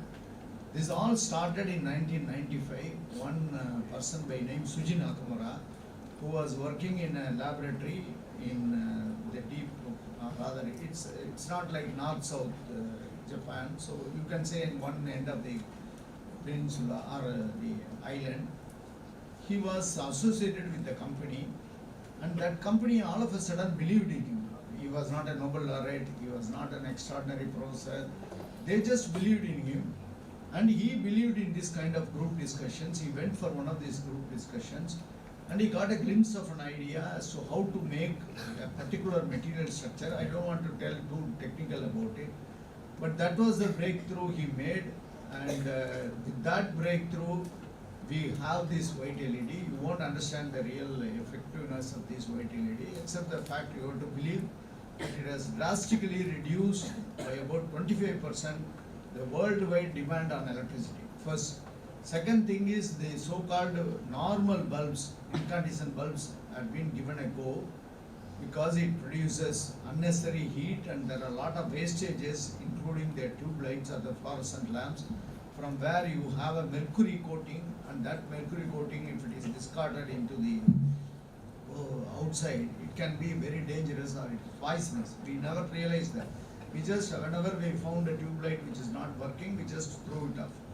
And most importantly, the tube lights have what is, or rather the incandescent bulbs have what is called as a sudden death.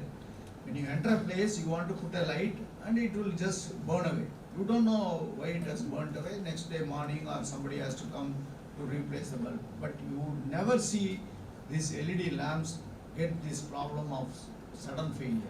It may diminish in the intensity, or there may be some small points where it will become little blacker, and you can try to comfortably replace it the next day or even a couple of days later. These are the biggest advantages of this white LED. Once again, I am trying to come back to the assembly here. This is a very kind of very hard work done by Sujin Nakamura. There were several others also who did a lot of contributions in this, and it was given a Nobel Prize as well. What I am trying to convey is, in Japan there is this strong culture where people assemble in very small groups, and in one such group Sujin Nakamura was present, and he got a very interesting idea of how to make a particular type of material, and from that a lot of things evolved. The white light is not a real white source, it is a combination of red, blue and green, so you must believe in what I say. There is all these three materials, or rather emission materials which are connected as a red, blue and green, or there is another technology also, but basically it is how it works. So the white light, which had made a very dramatic effect in all our walks of life.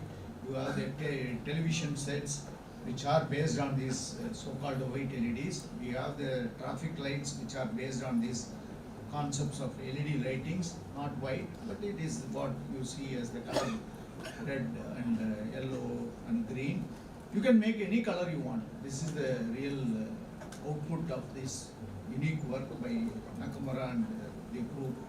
So please try to form some groups and then keep discussing and then come up with some breakthrough ideas and thought process. As I said, Eric and Danny can keep saying that there must have been some extraterrestrial influence. We don't have to always pray for that, but still you have to believe in this. That's what I just want to tell you. So thanks once again to Dr. Sivanandan and everybody for listening.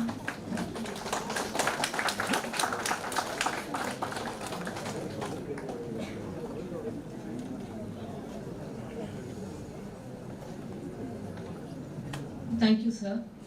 Now we request our Joint Director to deliver the vote of thanks.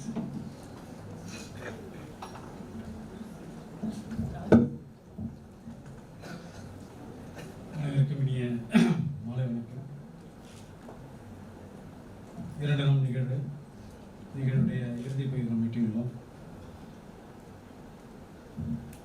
Tamil Nadu அரசு ஜூலை மாதம் முத்தமிழர் கலைஞர் நூற்றாண்டு விழாவை நடத்துவதற்கு எந்தெந்த துறைகளில் என்னென்ன நிகழ்வு நடக்க வேண்டும் என்பதை அறிக்கையாக போட்டது. அதன் அடிப்படையில் தமிழ்நாடு அரசு தொல்லியல் துறை இந்த பாரம்பரிய சின்னங்களை, மரபு சின்னங்களை மக்களிடையே எடுத்துச் செல்வதற்காக மாணவர்களிடையே கட்டுரை போட்டி நடத்துவது என்று முடிவெடுக்கப்பட்டு ஏறத்தாழ 38 மாவட்டங்களில் உள்ள அனைத்து அலுவலர்கள் மாணவர் பள்ளிகளுக்கும் சுற்றறிக்கை அனுப்பி 3 கட்டமாக இந்த கட்டுரை போட்டிகள் இன்று வரை நடந்து கொண்டிருக்கிறது. அடுத்ததாக ஒரு மாநில அளவில் கருத்தரங்கம், தேசிய அளவில் கருத்தரங்கம், ஒரு பன்னாட்டு கருத்தரங்கம் என்பது தொல்லியல் துறையால் நடத்தப்படும் என்று ஜூலை மாதம் அரசுக்கு அறிக்கை அளிக்கப்பட்டது. அதன் தொடர்ச்சியாக ஒரு குறுகிய காலகட்டங்களில் செப்டம்பர் மாதம் தஞ்சாவூரிலே மாநில கருத்தரங்கம் நடத்தப்பட்டது. ஏறத்தாழ 200க்கும் மேற்பட்டவர்கள் அனுப்பியதில் 70 நபர்களை தேர்ந்தெடுத்து அவர்களுடைய கட்டுரைகளை கருத்தரங்க நாளன்றே வெளியிடப்பட்டது. அதனைத் தொடர்ந்து ஏறத்தாழ 1 மாத குறுகிய கால இடைவெளியில் இந்த தேசிய கருத்தரங்கம் நடத்த வேண்டும் என்று அனைத்து வல்லுநர்களுக்கும் அறிஞர் பொருட்களுக்கும் சுற்றறிக்கை அனுப்ப பெறப்பட்டது. ஏறத்தாழ 60க்கும் மேற்பட்ட கட்டுரைகள் வந்தாலும் 41 கட்டுரைகளை இந்த தொல்லியல் தொகுப்பு இந்த கட்டுரைகளை தொகுப்புரையாக வழங்க நடவடிக்கை எடுக்கப்பட்டது. இதற்கு இந்த கருத்தரங்களை நடத்துவதற்கு முதலில் அனுமதி வழங்கிய தமிழ்நாடு அரசு தமிழ்நாடு அரசுக்கு நேரம் நன்றி சொல்ல கடமைப்பட்டுள்ளோம். நம்மையெல்லாம் வழிநடத்துகின்ற இந்த தொல்லியல் துறை அமைச்சர் பொறுப்பேற்றுள்ள அமைச்சர் பெருமானார் அவர்கள் இதை பற்றி அவர் எடுத்துச் சொல்லும்போது கண்டிப்பாக இதை செய்ய வேண்டும். மற்ற துறைகள் எல்லாம் செய்வதற்கெல்லாம் செய்யும் பொழுது அந்த பணிகளானது ஓரிரு ஆண்டுகளிலே மக்களால் மறந்துவிடலாம். ஆனால் தொல்லியல் துறை இது போன்ற கருத்தரங்களை நடத்தும் பொழுது இந்த நூற்றாண்டில் கலைஞர் நூற்றாண்டுகள் 150 ஆண்டுகளும் 200ஆம் நூற்றாண்டுகள் வரும்பொழுது கூட அது நினைவுகூரத்தக்க வகையில் அமைய வேண்டும். எனவே இந்த கருத்தரங்கள் நடத்துங்கள் என்று எங்களோட நிகழ்ச்சியாக நம்மளுக்கு பெரிய அனுமதி அளித்தார். ஒரு பெரிய நிகழ்ச்சியாகவும் உந்துதலாக இருக்கும். அதனை அடுத்து இந்த இதை நடத்துவதற்கான நிதி பொறுப்பு எங்களுக்கு ஆனால் நிதித்துறை செயலாளரும் தொல்லியல் துறை செயலாளரும் பொதுவாக அரசு இந்த போன்ற நிகழ்ச்சிகளை தங்கள் துறையில் ஒதுக்கப்பட்டுள்ள நிதிக்குள்ளாகவே தங்களை செய்து கொள்ள வேண்டும் என்று ஒரு கட்டுப்பாடு விதிக்கின்றோம். இருந்த போதும் துறையினுடைய மற்ற நிதிகளிலிருந்து இதற்காக நிதியை சீராக ஒதுக்கி இதை செம்மையாக நடத்த வேண்டும் என்று நாங்கள் ஆணையர்கள் தெரிவித்தோம். உடனடியாக அவங்களுடைய என்ன செய்ய போகிறோம் அதோடைய ஒரு எஸ்டிமேட் மதிப்பீடுகளை கொடுங்கள். சார் ரைட் ஓகே செய்யுங்கள். எங்களுக்கு ஆணையளித்த தொல்லியல் துறை ஆணையராக இருக்கின்ற நிதித்துறை செயலாளர் இருக்கின்ற உதயச்சந்திரன் சார் அவர்களுக்கு இந்த நேரத்தில் நன்றி கூற கடமைப்பட்டுள்ளோம். அடுத்ததாக எங்களை எல்லாம் இந்த துறையுடைய இருக்கின்ற 6 துறைகளுக்கும் தலைமை பொறுப்பேற்றுள்ள மணிவாசன் ஐயாப்பா அவர்கள் சுற்றுலா பண்பாட்டுத்துறை செயலாளர்கள் எங்களுக்கு உரிய ஆலோசனைகளையும் தாங்களும் கலந்து கொள்ள வேண்டும் என்ற மக்கள் இருந்தாலும் சில நிகழ்வின் காரணமாக கலந்து கொள்ள வாழ்த்துக்கள் அப்படின்னு தாங்கள் இதுவரைக்கும் நடக்கின்ற அந்த யூடியூபில் நடக்கின்ற நேரடியாக ஒளிபரப்பினை அமைச்சர் பெருமானாரும் செயலாளர் துறை செயலாளரும் ஆணையர்களும் பார்த்து கொண்டிருக்கிறார்கள். அதனால் ஒவ்வொரு முறையும் நாங்கள் ஒவ்வொரு செஷனுக்கான அந்த பதிவுகளை உடனுக்குடியாக யூடியூப் வழி அனுப்பும்போது அவர்கள் பார்த்துவிட்டு நன்றாக இருக்குது என்று எங்களுக்கான அந்த ஃபீட்பேக்களை கொடுத்திருக்கிறார். இது ரொம்ப எங்களுக்கு சிறப்பானது. எனவே தமிழ்நாடு அரசுக்கும் துணை செயலாளருக்கும் ஆணையர்களுக்கும் விதத்திலே நன்றி வருகிறோம். இந்த தேசிய மாநில அளவிலான கருத்தரங்களை முதலில் நாங்கள் தஞ்சை பல்கலைக்கழகத்தில் நடத்தும் போது நிகழ்வாக இருந்தது. அன்றைய அங்கே இருக்கின்ற துணைவேந்தர் அவர்கள் ஒத்துழைப்பு தங்கி சிறப்பாக நடைபெற்றது. எங்களை எதிர்பார்க்காத அளவுக்கு உதவி செய்தார். அடுத்து தேசிய கருத்தரங்கை நம் மதுரை பல்கலைக்கழகத்தில் தான் நடத்த வேண்டும் என்பது முடிவு செய்து, ஆனால் பல்கலைக்கழகத்துக்கு நாங்கள் அனுமதி கேட்காமல் நாங்கள் அறிவித்து விட்டோம். ஆனால் கடந்த மாதம் துணைவேந்தர் அவர்களுக்கு நாங்கள் இது போன்று நாங்கள் நடத்த திட்டமிடப்பட்டுள்ளோம். எங்களுக்கான கருத்தரங்க அறையையும் தங்குவதற்கான இடங்களையும் அளிக்க வேண்டும் என்று தெரிவித்து உடன் நம்ம குமரேசன் சார் அவர்கள் மூலமாக அனுப்பப்பட்டு ஒரு சில மணித்துறைகளில் அதை அக்செப்ட் பண்ணப்பட்டேன். எனக்கு அதனால் மாண்புமை ஏனெனில் அவர் பேசினார், நீங்கள் பேசும்போது தெரிஞ்சுக்கலாம், எனக்கு தொழில் பற்றி எதுவும் தெரியாதுன்னு சொல்லி ஆரம்பித்தார். ஆனால் ஒன்று அண்டர்ஸ்டாண்டிங் ஆர்கியாலஜி பற்றி ஒரு விரிவான வகுப்பையே அவங்க முன்னாடி எடுத்து நடத்திருந்தார். எனக்கு அதுவே தொல்லியல் மீதான அந்த அவருடைய ஆர்வத்தையும் பண்பாட்டின் அந்த அதீதமான ஒரு ஈடுபாட்டையும் நம்மளால் அறிந்து கொள்ள முடியும். இது போன்ற அந்த அறிவியல் துறையை சார்ந்தவர்களாக இருந்தாலும் தொல்லியல் மீதும் பண்பாடு மீது இத்தகைய அந்த நெருக்கமான மனதிற்கு நெருக்கமான அதை ஏற்றுக்கொண்டிருக்கிறார்கள் நமக்கு தெரிய வேண்டும். அதனால் அவருக்கு இந்த நேரத்தில் சிறப்பு துறை சார்பாகவும் ஆணையர் சார்பாகவும் இந்த நேரத்தில் நன்றி கூற கடமைப்பட்டுள்ளோம். ரொம்ப எளிமையானவர். ஒரு நிர்வாகத்தை எப்படி நடத்த வேண்டும் என்பதை கடந்த 2 நாட்களாக நான் ஒரு சில மணித்துறையில் அவருடைய இருக்கின்ற வாய்ப்பு எனக்கு கிடைத்தது. 2 நாட்களுக்கு முன்னால் நாம் இந்த அரங்கத்துக்கு வருவதற்கும் முதல் நாள் நிறைய துணைவேந்தர்களை சந்திக்கின்ற வாய்ப்புகள் கிடைக்கிறது. ஆனால் அவர் பல்வேறு அலுவல்களின் காரணமாக அவரால் சந்திக்க முடியவில்லை. ஆனால் நாங்கள் தங்கியிருந்த இடத்துக்கே அன்றைக்கு மாலை நேரடியாக வந்துவிட்டார். அப்போது பல்வேறு மாநிலங்கள் வந்த அந்த டெலிகேட்ஸில் இருக்கும்போது கூட ஏறத்தாழ 2 மணி நேரம் எங்களோட உரையாடி கொண்டிருந்தோம். அப்போது இந்த பல்கலைக்கழகத்தை எப்படி முன்னெடுத்து செல்வது, எப்படி ஆய்வாளர்கள் ஊக்குவிப்பது, தன் கீழ்ப்பணியாளர்களை எப்படி ஊக்குவித்து அவர்களையும் எடுத்து செல்ல வேண்டும், நன்றாக பணி செய்வர்களை எப்படி வாழ்த்துதல் என்பது நான் நேரடியாக கண்டது. மற்றவர்கள் அது குறிப்பாக குமரேசன் சார் இல்லாத சமயத்தில் அவர் பற்றியான இவர் முன்னெடுத்து செல்கின்ற காரியம் தன் துறை சார்ந்ததாக இல்லாமல் தொல்லியல் சார்ந்த பணிகளுக்கும் அவருடைய கூடுதலாக முக்கியத்துவம் அளிக்கிறார்.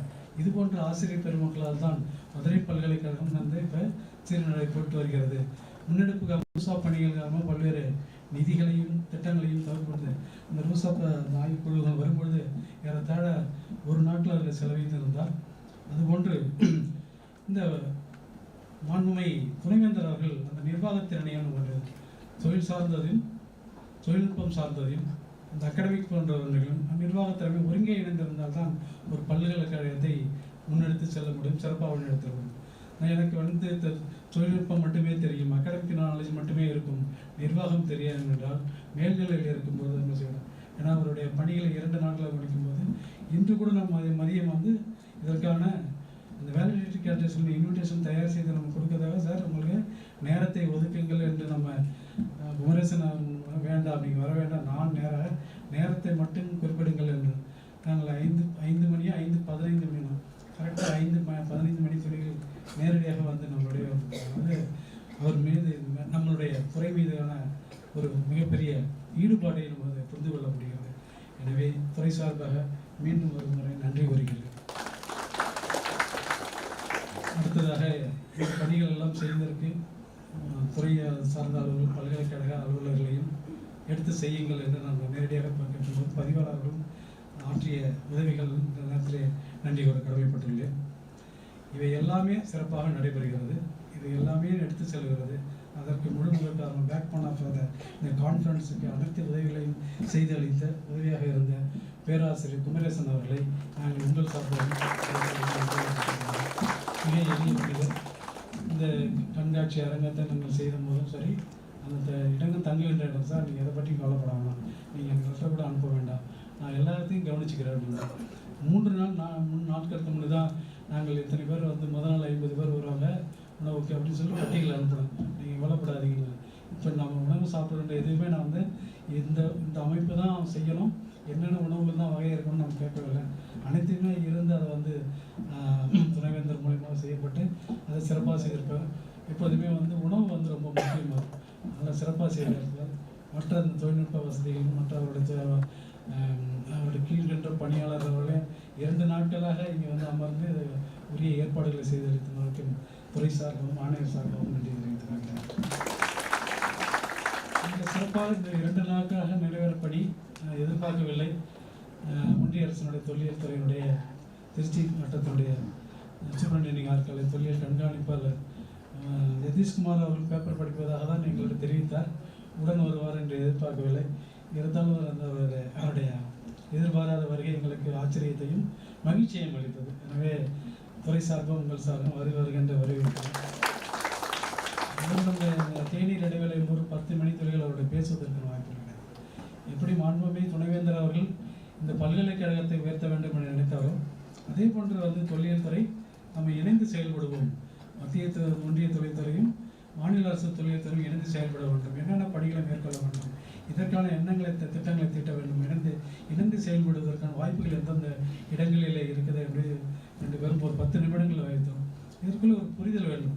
பல்கலைக்கழகங்கள், ஆராய்ச்சி நிறுவனங்கள், கல்லூரிகள், தொல்லியல் ஒன்றிய அரசு தொல்லியல் துறை, மாநில அரசு தொழில், இது போன்ற பாகுபாடுகள் இன்றி எல்லோரும் சேர்ந்து படிக்கும் முதன் தன்னுடைய தொல்லியல் தன்னுடைய பெருமைகள் உதவிகளும் பண்பாட்டினையும் வெளி உலகத்துக்கு எடுத்துச் செல்லும்.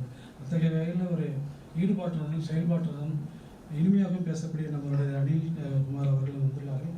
அவர்களை வருக என்று வரவேற்கிறேன். அவற்றிற்கு மேலாக முத்தாய்ப்பாக இந்த தேசிய கருத்தரங்கம் எப்படி நடத்த வேண்டும் என்பது எங்களோட ஆணையர்களுக்கு அறிவுறுத்தினார். ஏதோ நம்ம குண்டு சட்டிக்குள்ளே குதிரை ஓட்டக்கூடாது, நம்ம தெரிந்தவர்களே நம்ம அழைக்கக்கூடாது.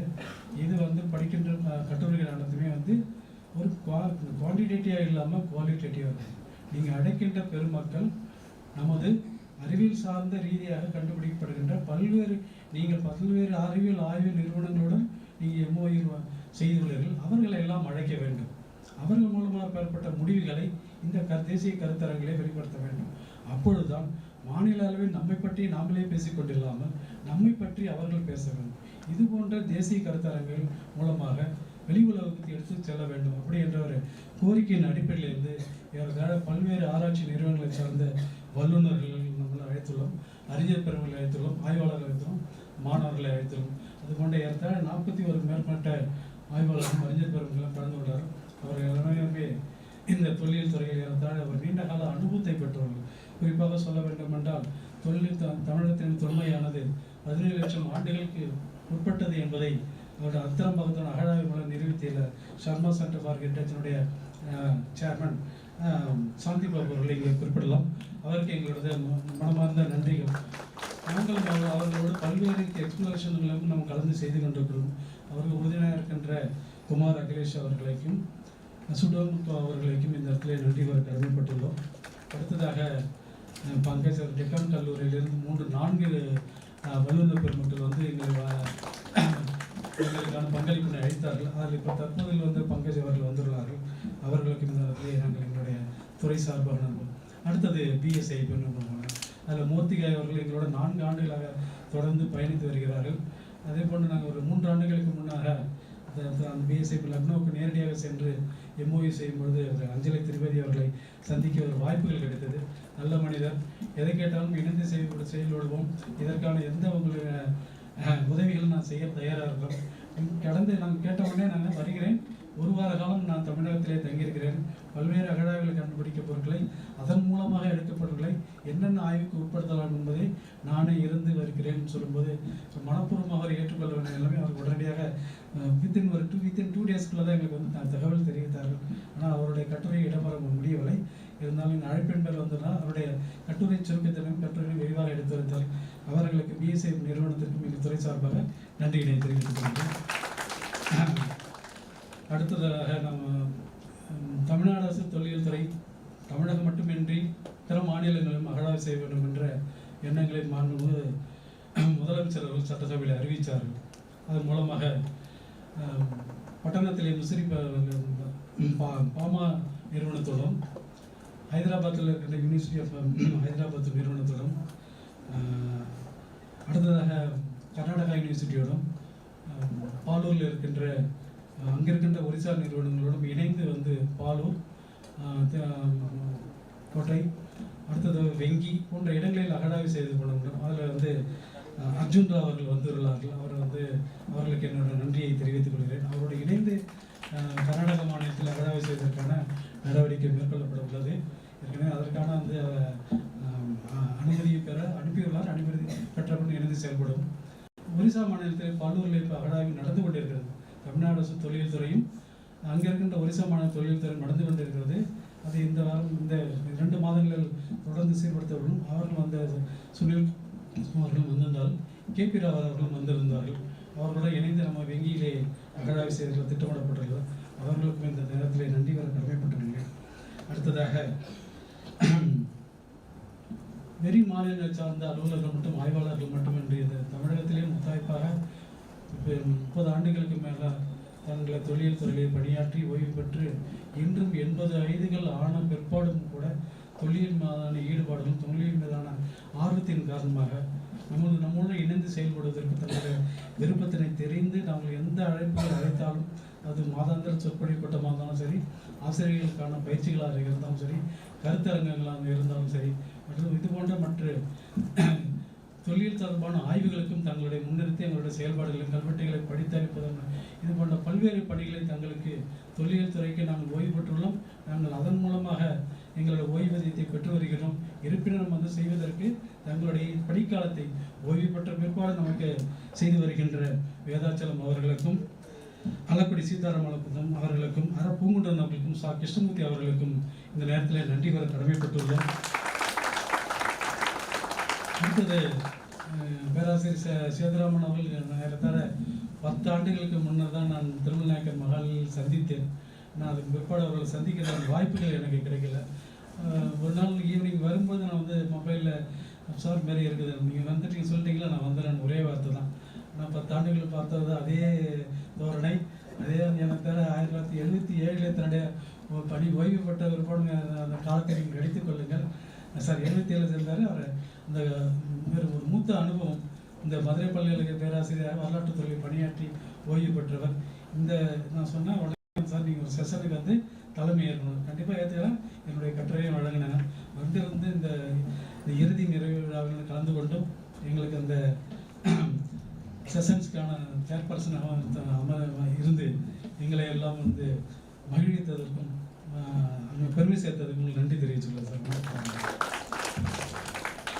அடுத்ததாக எங்களுடைய இவ்வளவுதான் வந்து தொழில்நுட்ப பணிகளை செய்து எல்லாம் சேர்ந்தாலும் இதுக்கு பின்புலமாக நிதியும் அந்த நிர்வாகத்தையும் தொடர்பு எங்களுக்கு செய்து வருகின்ற எங்களுடைய தொழில்நுட்ப துறை பணியாளர்களை ஒழுங்குபடுத்தியும் இதற்கான எதை செய்ய வேண்டும் என்பது நிர்வாகத்தினை உதவியளித்த எங்கள் தொல்லியல் துறையினுடைய துணை இயக்குனர் சிவானந்தம் அவர்களுக்கு இந்த நேரத்தில் நன்றி. ஒன்றிய அரசு சார்ந்த அலுவலர்கள் பல பேர் வந்து நிதிஷ்குமார் வந்திருக்காரு, முத்துக்குமார் வந்திருக்காரு, நாகராஜ் வந்திருக்காங்க. இவர்களுக்கும் அதாவது எப்போதுமே இணைந்து செயல்படும் போது நமக்கு ஒரு மகிழ்ச்சியும் செய்வதற்கான இந்த இரட்டைப்பை மகிழ்ச்சியும் பணிகளை முன்னெடுத்து செல்வதற்காக நிறைய பணிகள் நம்ம இருக்கிறது. இன்னும் செய்ய வேண்டிய பணிகள் பட்டியலிட்டால் அதற்கு நிறைய பணிகள் இருக்கிற நாங்கள் 2 பேரும் பேசி கொண்டிருந்தோம். அதற்கு ஒரு முன்னோட்டமாக ஒன்றிய தொழில் துறை சார்ந்த அலுவலர் வந்து அந்த நேரத்தில் அவர்கள் மூலமாக அவர்களுக்கும் நன்றிகளை தெரிவித்துக் கொள்வோம். அடுத்ததாக நம்மளுடைய அரசு அருங்காட்சியக துறையிலிருந்து நாங்கள் அழைத்தவுடன் தன்னுடைய கட்டுரையை அனுப்பி கலந்து கொண்டு கட்டுரையை வாசித்தளித்த மருதுபாண்டியன் அவர்களுக்கும் இந்த நேரத்தில் மனமார்ந்த நன்றியை தெரிவித்துக் கொள்கிறேன். லாஸ்ட் பட் நாட் லீஸ்ட்னு சொல்வார். தொல்லியல் துறை தொழில்நுட்ப அலுவலர்கள் பணியாளர்களை இந்த ஏறத்தாழ ஒரு 10 நாட்களாக எங்களோட இணைந்து பணியாற்றி இந்த தேசிய கருத்தரங்கு வெற்றிபெற வைத்தவர்களுக்கு அவர்களுடைய பின்புலமாக இருந்தார்கள். அவர்களுக்கு இந்த நேரத்தில் நன்றி தெரிவிக்கப்பட்டிருக்கிறேன். அடுத்து பல்கலைக்கழக ஆசிரியர் பெருமக்கள், அலுவலர்கள், ஊடக நண்பர்கள் அவர்களுக்கும் இந்த நேரத்தில் நன்றி கூறுகிறேன். இந்த தேசிய கருத்தரங்கில் என்னோடு இணைந்து ஏறத்தாழ இந்த கட்டுரை தயாரிப்பதும் இதற்கான அப்சாக்ட் தயாரிப்பதும் கால நிர்ணயங்கள் செய்வதும் அந்த பேராசிரியர் பெருமக்களுக்கும் இவர்கள் ஏறத்தாழ இந்த டெலிகேட்ஸ் 41 பேர்களுக்கும் அவர்களுக்கான அழைப்பதை அனுப்பி அவர் ஒப்புதல் பெற்று அவற்றையெல்லாம் தொகுத்தளிக்கின்ற இந்த தொழில்நுட்ப பணியில் என்னோடு இணைந்து பணியாற்றிய திருமதி பாக்கியலட்சுமி தொழில் அவர்களுக்கு இந்த நேரத்தில் நன்றி கூற கடமைப்பட்டுள்ளேன்.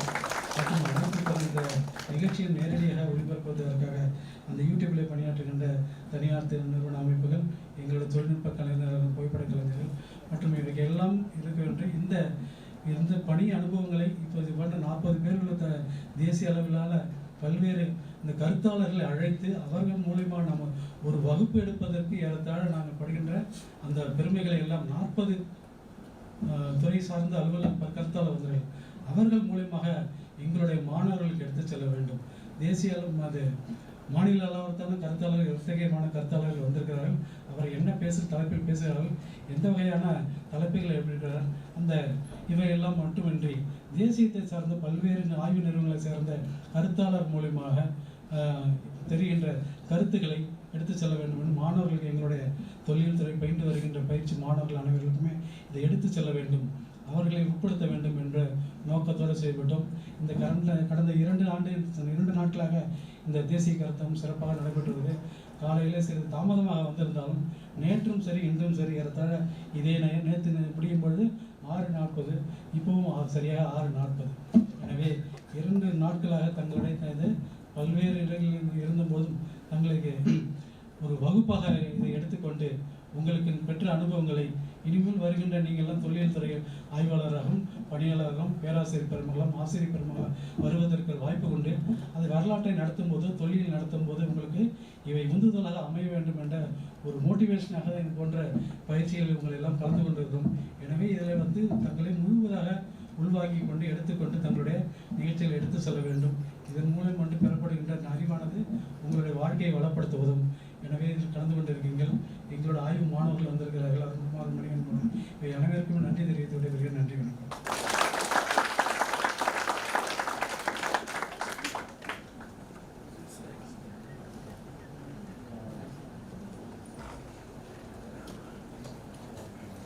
Thank you, sir. Now national anthem.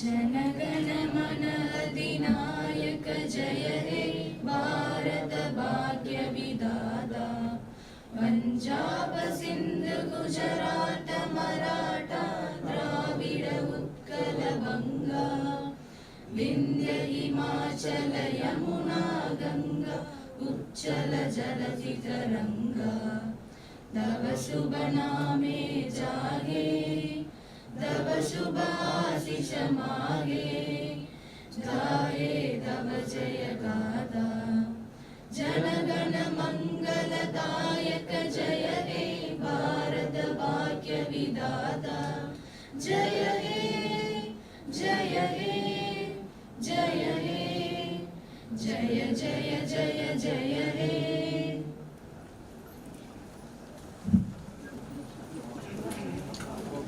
Thank you all.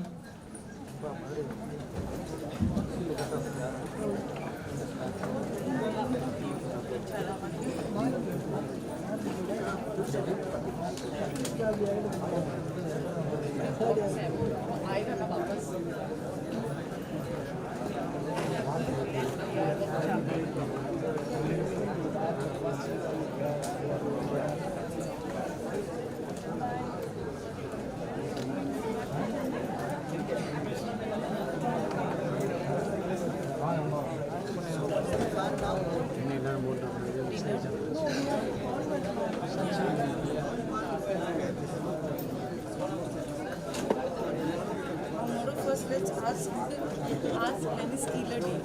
Kila day is 10. Kila day is 10. 10 se?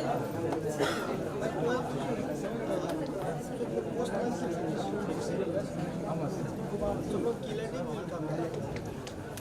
Sir.